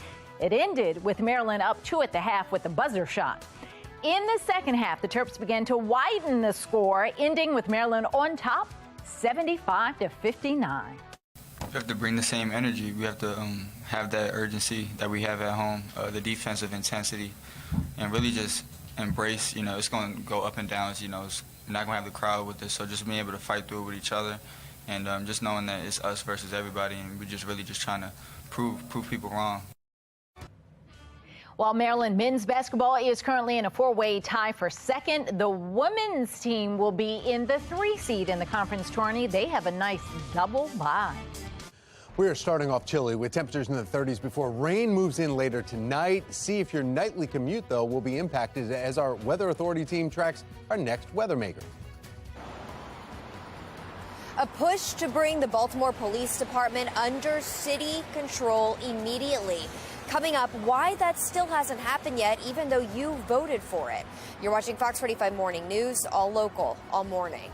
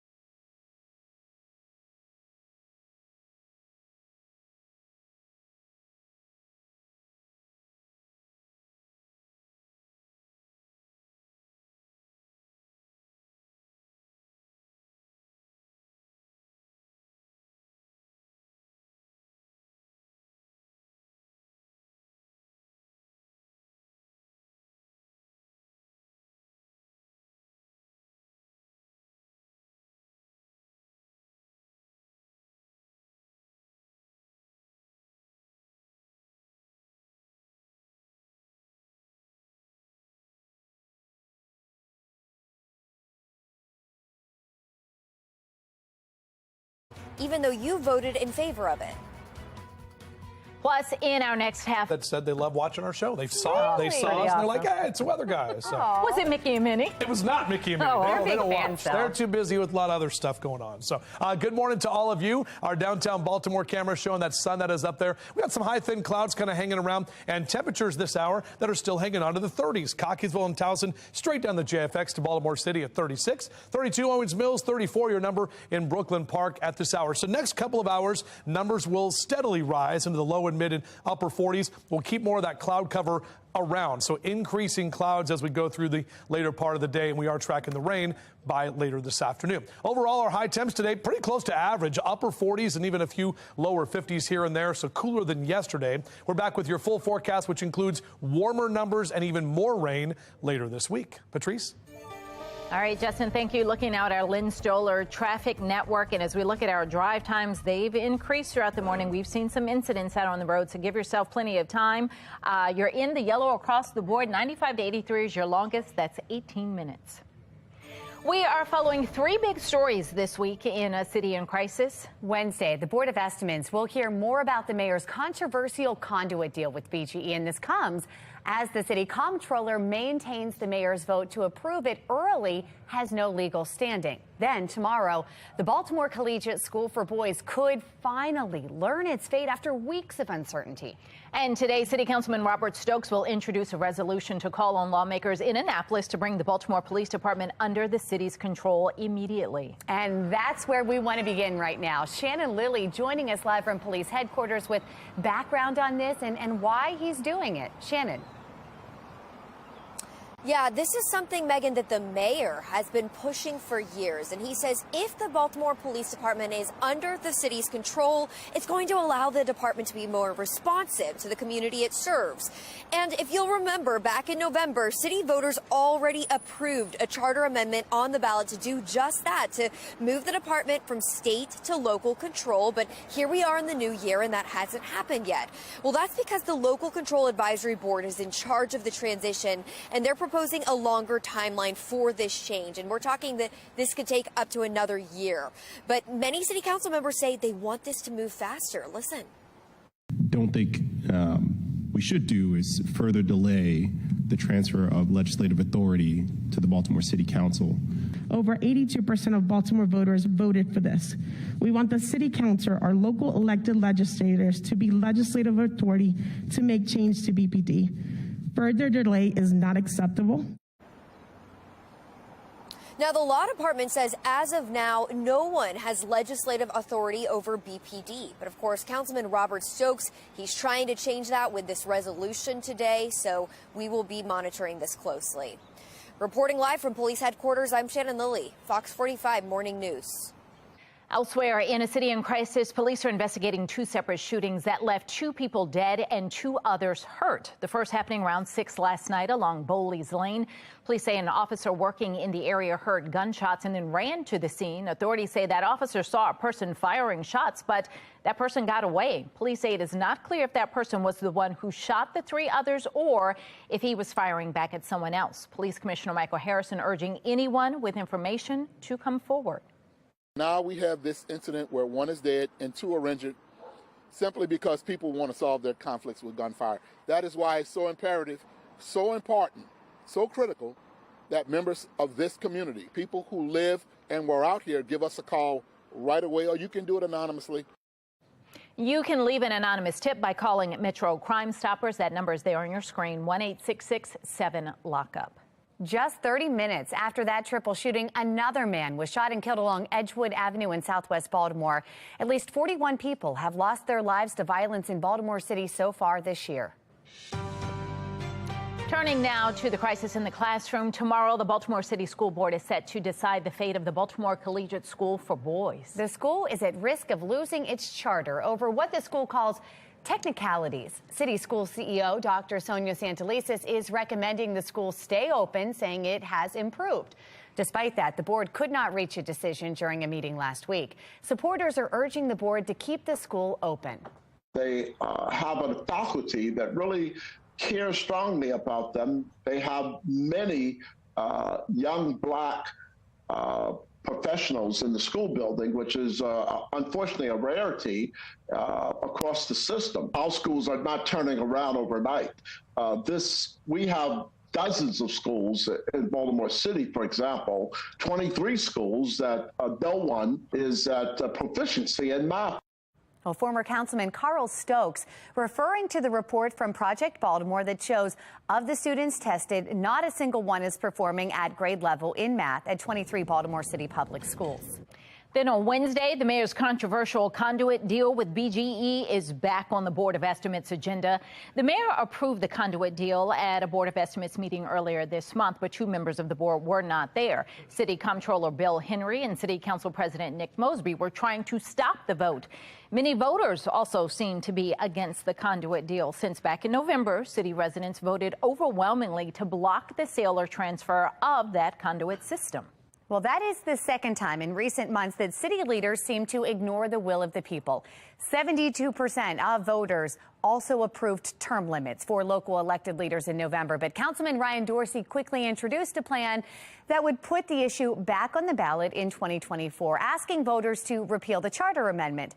Political analyst Sean Deedy calls those 2 examples a slap in the face to voters. I think it shows a little bit of tone deafness, the fact that, the voters are saying one thing. And generally, when you're elected, the idea is you listen to what the majority of voters want to say. I think that when you choose to not listen to the people who are electing you, it increases only the possibilities of you being seen as out of touch and maybe out of office within a short period of time. We want to know what you think.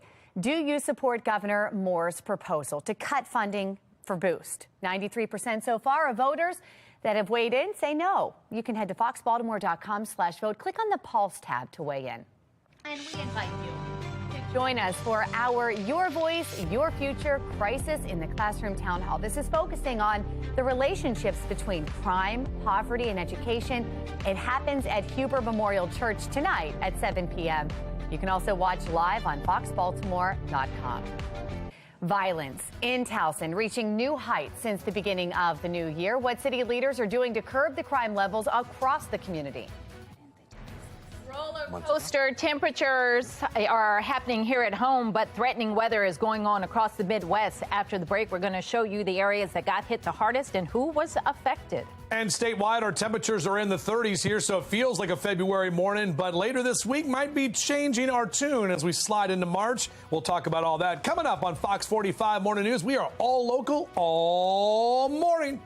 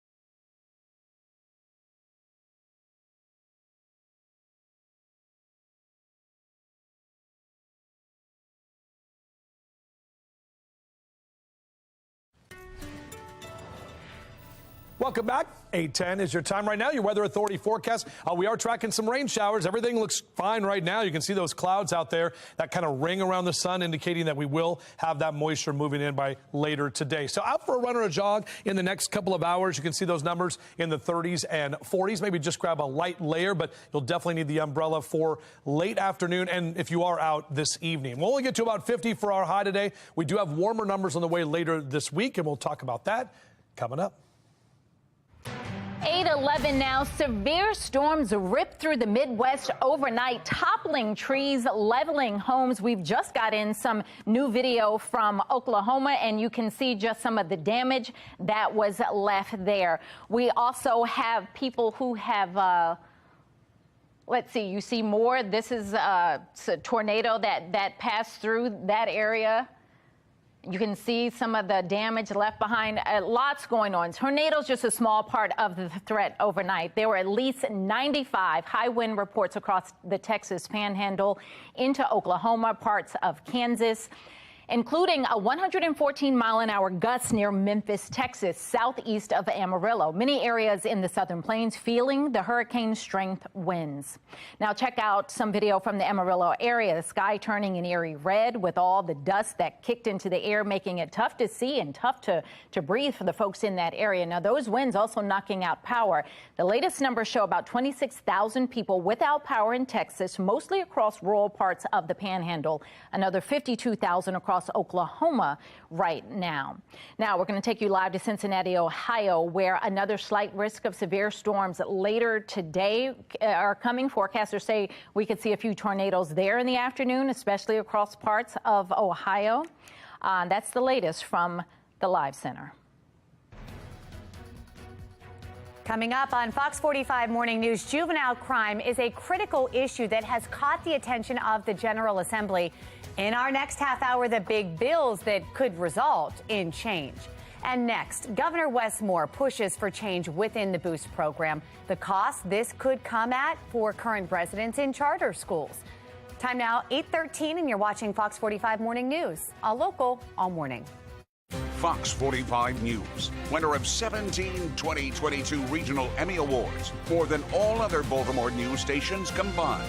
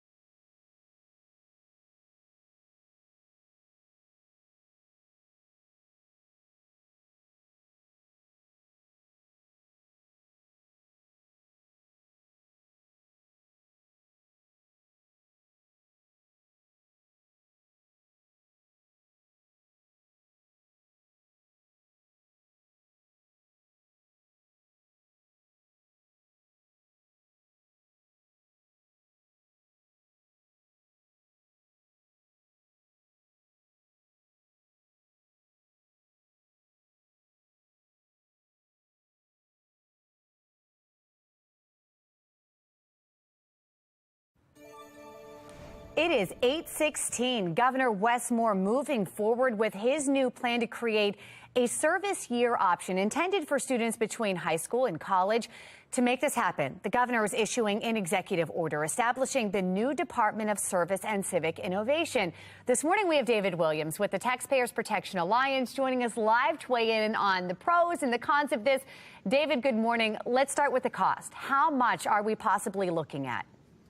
Good morning, Megan. And this is the concern that I voiced last month, is when you have the governor of one party and you have the state legislator of the same party, that there's going to be a lot of things and a lot of spending. And plus you have a $2.5 billion surplus. And this service year program is going to cost a lot of money. So it's, what it is, every student, not every student, but a lot of students take a gap year between high school and college. Now, what the governor wants to do is turn that gap year into a year of community service, of, going to work for a nonprofit, that sort of thing.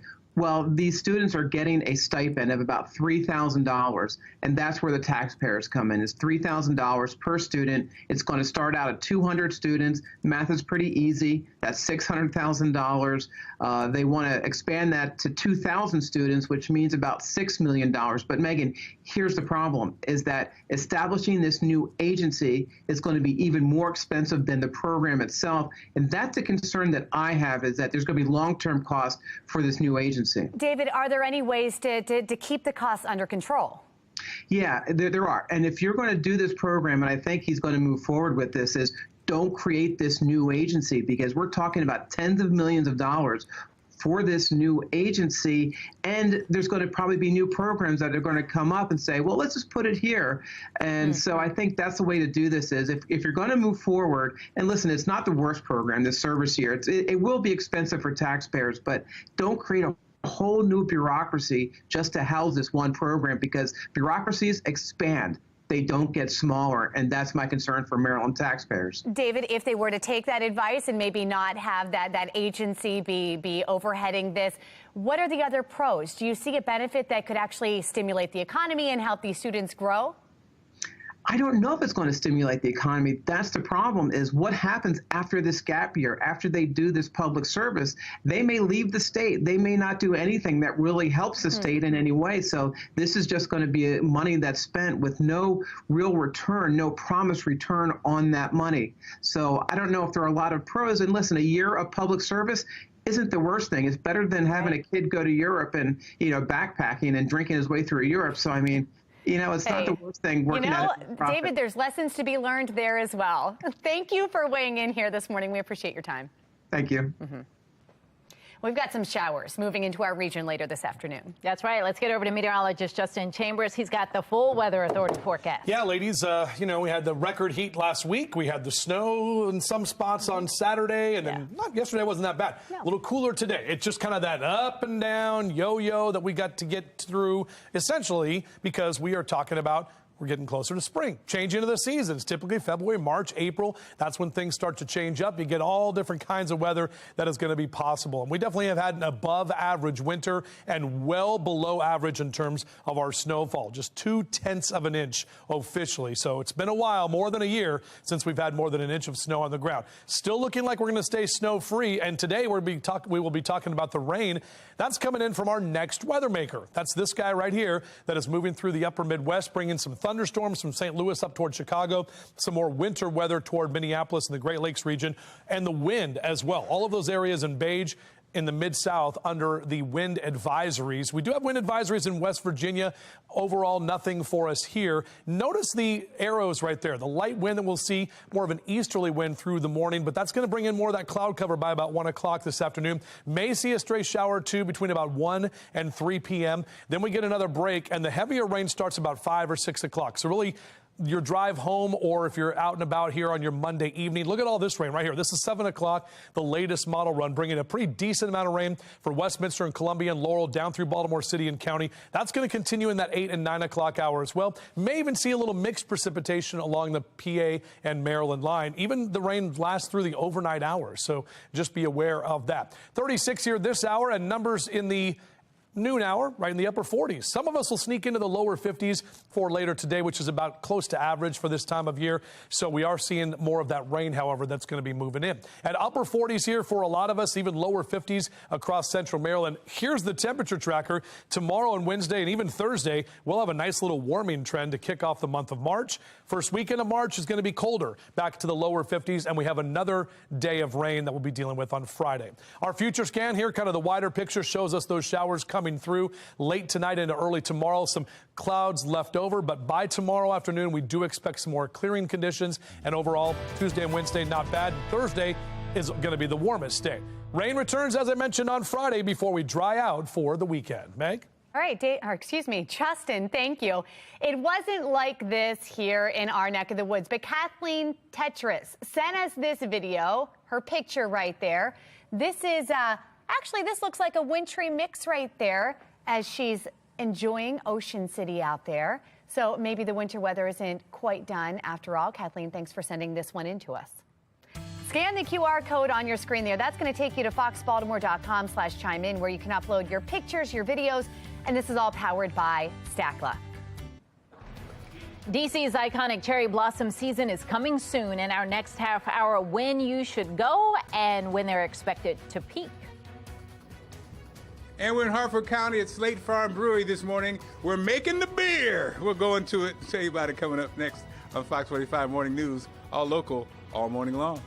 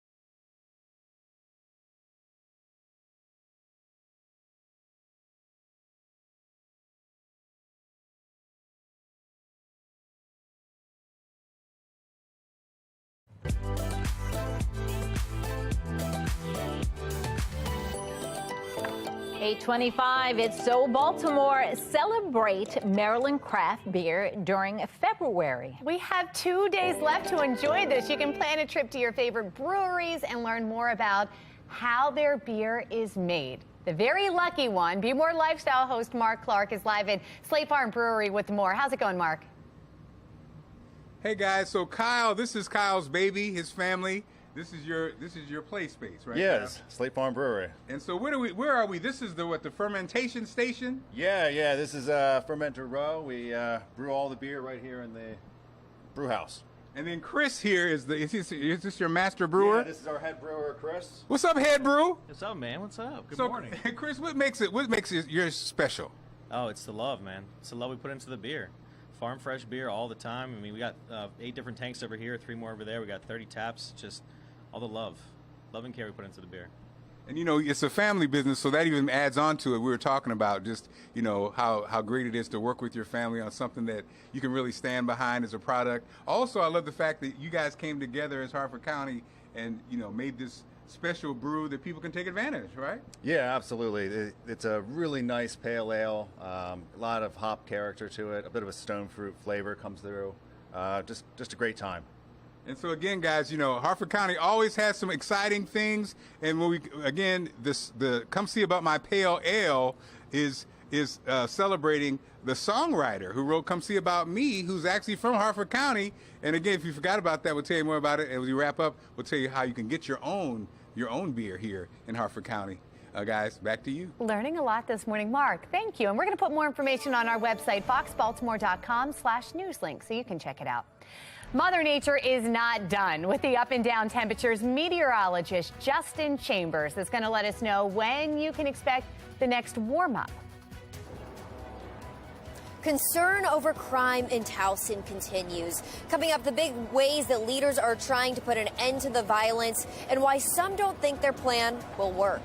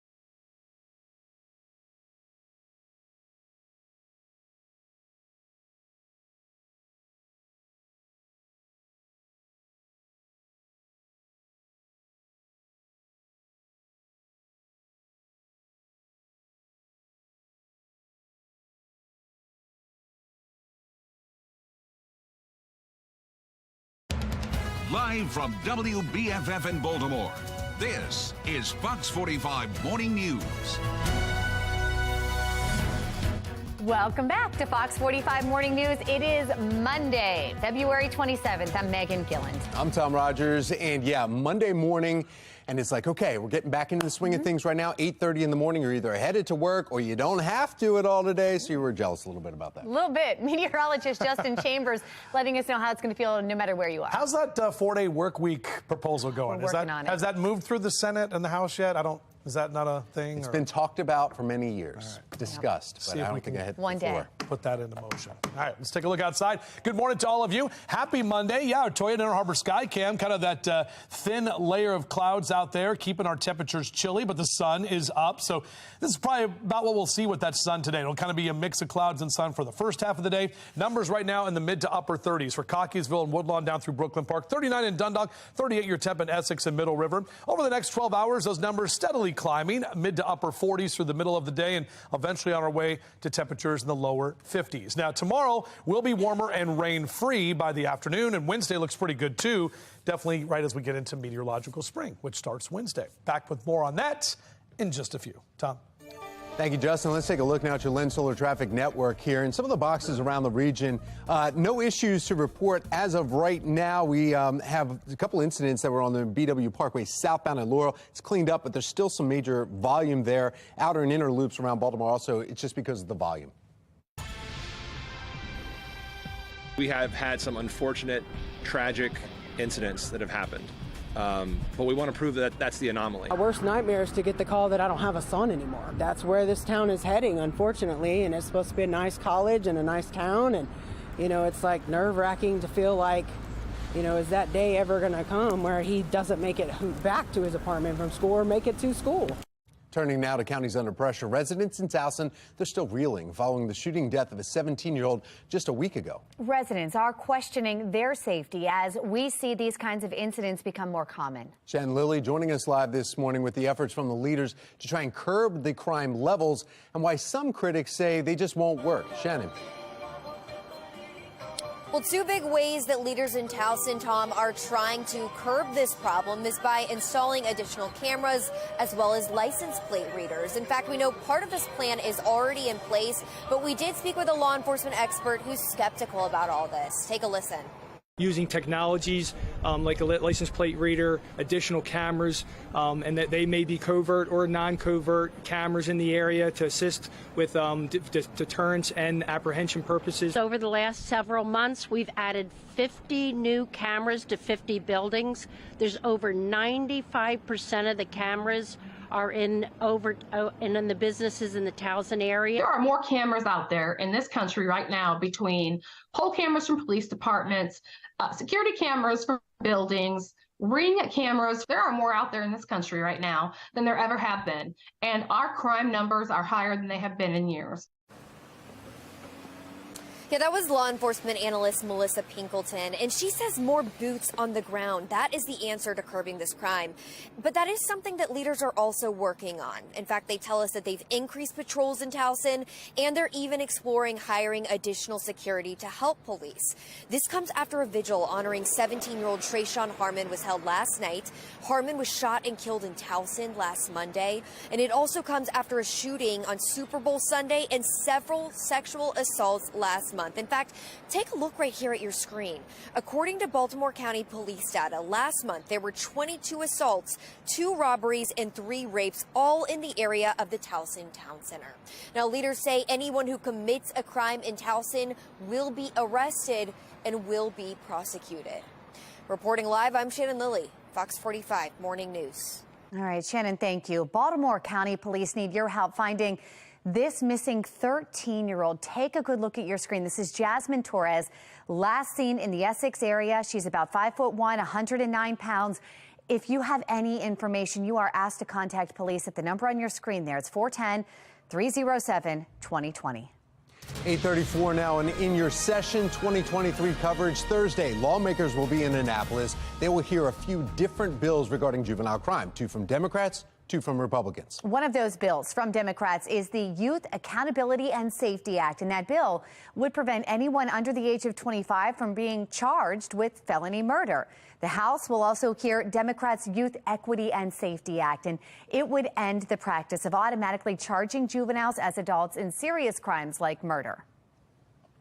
Now, state Republicans, they are pushing back 2 bills that would crack down on juvenile offenders. One of them, the Juvenile Gun Offenses Accountability Act of 2023, that would allow children accused of gun crimes to be charged as long as they're at least 10 years of age. The other bill seeks to make changes to the state's juvenile justice law, which prevents children under the age of 13 from being charged with any crime.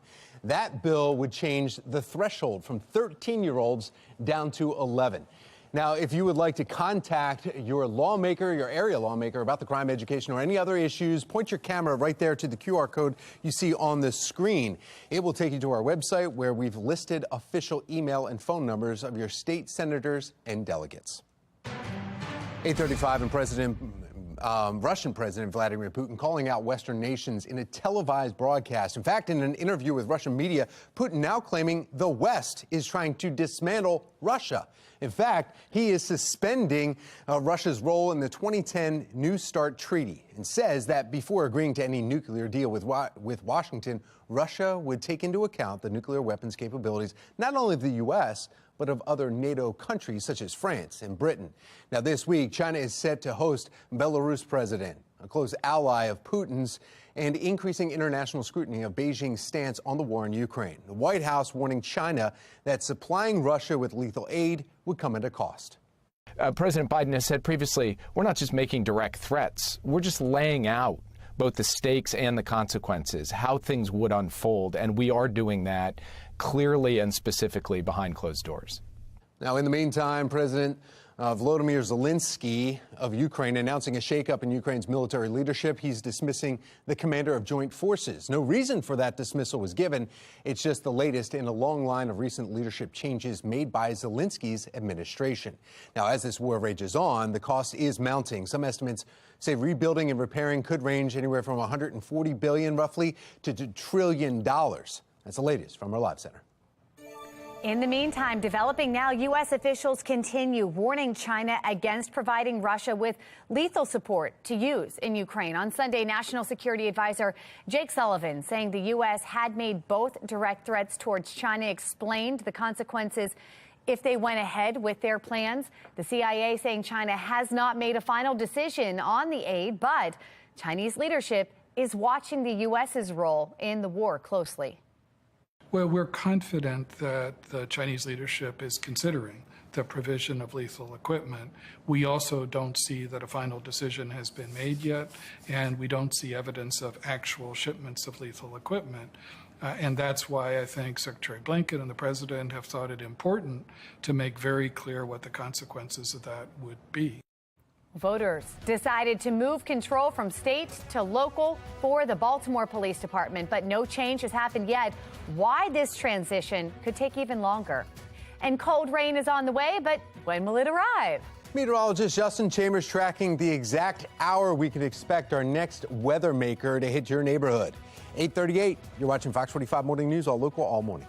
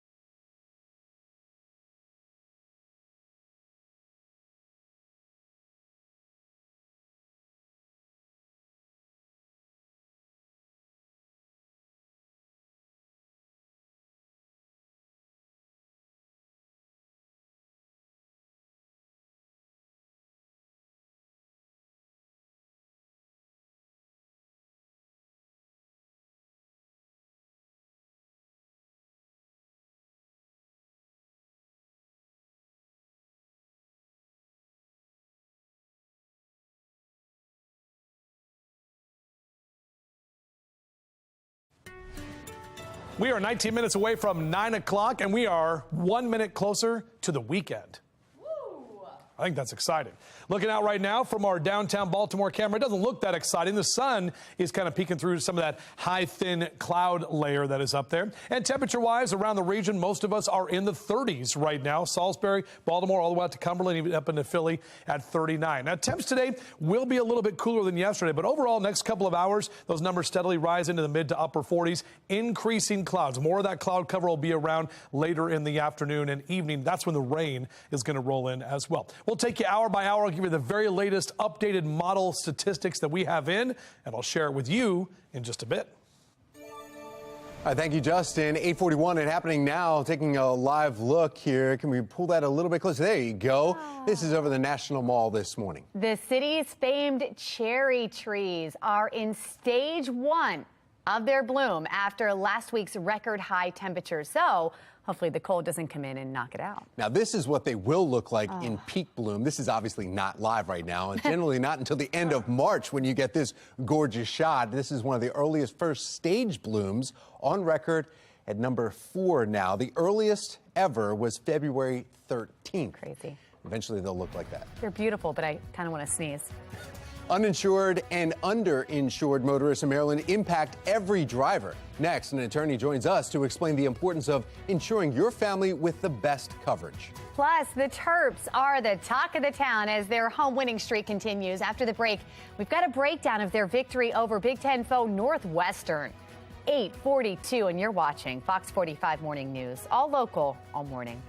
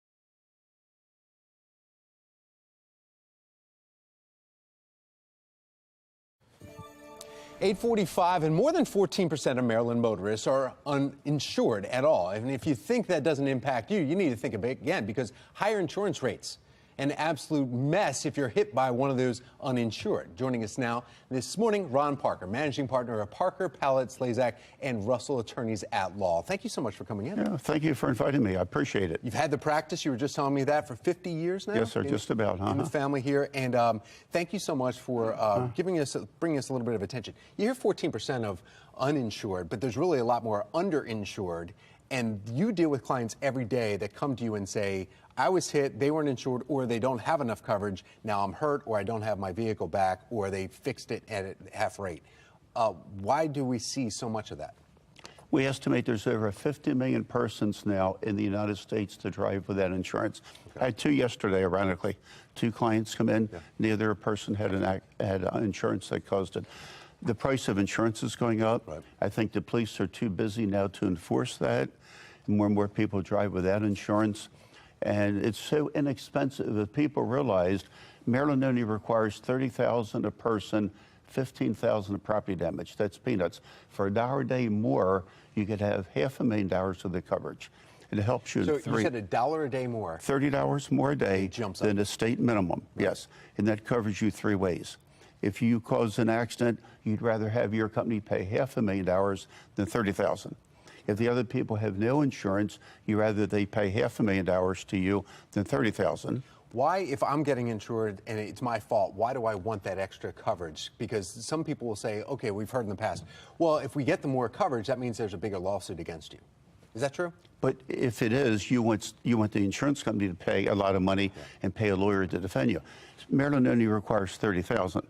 15,000 property damage. Anything over that's going to come out of your pocket. They may take your house and garnish your wages. So if you total somebody's car by accident, you hit somebody, you total their car, $15,000 is hardly anything for cars nowadays. I mean, that's nothing. Exactly. Yeah. So for another $30 a month, you're going to have $1 million of coverage, and you can sit back and relax. And it's all kind of, you should have a thing called gap insurance when you buy a car. So if you owe more than it's worth, they'll pay the difference. Always have rental coverage. It's about $2 or $3 a month. So while the insurance companies are investigating, you could go to your insurance company and they'll say, here's the rental car for you. Still be able to go to and from work, drop and pick off kids, and not have to pay out of pocket for that too, because you've already been paying with insurance at a better rate. We have many, many phantom vehicles. People run into you, they leave the scene, and your uninsured motors covers that. But make sure you have adequate coverage for all that. Where can we find you? How can our viewers contact you if they need some help? 443 Lawyers, and we're there 7 days a week. We'll answer any questions for you. That easy right there. Mr. Parker, thank you so much for coming in. We really appreciate it. And running the attorney's office there, too. Thank you so much for 50 years around the area. Right in White Marsh, too, one of your locations. That's one of our 5 locations. Look at that. All right. Well, thank you. Okay. Thank you for having me. Speaking of driving, yeah, sure, the rain has returned, but another warming trend might be in the future, too. In fact, meteorologist Justin Chambers, you've got to look at this, and driving later on will be an issue. Very well could be, Tom. Yes, good morning to you, and good morning, everyone, as well. It's really going to be your late afternoon and into the evening commute. If you have dinner plans tonight, or if you have to go pick up the kids from some practice or something like that, that's when the rain is going to impact you. But we are dry right now. We've got that kind of thin layer of cloud cover out there with that sun that is out from our Toyota Inner Harbor Sky Cam at this time. 36 your temperature at BWI. Really no wind to speak of at this moment. But the wind is going to pick up, especially to the west of us. All of those areas there in brown, the entire mid-south to Kentucky and Tennessee and most of the Ohio River Valley under wind advisory. So that's where that wind is going to be picking up a little bit later today. So some of us in the mountain locations, or if you're traveling to that part of the state where we have those higher elevations, the wind is going to be potentially an issue late this afternoon and evening. As for us here at home, our hourly future scan, we've got more of that cloud cover. This is 1 o'clock this afternoon. Around 1, 2, maybe 3 o'clock, you'll see a stray shower or two. Not really tracking a lot in the way of actual rain. Not until after about 5 p.m. And this is why I say it's kind of late in your commute. So in that 6 o'clock hour, that's when we'll really start to see that rain move in from west to east. And right around 7 p.m., expecting to see the heaviest rain. Those areas in yellow and orange continuing to see more of that moderate and even heavy rain at times. That'll last through about 9 o'clock, even a couple of leftover showers through about midnight tonight. So golfers, you can still get your round in on your forecast. If you do want to get out there between now and I'd say about 1, 2 o'clock, you are good to go. It's just later this afternoon, expect to see a few of those raindrops. Upper 40s here and even lower 50s for our highs. Temperatures not bad. 70s in Nashville, Atlanta, down through Charlotte. So they're hanging on to some of the warmer numbers while it's colder to the north and out west as well as winter continues there. As for us here, as I mentioned, you can see that widespread shot. Our future scan pulling this system through here. We'll start with clouds tomorrow morning. By tomorrow afternoon, expect to see see more sunshine, warmer temperatures on Wednesday and especially on Thursday. That'll be the warmest day of the week. Shout out to Jen in Mount Airy. That is Pat celebrating a big birthday today for that 3-year-old Sheltie. Thanks so much, Jen. We appreciate you watching the show and sending us your pictures. JC Chambers at FOX Baltimore.com. All right, here's that 7-day forecast for you guys. 50 today, mid to upper 50s into Tuesday and Wednesday. Thursday may bring a stray shower or two, but we'll keep those temperatures well above average. More rain Friday, but then we're dry for the weekend. Time to take a look at a view through your window. Really pretty shot here of the clouds out there and the water looking very nice. Brenda sent this picture in, so we would love to see the view through your window. Just go to our website, foxbaltimore.com/chime in, or take a picture of that QR code right there on your screen. Tom? Let's talk basketball right now, all right? Maryland Terps extending their Big Ten home winning streak record now to 13 games. It comes after they defeated ranked Northwestern last night. Watch this. First half, Terrapins up 1. Jameer Young with the dunk here. He comes in hard. No problem at all. Maryland up 3. Under 2 minutes left in the first half. Wildcats down 1 until this fadeaway jumper. And Northwestern goes up by 1. So, under 10 seconds left in the first half, Terrapins down 1. Young buries the step-back three-pointer at the buzzer here. And Coach Scott Van Pelt, he's loving it. Yeah, Maryland up by 2 at the half. Here goes right there. Now, Terrapins up 8. Don Carey buries the second chance three-pointer from the corner here. Maryland up 11, just minutes left. Terrapins up 14 when Dante Scott finds Julian Reese for the layup +1. That's this play right here. And 1 right there. Reese finishes with 12 points, 10 rebounds. Maryland wins it 75-59 against 21st ranked Northwestern. We have to bring the same energy. We have to have that urgency that we have at home, the defensive intensity, and really just embrace, it's going to go up and down. We're not going to have the crowd with us, so just being able to fight through it with each other and just knowing that it's us versus everybody, and we're just really just trying to prove people wrong. Well, while Maryland men's basketball is currently in 4-way tie for second now, the women's team will be 3-seeded in the conference tournament, giving the Lady Terps a nice double bye. Well, no better way to end February than with your Brew Crew. Coming up in our 9 o'clock hour, the best spots in Maryland where you and your friends can get away and enjoy your favorite breweries. Plus, rain returns to Baltimore with some more, gentler roller coaster temperatures than we had last week. Meteorologist Justin Chambers, though, letting us know just how long these showers will last. Yeah. Might be time for a coffee break. Perfect time for it. Look at the sun behind us. See? Nice and warm. That's nice. That's not real, is it? Probably not.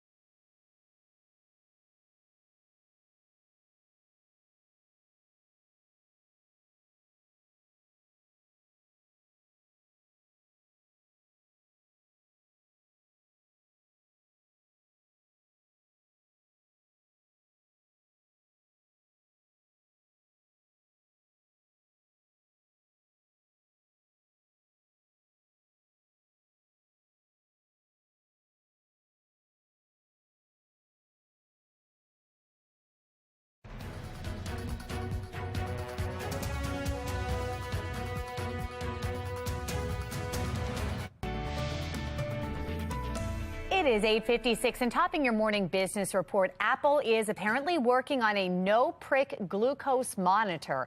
According to a Bloomberg report, the company is currently in the proof of concept stage. A wearable iPhone-sized prototype is in development, but the company plans to integrate the monitoring to Apple Watches in the future. The U.S. government is ending its fight to try Facebook's parent company, Meta, from buying the VR content maker Within Unlimited. The FTC says that it will formally end its effort after losing a fight to block the acquisition in court. The lawsuit filed in July stated that Meta's purchase would reduce competition in the VR market. The Food and Drug Administration has approved the first at-home COVID and flu test. The FDA says the test is 99% accurate at detecting a negative result for influenza A and 90% accurate for a positive result. It is considered 100% accurate for detecting a negative COVID-19 result and 88% accurate for a positive result. Prices at the pump are going down, even if it's just a little. According to AAA, the national average price of a gallon of gas fell 3 cents this week. It's now averaging $3.39, and that's mainly because the price of oil is falling. Taking our pets with us on outdoor adventures is always fun. Today, Nick Calderone has a new way to make sure your dog always has a fresh drink of water. Here's today's America Steals and Deals. The following segment is sponsored by Naki. Come on, baby. Come on, go for a walk. You go for a walk? Yeah, let's go. Let's go for a little walk. You guys have pets at home? Like this cutie pie here? Yeah. Going out for a walk or a hike or kayaking or camping with our adventure pups is fun, but you always want to have something for the dog to drink along the way. You don't want to carry a bottle. You don't want to carry an extra huge thing along. That's why I carry the Springer Pets water bottle. Check this little thing out. Tiger, come here, baby. You thirsty? You squeeze the bottle, the bowl fills up right on top. It makes it super easy for the dog to drink. If she doesn't drink the water, you just release. The valve inside allows the water to drain back into the bowl, so you don't have to worry about running out of water when you're out on your adventures with your pup. Isn't that right, baby girl? It's safe, convenient, portable, easy to use. It's got a little clip on the side, too, so you can clip it onto a belt or backpack or whatever. And it's much healthier and cleaner than letting your dog drink out of a public dog fountain. Gross. Not for my sweet girl. No, no way. That would be gross, right? Right now, we're offering 25% off the Springer Pets water bottle at asadeals.com.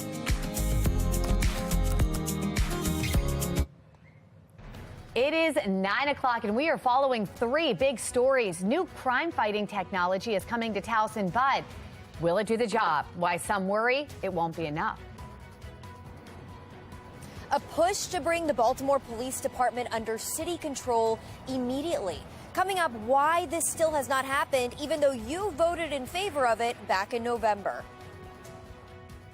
Topping your international news, new confirmation from the CIA that China may be trying to provide Russia with lethal aid. We'll go live to Washington, where lawmakers are reacting.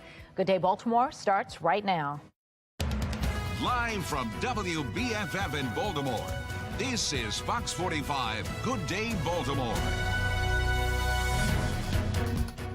Good morning on this Monday, February 27th. I'm Patrice Sanders. I'm Megan Gillen. Meteorologist Justin Chambers is here with us with a look at our forecast. Next year, we get a February 29th. Next year will be a leap year. It's a leap year. Yeah, next year will be. This year, 2 more days of February, and then March is here. Counting today. Marching in. Yep. I like it. We're there. Weather Authority forecast. Yeah, we are there. Absolutely. Meteorological spring, everybody. And we're already feeling that spring-like feeling here with our numbers that have been well above average and overall a well above average winter so far. So we do have that sunshine that is out there right now, looking out over the Inner Harbor with some clouds mixed in. Our temps are still a little bit chilly for some of us. 40 in Philly, 46 Salisbury and Baltimore, 46 as well in Richmond. So numbers are climbing a little bit, and we'll keep those numbers climbing over the next couple of hours on our way to the upper 40s. We'll get more cloud cover, and then the rain is going to roll in later this afternoon. Should top out right about 50, but after this rain rolls through tonight, tomorrow will dry out. Wednesday looking good, so we're back to the mid to upper 50s to bring in that brand new month. Back with your full forecast. We'll do that in a few minutes from right now. All right, Justin, thank you. Looking at our Len Stoller traffic network, we've got to look at your drive times. You can see we're a little slower in the yellow there, but it's not bad. 14 minutes, your longest ride from 795 to 95. Developing now, the toxic waste cleanup is set to restart in East Palestine, Ohio this morning. It was briefly paused by the EPA as the group sorted out where to send the hazardous material. Sinclair National correspondent Kayla Gaskins joins us live from Capitol Hill. And Kayla, Congress is now considering getting involved. What's going on there? Well, several House committees are considering holding hearings now on the Biden administration's response to this disaster. This includes the delayed response from the Transportation Department. February 3rd derailment just poured toxic chemicals into this Ohio community, contaminating their air quality and their water quality. On Friday, House Oversight Committee Chair James Comer sending a letter to Transportation Secretary Pete Buttigieg asking for an update on how the toxic waste is being handled. Buttigieg also has received a lot of criticism for taking weeks to actually visit the derailment site. The critical letter from lawmakers to Buttigieg read in part, quote, "You ignored the catastrophe for over a week. The American people deserve answers as to what caused the derailment, and DOT needs to provide an explanation for its leadership's apathy in the face of this emergency." The House Transportation and Infrastructure Committee, as well as the House Energy and Commerce Committee, are weighing investigations as well. The White House telling Axios over the past weekend federal agencies went door to door in the East Palestine community, checking on families. Looking overseas, meantime, U.S. officials continue warning China against providing Russia with lethal weapons in Ukraine. What are we hearing about this? So over the weekend, CIA Director Bill Burns saying the U.S. is confident Chinese leadership is considering giving Russia lethal weapons for the war in Ukraine. China's apparent willingness to get involved, escalating the conflict, is a dramatic shift from past assessments by the United States. Even just earlier this month, Bill Burns telling a group of Georgetown University students that President Xi has been reluctant to help out in Russia. So now this is a reversal from that. Burns said they don't have any evidence that China's made a decision yet on aiding Russia. The United States, however, making it very clear that such a move would be a big mistake. Ukrainian President Volodymyr Zelensky has also asked China for a meeting after it issued a peace proposal last week. Megan, Patrice. All right, Kayla Gaskins live in Washington. Thank you. Happening today in a city in crisis, City Councilman Robert Stokes will introduce a resolution to call on lawmakers in Annapolis to bring the Baltimore Police Department under the city's control immediately. Shannon Lilly joining us live from police headquarters with the background on this and why he's doing it. Shannon. Well, this is something, Megan, that the mayor has been pushing for years, and he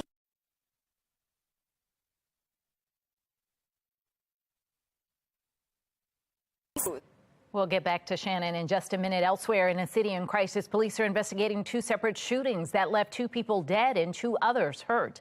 The first happening around 6 o'clock last night along Bowley's Lane. Police say an officer working in that area heard gunshots and then ran to the scene. Authorities say the officer saw a person firing shots, but that person got away. Police say it's not clear if that person was the one who shot the 3 others or if he was firing back at someone else.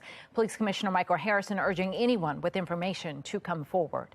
Now we have this incident where 1 is dead and 2 are injured, simply because people want to solve their conflicts with gunfire. That is why it's so imperative, so important, so critical that members of this community, people who live and were out here, give us a call right away, or you can do it anonymously. You can leave that anonymous tip by calling Metro Crime Stoppers. That number is on your screen. It's 1-866-7-LOCK-UP. Just 30 minutes after that triple shooting, another man is shot and killed along Edgewood Avenue in southwest Baltimore. At least 41 people have lost their lives to violence in Baltimore City so far this year. Turning now to the crisis in the classroom. Tomorrow, the Baltimore City School Board is set to decide the fate of the Baltimore Collegiate School for Boys. That school is at risk of losing its charter over what the school calls technicalities. City School CEO Dr. Sonia Santelises is recommending the school stay open, saying it has improved. But despite that, the board could not reach a decision during a meeting last week. Supporters are urging the board to keep the school open. They have a faculty that really cares strongly about them. They have many young Black professionals in the school building, which is unfortunately a rarity across the system. Our schools are not turning around overnight. We have dozens of schools in Baltimore City, for example, 23 schools that no one is at proficiency in math. Former Councilman Carl Stokes referring to the report from Project Baltimore that shows of the students tested, not a single one is performing at grade level in math at 23 Baltimore City public schools. We invite you to join us for a Your Voice, Your Future Crisis in the Classroom town hall, focusing on the relationships between crime, poverty, and education. It happens at Huber Memorial Church tonight at 7 p.m. You can also watch live on foxbaltimore.com. 9:07 and making headlines now this morning. A judge is ordering the release of a redacted version of a grand jury investigation into child sex abuse within the Archdiocese of Baltimore. The report named 600 victims dating back to the 1940s and more than 150 priests. Survivors have been pushing to have the report released for months, and Attorney General Anthony Brown says he will work quickly to turn the report over to the courts. An anonymous group named in the report has been fighting its release. Their legal efforts were funded by the Archdiocese. The man convicted of killing a Navy midshipman's mother in Annapolis in 2021 will spend the rest of his life in prison. Michelle Cummings was visiting Annapolis from Texas to see her son inducted into the Naval Academy when she was killed by a stray bullet. Police say Angelo Harrod opened fire on two people in an SUV on Pleasant Street. One of the bullets traveled to the Graduate Hotel, hitting Cummings. Harrod was found guilty in December, and he was given 3 consecutive life sentences in court on Friday. Just in, topping the news overseas, at least 60 people are dead after a boat carrying migrants broke apart off the coast of Italy. Authorities say the boat broke apart Sunday after it ran into rocky reefs. 80 people were found alive after the wreck. The survivors told rescue crews there were about 170 people on the boat. Their boat reportedly set off from Turkey last week. Officials say several children were among the 60 people who died. Today's number of the day focuses on the Dominican Republic. On this day in 1844, the Dominican Republic declared independence from Haiti. In the 179 years since, it has become the largest economy in the Caribbean and the most visited destination in the region. It's 9:09 now. We want to get another check of your weather forecast. Meteorologist Justin Chambers has a look at when some rain is moving in. First international trip with my then girlfriend, now wife, was Dominican Republic. Oh, we went there nice. for a wedding. Yeah. So we did not get married. We were there for a wedding. And Okay. Now It's here we fun. Good spot. It is a good spot. Yeah, it's a great place to visit. Absolutely. So our live cam in downtown Baltimore. Good morning to all of you. We definitely have that sun that is nice and bright out there from our Toyota Inner Harbor sky cam. And yeah, those clouds kind of hanging around. So not the bright blue sky, but we will keep the sun around at least for the next few hours. And then as we head later into the afternoon, that's when we'll see more cloud cover. And then that rain is going to start rolling in. So temperatures in the 30s for Western Maryland right now, for Oakland out into Cumberland, 42 in Hagerstown, 43 Westminster. A lot of us in the lower 40s for Bel Air and Chestertown, even Denton at 39 right now, the Eastern Shore, 45 in Annapolis, and we're right there at 46 in Baltimore City. So increasing clouds for the afternoon. The rain returns later today, and then we will be drier and warmer starting on Tuesday. And that starts a nice little trend as we roll right into the brand new month. But on your out the door cast, I do have 3 check marks here. So you got to grab the jacket this morning, sunglasses from now through about midday and into the early afternoon, and then the umbrella if you're going to be out and about later on this evening. Next 12 hours, numbers-wise, temperatures staying in the upper 40s and lower 50s, so pretty close to average for this time of year. And then we'll see our forecast here right about 54 today. Overnight lows drop into the 40s tonight, keeping that rain overnight. We'll wake up with clouds tomorrow morning, but looking pretty nice for tomorrow, high of 56 for the final day of February. We're back with that full forecast. We'll take you through that hour-by-hour timing of the rain and if it's going to impact your neighborhood. All right, Justin, thank you. Taking a look now at the Lynn Stoller Traffic Network, and look at that easy breezy on the roads this morning at this hour. Much different than we've seen for a lot of the morning with the incidents we've had. But if you're getting up and out right now, you're in the clear. Traffic is moving on all the major highways in our region. Still ahead, the NTSB is in Nevada investigating a deadly plane crash. What we're learning about the company that owned the plane and its past safety records. And proposed changes to telehealth could make it more difficult to get a prescription. We're going to break down that proposal and what it means for you coming up. It is 9:11 and you're watching Fox 45. Good day, Baltimore. All local, all morning.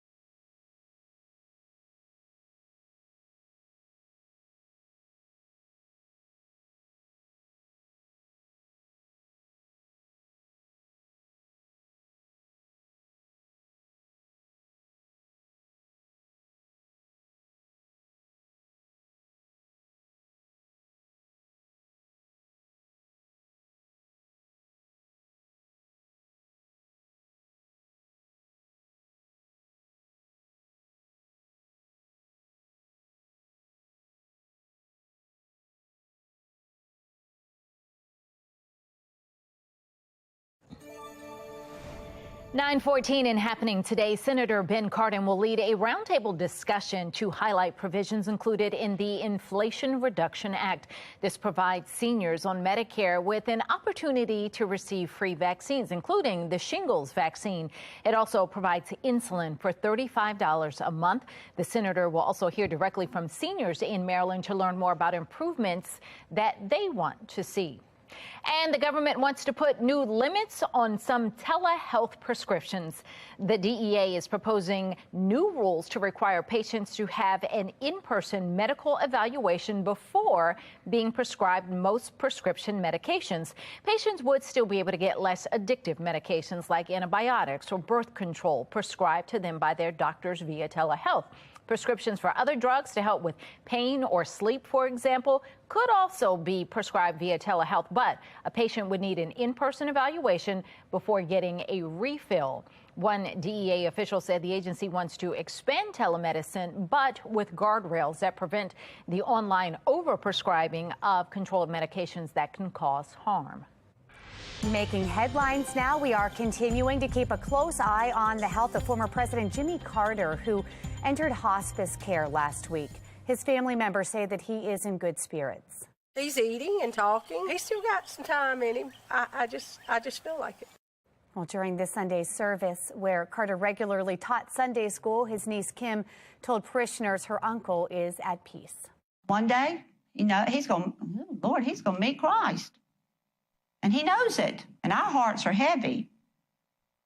But his in. At 98 years old, Carter is the longest living former president.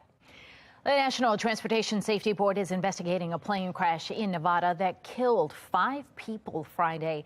According to a preliminary investigation, the medical services plane operated by Guardian Flight tore apart midair before crashing outside of Reno.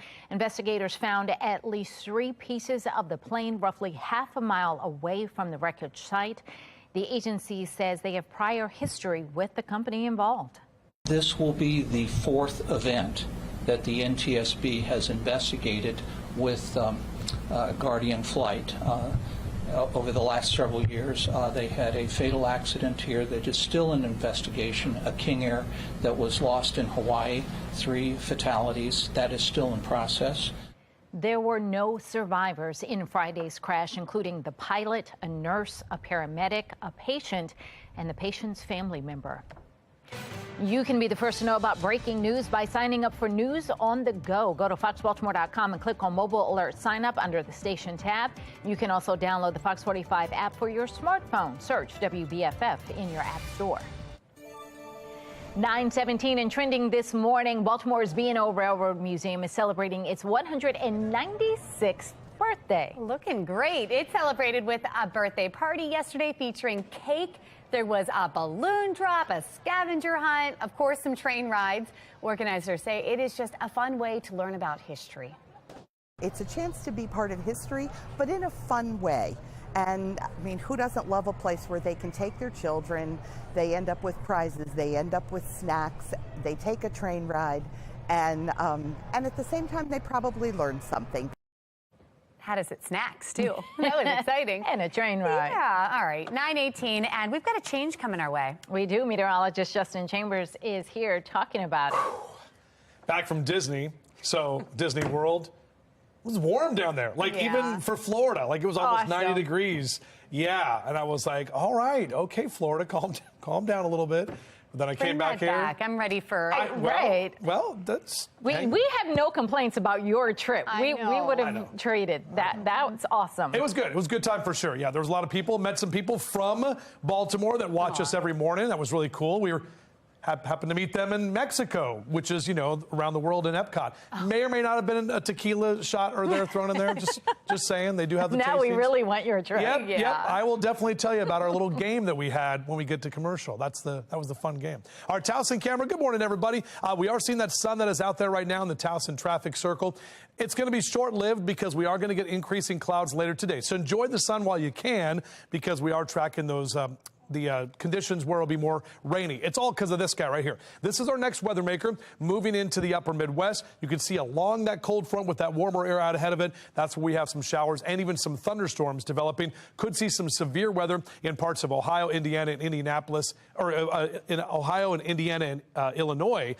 Throughout the afternoon. That's going to be tracking toward us. We're not tracking the severe weather, but as we get to about 1 o'clock this afternoon, you're going to notice more of that cloud cover, more of an onshore wind helping with that wind coming from the east. Maybe a stray sprinkle or two into the early part of the afternoon. Really, that heavy rain, it doesn't begin till after about 5 or 6 p.m. That's Frederick and Carroll County. You can really see that thing moving in. Watch what happens at 7. Look at all of the orange right there from Easton all the way up the bay into Baltimore and toward Westminster. Areas north of the Maryland-PA line may see a wintry mix worked in there with some of those colder temperatures, but most of us here just dealing with the rain showers. Even as we were sleeping overnight, probably going to continue to see those off and on showers, but we'll wake up tomorrow morning with drier day ahead. There's Hank the Bird right there. Good morning, Hank.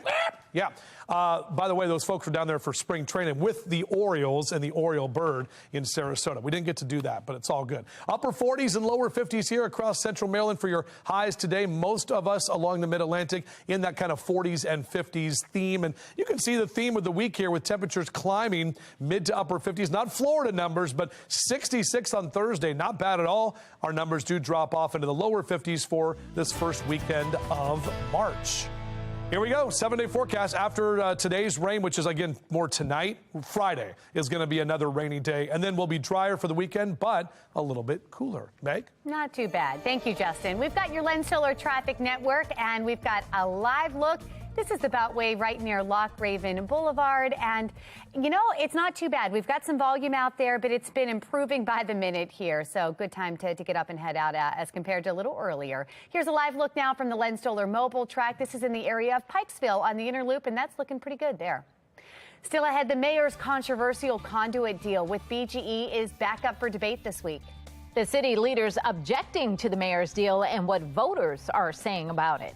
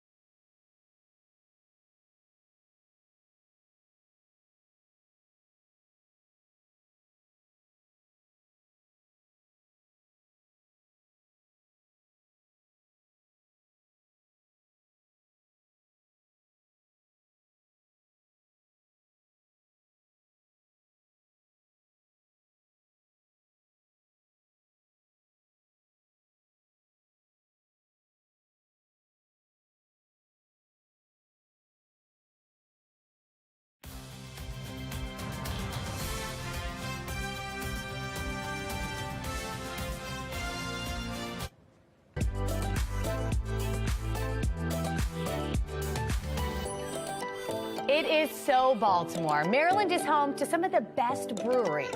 Before the month is over, celebrate February and your favorite breweries. Be More Lifestyle host Mark Clark is live at Slate Farm Brewery with more. Mark. That's right. It's almost over, but Matthew, we're going to still celebrate the last few days of February. There's still a couple of days, Mark, of February. So come on up. And even when we're in March, we're going to still celebrate, Slate and a bunch of other great breweries up here in Harford County. And, of course, to kick off Harford's 250th anniversary. That's right. And who do you have here with us? And this is Jim Buckman with Growing Fortify. Hi, Mark. Thanks for having me. Jim, tell us about Growing Fortify quickly. Sure. We are a value-added agriculture and agritourism-focused business that represents Maryland's craft beverage industry. So we're happy to celebrate February. Today's the day we're kicking off our sales for Maryland Craft Beer Festival tickets, and Awesome. it's a great way to wrap the month up. And you guys all came together. Kyle, this your sister here you have with you? Yeah, Dee, my sister here. Dee and Kyle, Dee was saying that you actually built this space we celebrate right here. That's right. And so again, Slate welcomes you out, guys. It's February. Come out and have a sample of this wonderful. Can we do it's 5 o'clock somewhere, Dee. Yeah, can we right. celebrate? Let's do this, Cheers. guys. Cheers. To February, Harford 250. Cheers to come see about my pale ale. That's the pale ale. That's what they're drinking. That's a good Cheers. amber look. Early in the morning. Nice. All right. Color. Well, if you want information so you can get out there and be part of the cheers, it's all on our website, foxbaltimore.com/newslinks. Coming up at 9:30, topping your international news, the EU is imposing new sanctions against Russia. But is Russia getting help from another country? We're going to look at China's alleged support after the nation continues its war against Ukraine. The concern over crime in Towson continues. Coming up, the big ways that leaders are working to try to put an end to the violence and why some think their plan won't work. You're watching Fox 45 News. Good day, Baltimore.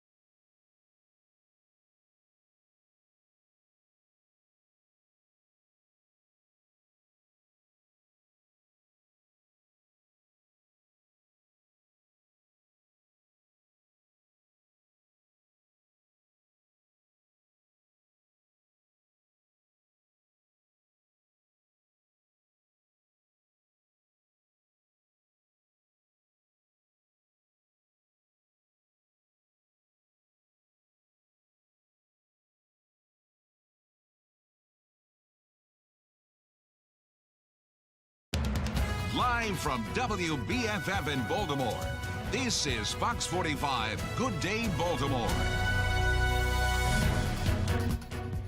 Welcome back on this Monday. Feels like a Monday. 9:29 is the time. I'm Patrice Sanders. I'm Megan Gilland. Meteorologist Justin Chambers is here with a look at our Monday forecast.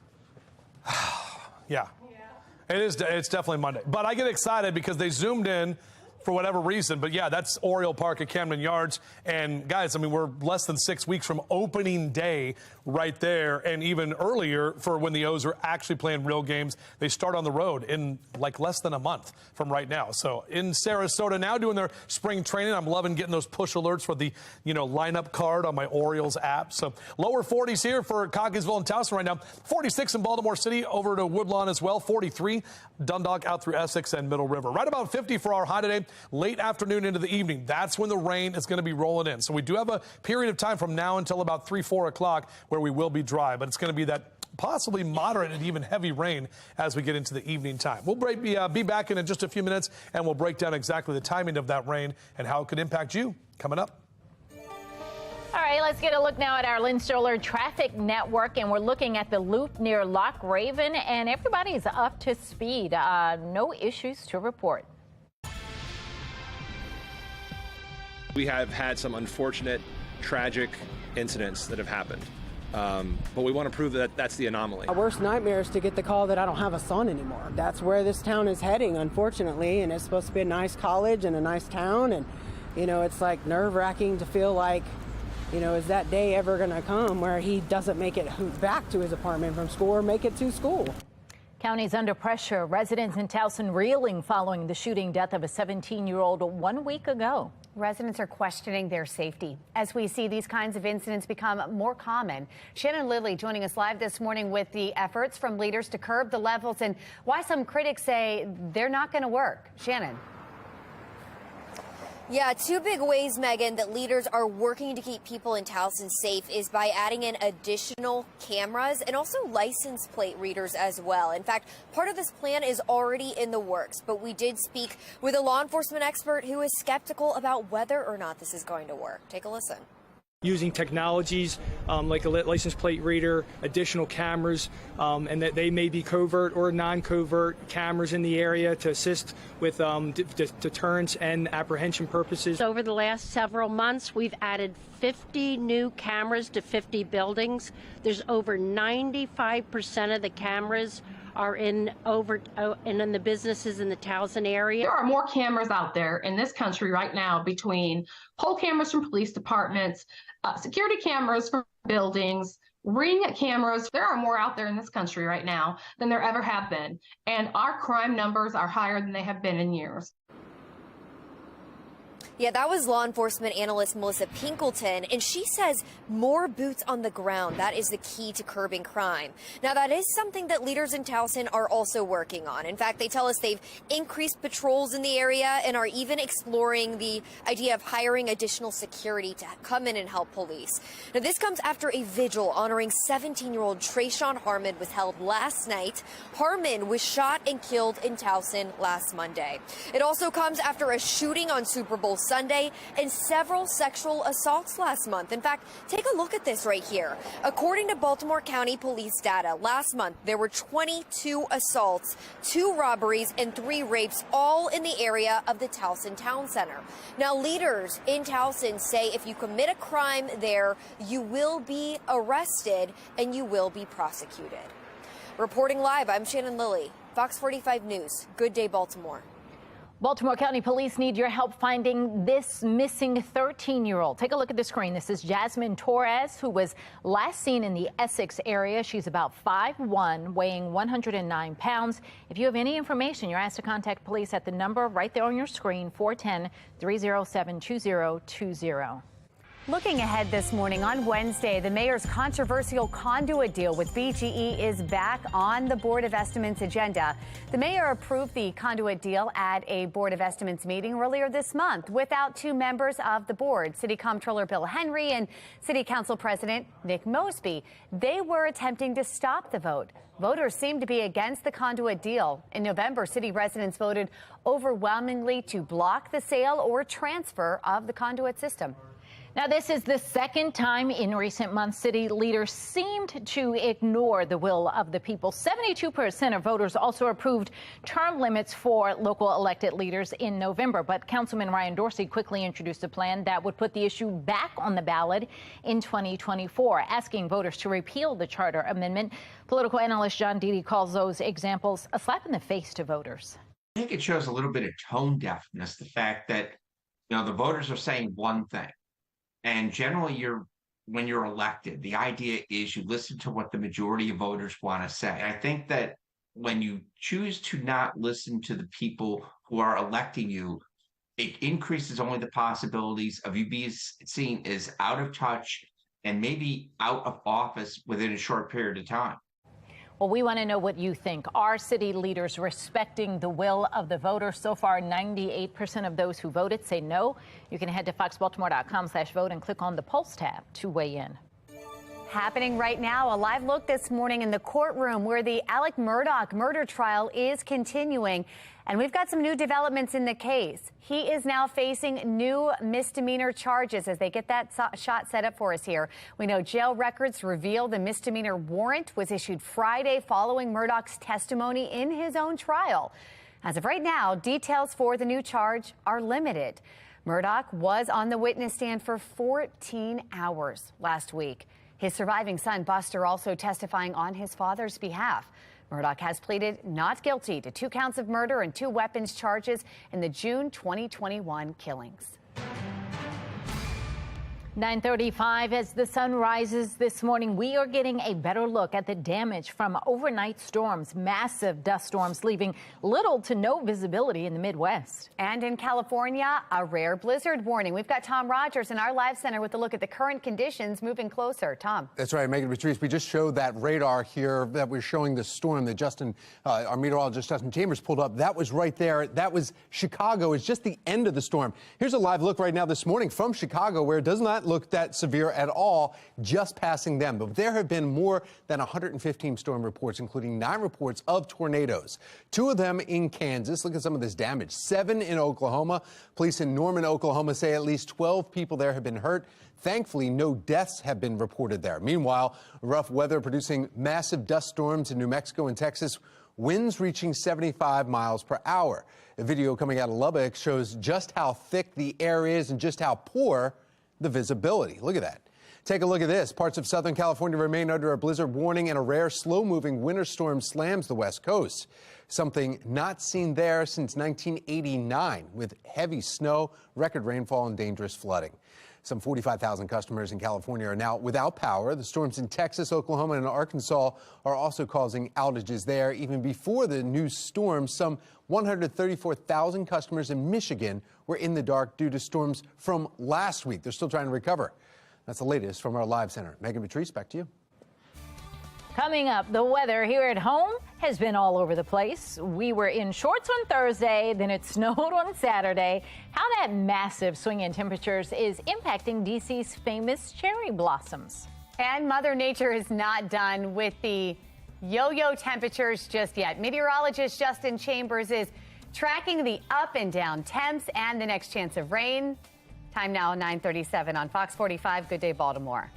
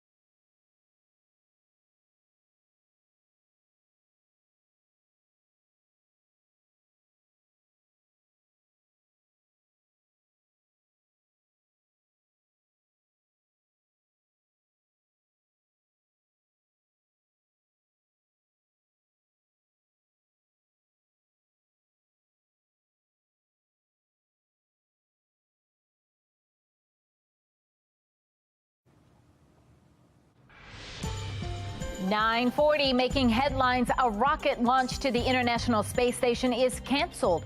4 astronauts were supposed to head to the ISS this morning, but there were some last-minute technical issues with the rocket's ground system. So SpaceX and NASA called off the launch. 2 NASA astronauts, 1 Russian cosmonaut, and 1 astronaut from the United Arab Emirates are supposed to replace 4 who've been at the ISS since October.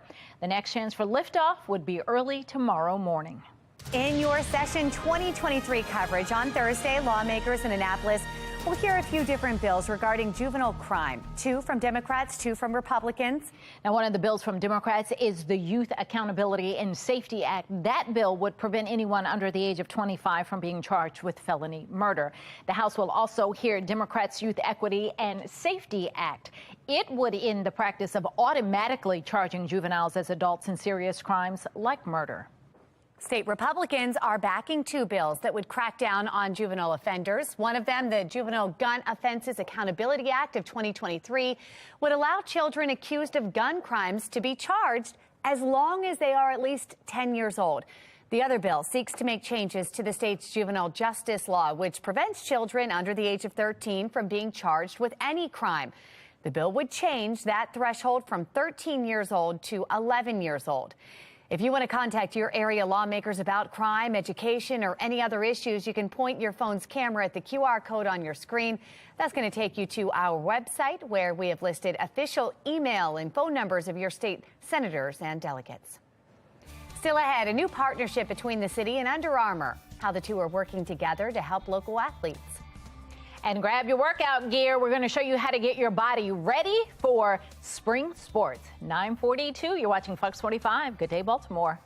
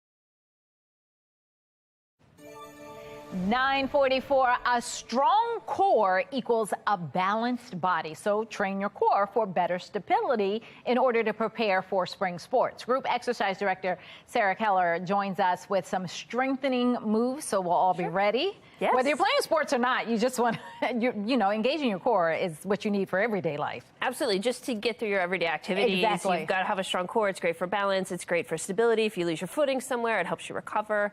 So absolutely, yeah. All right. So what are we doing? All right. So I brought a dumbbell today. Okay. You could do this with a kettlebell. You could do it with a plate. You could do it with absolutely no weight if you're just starting And things you got out. a 20 pound. Like Yeah, you went a low heavy. Today. We're going to go big today. All right. So we're going to take this and use it as an element of stability. Okay. And / instability as we lunge. We're going to take a backwards Ooh. lunge. So we're going Ooh. to step the same foot as the arm that's holding our weight back, take that lunge, come up, but not only we're going to stop at the lunge, we're going to lift up and find that balance. So we come down and back up. We're challenging the stability, we're challenging the balance, and because we're lunging behind us, we don't see where we're lunging, and that is an additional little element of balance challenge. And I was just going to say, do people find it harder to do the backwards lunge than they do the forward A lot of times, lunge? yeah. And if you Yeah. had 2 weights, you could have one in each hand. You can actually do forward walking lunges in the same manner. So there's Okay. a lot of variety that we can do. And that's going to get tiring. That's a little heavy to do that back and forth. It does. And we can do it with no weights. We can do it with a 2 pound, a 5 pound, Okay. whatever we have, wherever we are in our It's journey. just the stability. It is. And how many times would you do that? Or for on how one length? side, I'd probably do 6 to 8 Okay. if you're doing a nice strong weight. Okay. And really just take your time, get that full range of motion so you get the full benefit of all of the muscle work. Okay. And you feel that. So while we're standing, I'm going to do the second one, which is a modified deadlift. Okay. So deadlift, generally we have our feet about hip distance apart. We're going to hinge from the hips, come on down. So we're going to really focus on just one leg at a time. You'll Okay. see sometimes people do single leg deadlifts with the back leg lifted, but for a lot of people it's more achievable to have a kickstand stance. So you Yeah. have that back leg there for balance. And then you could take weights, you could use a bar, you could use nothing at all. Really, we want to focus, once we come down, this standing leg, we want to activate everything up the back side, Okay. including the muscles along our back that complement the front side of our core. Okay. And we press that foot into the floor, push the floor away, and really squeeze from here to rise. And we're not lifting Right, I from was the going to back. say, when you do it the right way, you feel You feel everything. it And that's when you know immediately. when you're like, oh, I'm just Yeah. getting through this because And I don't it's feel it. Almost better even if we do that barefoot, so we can really feel that foot Okay. making contact with the Yeah. ground and pushing from the bottom up instead of lifting from the top up. Right. That's So- when you're taking it easy on yourself. That's You're when like, you're oh. taking it easy. Okay, and the last one? So the last one, I'm going to go down to the floor, Okay. hands and knees, and we're going to look at bird dog. So bird dog is a very, very solid staple for core work. We start in all fours, we draw the navel up and lengthen the spine. Okay. First option is keep both hands on the ground, lengthen the leg. You can keep the toe on the ground. Second option, squeeze the glute, but keep those hips and shoulders square. Third option, extend that opposite arm. And if you're feeling really strong and stable, we can find movement. We can open and close. We can come into the center. But our good. goal is to keep everything else steady good, and Sarah. stable. So That's really good. I heard the a body wow doesn't from move. Justin Yeah. over there. All right, so if you're interested in doing what she was doing, we've got descriptions of all of that for you to try it at home on our website, foxbaltimore.com. You need to get out there and strengthen your core. Get ready for spring. Thank you. You're welcome. It's a good workout right there. And once you get in shape, you can go for a walk, because happening now, we've got a live look over the National Mall this morning. The city's famed cherry trees are in stage 1 of their bloom. It is such an amazing walk along that water there. After last week's record high temperatures is what really spurred those blooms there. Peak bloom isn't generally until the end of March. This is one of the earliest first stage blooms on record at number 4. The earliest was February 13th. That's crazy. All right, 9:49 here. Let's check in with meteorologist Justin Chambers. He's got a look at today's forecast. Yeah, I like the core stuff because that's good for golfing too, because you have to have a strong core to be able to do that. And, that gets, I like it. I like anything to get the blood pumping, right, Meg? We're talking about rain that we're going to have to deal with here. By the time we get to the late afternoon, really into tonight, everything looks fine right now. You look at that Towson camera, what the heck is Chambers talking about? But yeah, that rain is going to roll in. That's why I'm a forecaster. And I talk about what's happening in the future. future. The Mile 1 Auto Group cam is not bad in Towson. Our temperatures have warmed up a little bit. We actually have slid into the mid-40s for some of you. The average this time of year for high temps is almost 50 degrees, and that's more than likely where we're going to end up later today. We're tracking this next weather maker. This is that very active weather system that is that area of low pressure in the Midwest, bringing thunderstorms to parts of Chicago, areas further north, more of the snow showers, and then to the south along that frontal boundary is all of that damaging wind. We had all that issue with the destruction in parts, all of those issues in parts of Oklahoma yesterday with the destructive winds and the tornadoes there. We do have wind advisories posted for most of the Mid-South, so that is going to continue to track toward us. Now, luckily, we don't get in on that severe weather. We will be talking about the rain that's going to pick up. This is 1 o'clock this afternoon. Notice those clouds kind of hanging around. May see a couple of stray showers in about the 2 and 3 o'clock hour, but it's really the heavier rain that starts at about 5 in Frederick and over to Gaithersburg. That moves closer to us in that 6 o'clock hour by about 7 p.m. Look at the yellow and the orange right there. Could see some moderate to heavy rain. I don't know about you, but I've been looking at my lawn and I'm like, I got to get the lawnmower out. And it's February, so I'm still holding off at least until March. Looking at about 9 p.m., we'll see more of those showers continuing, and that rain eventually move out of here in the overnight hours. So we'll wake up with wet roads tomorrow morning, but we're not tracking rain. In fact, by tomorrow afternoon, more sun is going to be on the way. So 46 in that 10 o'clock hour, on our way to the lower 50s with increasing cloud cover later today, and again tracking that rain for the late afternoon into the evening time. Here's that 7-day forecast for you. Mid-50s tomorrow, close to 60 Wednesday. How about mid-60s for you Thursday? Another round of rain comes in Friday, and then as we head toward the weekend, we're drier, but we're colder. 9:51 developing now. U.S. officials continue warning China against providing Russia with lethal support to use in Ukraine. On Sunday, National Security Advisor Jake Sullivan said the U.S. has made both direct threats toward China and explained the consequences if they went ahead with their plans. The CIA says China has not made a final decision about the aid, but Chinese leadership is watching the U.S.'s role in the war closely. Well, we're confident that the Chinese leadership is considering the provision of lethal equipment. We also don't see that a final decision has been made yet, and we don't see evidence of actual shipments of lethal equipment. And that's why I think Secretary Blinken and the President have thought it important to make very clear what the consequences of that would be. Download the Fox 45 News app for up-to-the-minute traffic conditions, school closings, breaking news, weather, anytime. Search WBFF in your app store. Baltimore City and Under Armour are teaming up for Project Rampart. The program is working to upgrade fields, facilities, and outfit student athletes and coaches with new apparel. Project Rampart also brings 3 students from each high school together to create a better athletic experience and learn some leadership skills.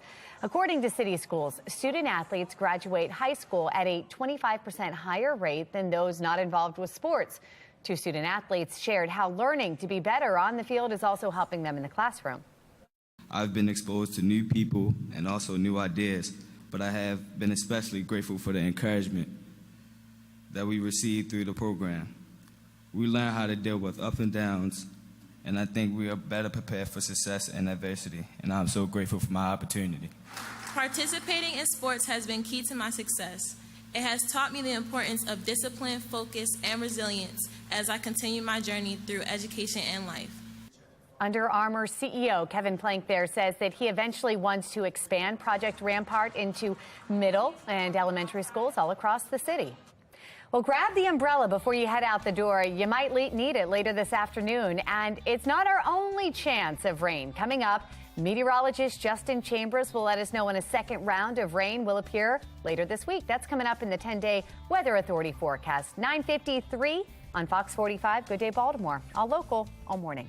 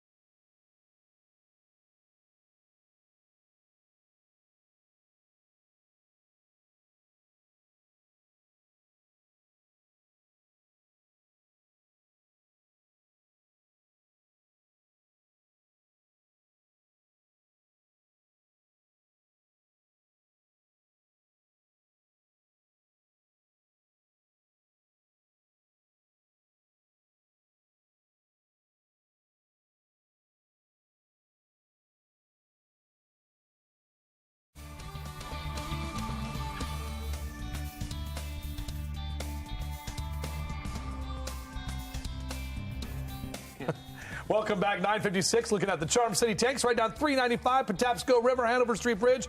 All of it looks good. Looking good right now. Are you trying to be a traffic reporter? No. I was just trying to look outside. Look at the 10-day forecast. Overall, guys, I mean, we've got above average days ahead. Monday, Friday, those stick out, right? Those are the rainy days. We will have more of that rain coming in tonight, and then pretty much all day on Friday. So that's where 2 chances for rain will be. All right. How long is it sticking around tonight? Tonight? Yeah. Through about midnight. Yeah. Okay. So 6, 7 o'clock tonight into midnight. We'll see you back here tomorrow. We'll be sleeping, right? When do we go to bed? 7.